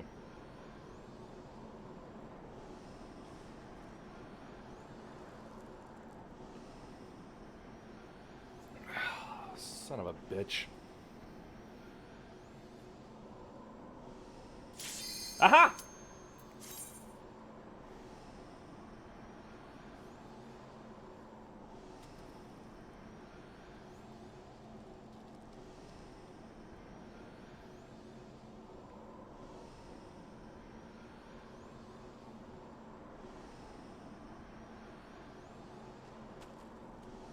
Come on, DPS, come on.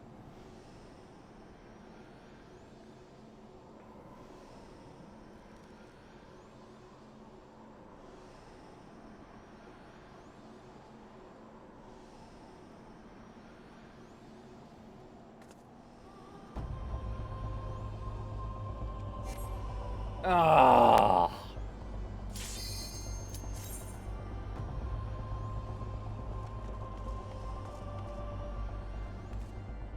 Oh, so axe folk get that same one, huh?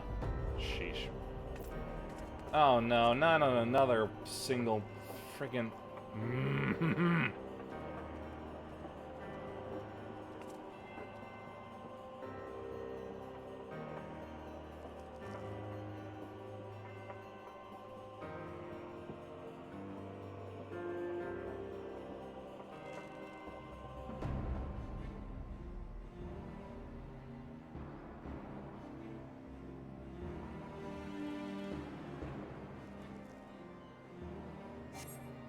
Ah.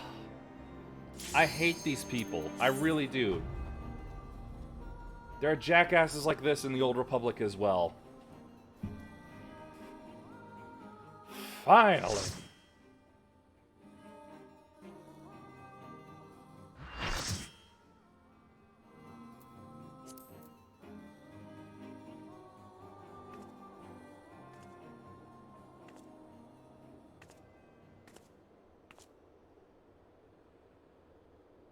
Aurora Borealis.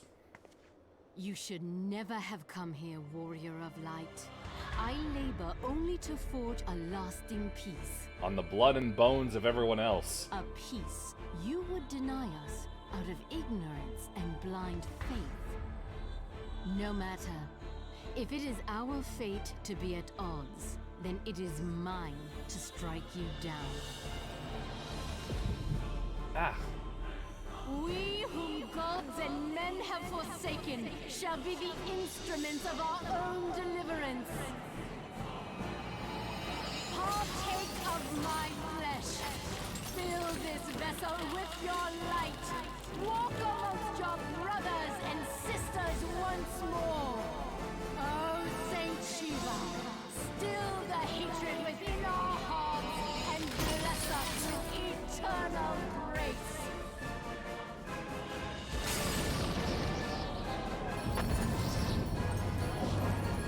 Oh, look, it happened.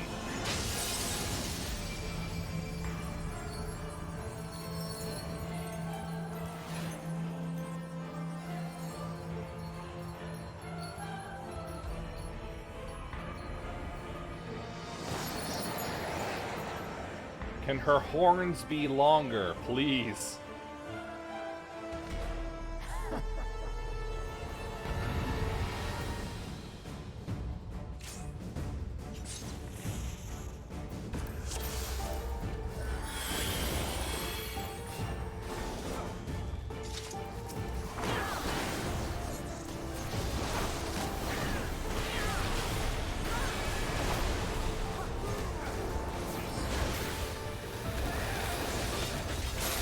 Targeting Hamus, the other one.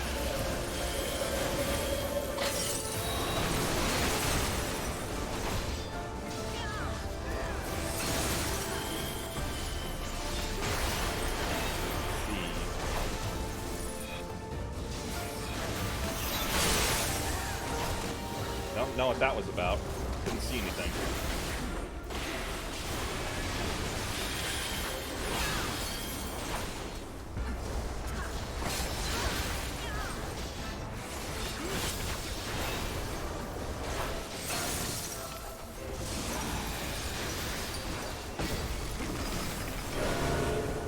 Well, we got some rock lads. I'm sorry, ice.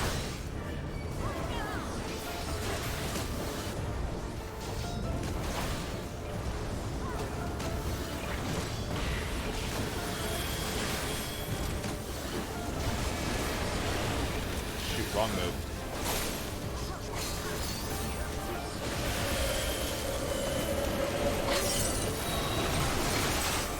Ice, they're almost done.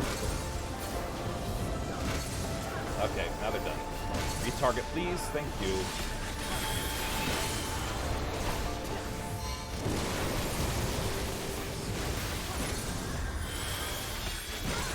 Oh, we lost actually. Oh, we lost actually one of our DPS.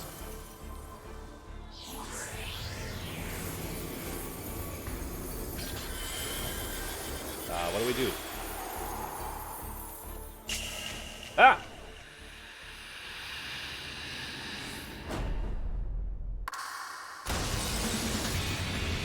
Ooh! The music has dropped.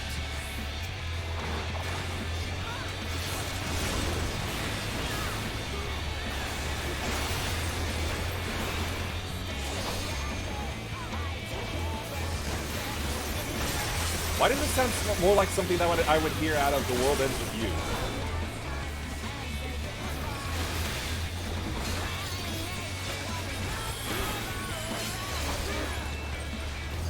Not saying it's bad, it just doesn't seem like it fits here.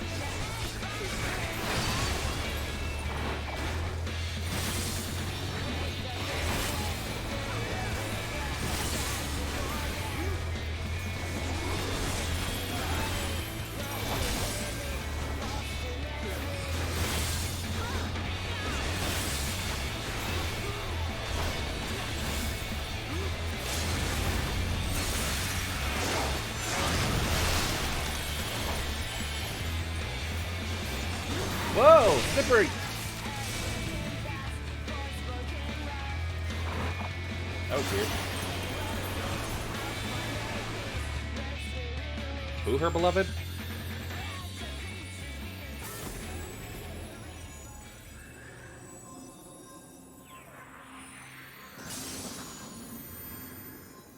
Possess her no more.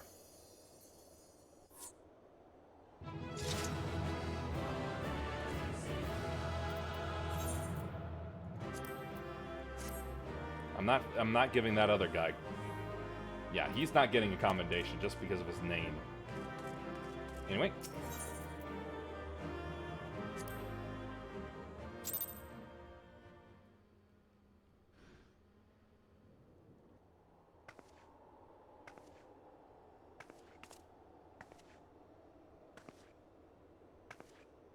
So, what say you now? Why was I looking somewhere else?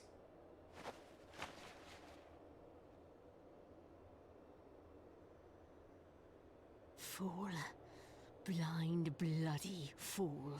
You can't call me that when you've never properly explained yourself.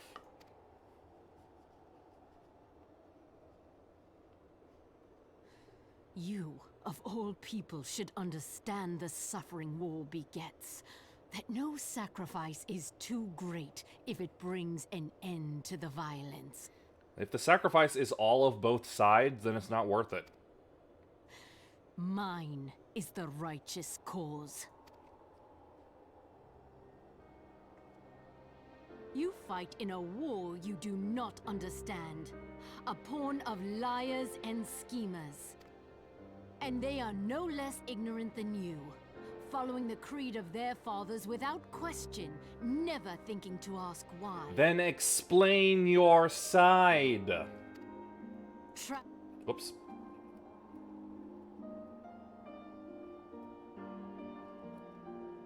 Warrior of light, redemption is not beyond us. We who walk before may lead those who walk after. Seek the keeper of the lake. See with eyes unclouded. Seek a watery tart who will most likely throw a sword at my head. And then say that I'm the King of England. Do not squander Mother's gift. You talking about Hydeland? How did she do that? Hear, feel, think. Oh. The old Credo. Okay, now how do I get out of here back to where I was?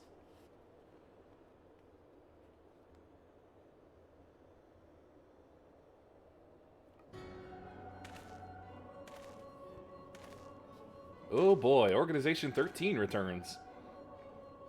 And so the vessel withdraws, a predictable outcome.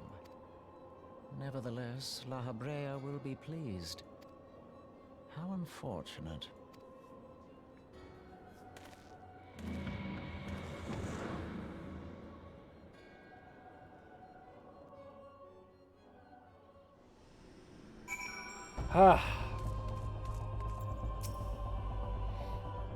By the 12, you're alive! I mean, of course you're alive! Why wouldn't you be? Iceheart did what? And you're certain about that, are you? Travians are skilled with glamours, after all. Look, if you say that's what you saw, I believe you. It's just that I've never heard of a primal being summoned like that before. Are you sure you're not injured? Head trauma has been known to cause hallucinations, you see. No? Fair enough, I was only asking.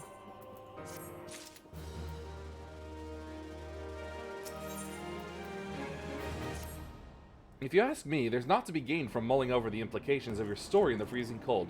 Let's save it for the Rising Stones, eh? I'll get everyone to meet us there. But before that, you'd best pay a visit to White Brim Front and speak with Alphanod. He's probably worried sick about you. That or he's busy playing at politics with the Ishgardians. Either way, I'm sure he'll be delighted to see you hale and hearty. Speaking of which, you don't have a headache or anything, do you? No? Blurred vision? Oh, no reason. I ain't crazy, or at least not that type of crazy. Fly, Sheila!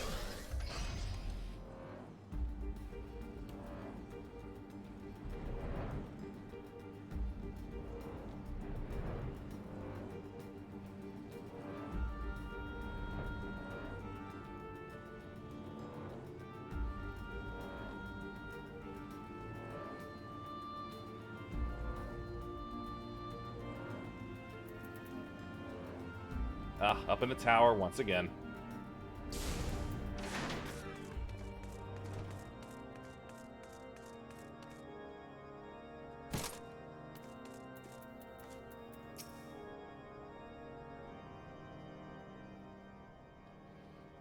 There she is, and none the worse for wear. Was there ever any doubt that the Warrior of Light would succeed? I think I speak for us all when I say that I should like nothing more than to hear the stirring tale of your victory, if you'd be so kind. Right, so I had to wait 10 minutes, see? Then we were too late to prevent the summoning. But not too late to prevent further loss of life. An outcome worthy of celebration. And one for which we have Yui to thank. Yes, you are right, of course, Sir Aymeric. We should be content with what we have accomplished. I, for one, could not have wished for a better outcome. Shiva is no longer a threat, and the heretics have been routed. Aye, there is the matter of Iceheart's escape, but she cannot run forever. Did she really escape? It kind of seemed like she just dematerialized. Whether it takes days, weeks, moons, or even years, my knights will find her. In the meantime, Lord Drillamont, is the caravan ready? The supplies that your men recovered have been prepared for transport in accordance with your wishes. Rest assured that my knights will see them safely to Revenant's Toll. You know what? I better hitch a ride just to make absolutely sure. Of that I have no doubt. I take it these are the self-same supplies the heretics stole from the House Fortemp's caravan? Less the crystals which comprise the bulk of the shipment, yes. Scarcely a fraction of that which was promised, but a meaningful contribution to your cause all the same. Ah, on an unrelated note, Yui, might I trouble you to accompany me to Camp Dragonhead at your earliest convenience? 'Tis not for my benefit. A certain lord was most distressed when he learned of your intent to risk life and limb to stop Iceheart. It took half a dozen knights to restrain him, I am told. Oh, don't tell me Lord Sneezer was like that. Men give vent to their anxieties in myriad ways. Pray, do not think less of him.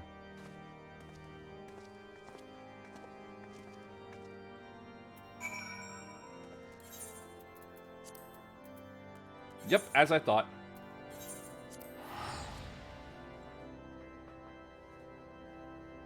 Ooh, there's some pain going on downstairs. Must be a fate.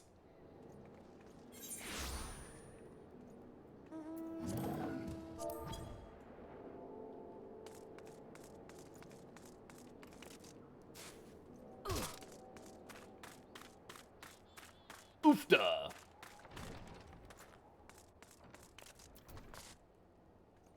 What a name.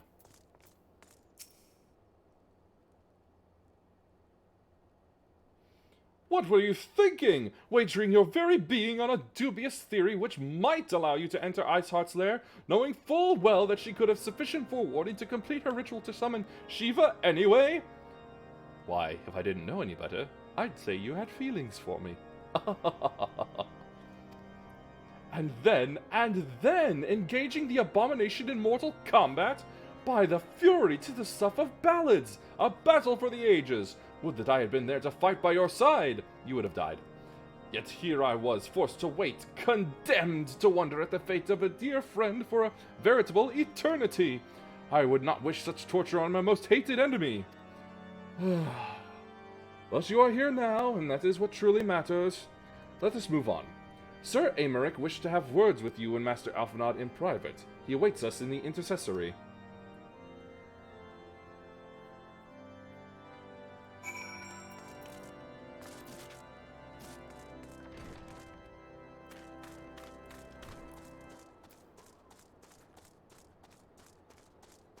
Climbing koala.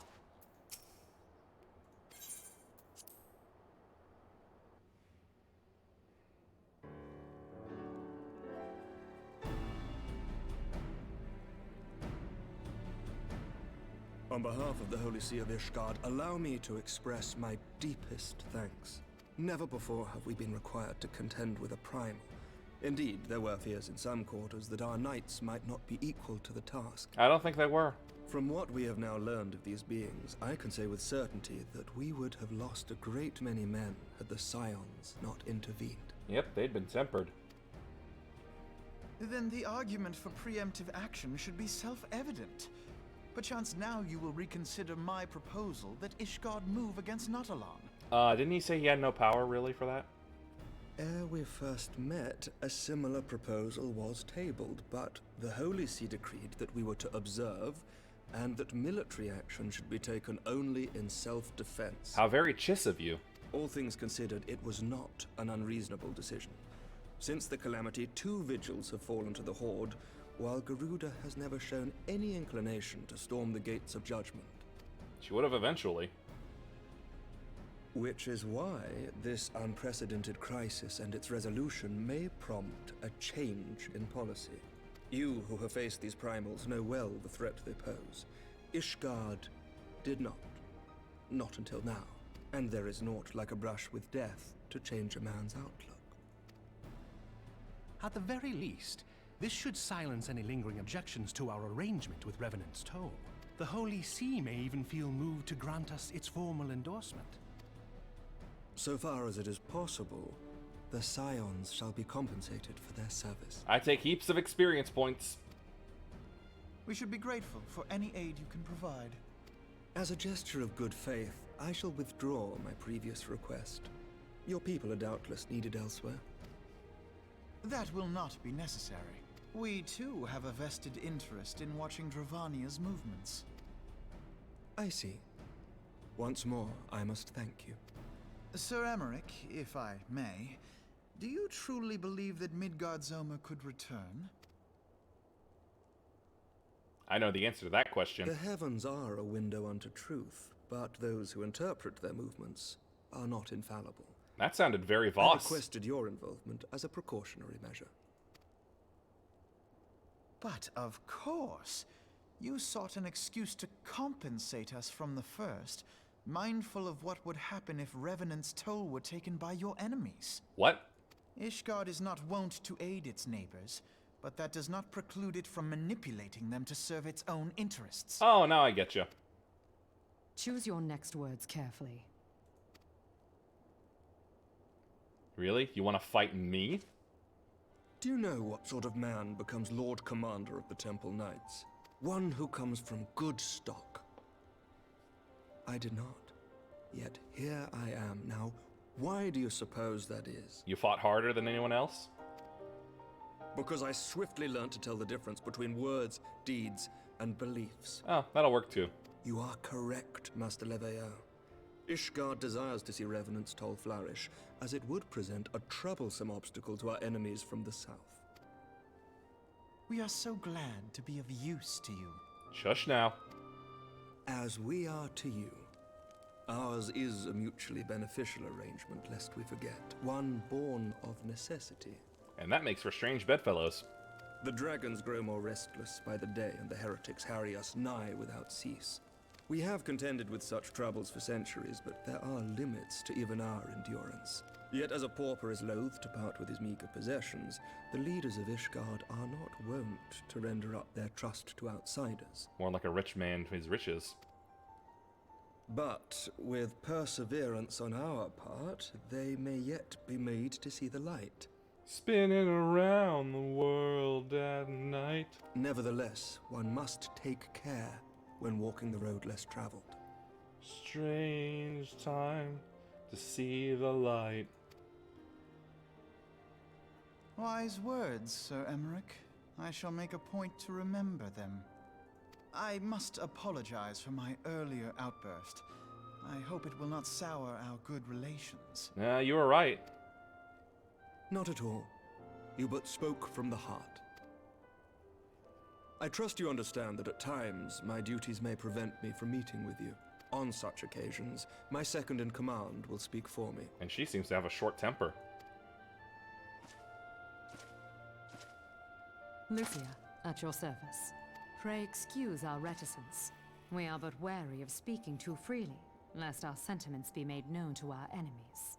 Know that the Lord Commander and I are of one mind. For the sake of Ishgard, and of Eorzea at large, I pray our peoples can put aside their differences. Those who dwell in the past risk losing sight of their future. Mm-hmm. Should aught befall one of our shipments, pray inform Lucia immediately. You may also relay to her any words you might have for me alone. Not being of Ishgardian birth, she owes no allegiance to any noble house, making her as near to incorruptible as one can find in my homeland. Suffice it to say, I trust her completely, and so may you. Rare find, then. Which reminds me, Lord Orshafon, if you would be so kind. That's Harshavan! Certainly.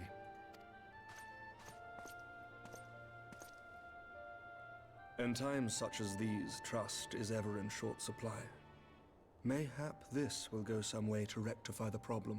The results of our investigation into the heretics' recent attacks, as well as our interrogation of the merchant you detained.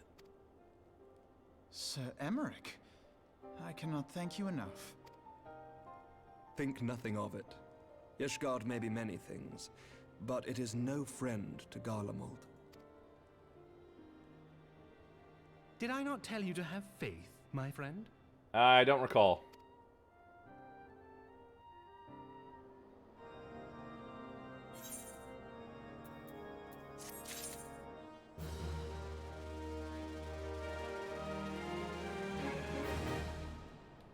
Ugh, grab this and then end it.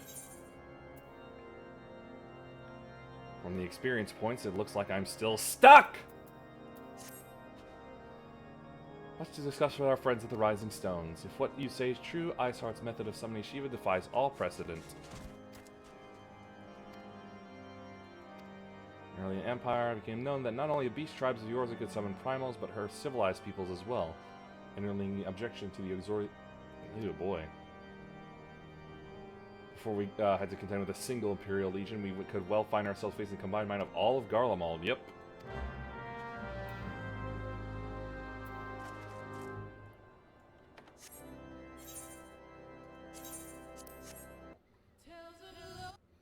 Yeah, that's enough of that. Whew. Still feels like I'm going through molasses, honestly. I'm just... Some cool things are happening, but it's just... Oh, dear. It's just not working for me.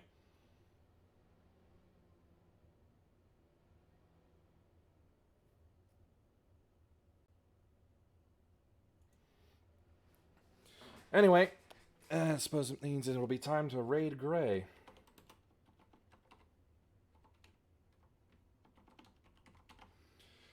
But before then, please follow if you liked.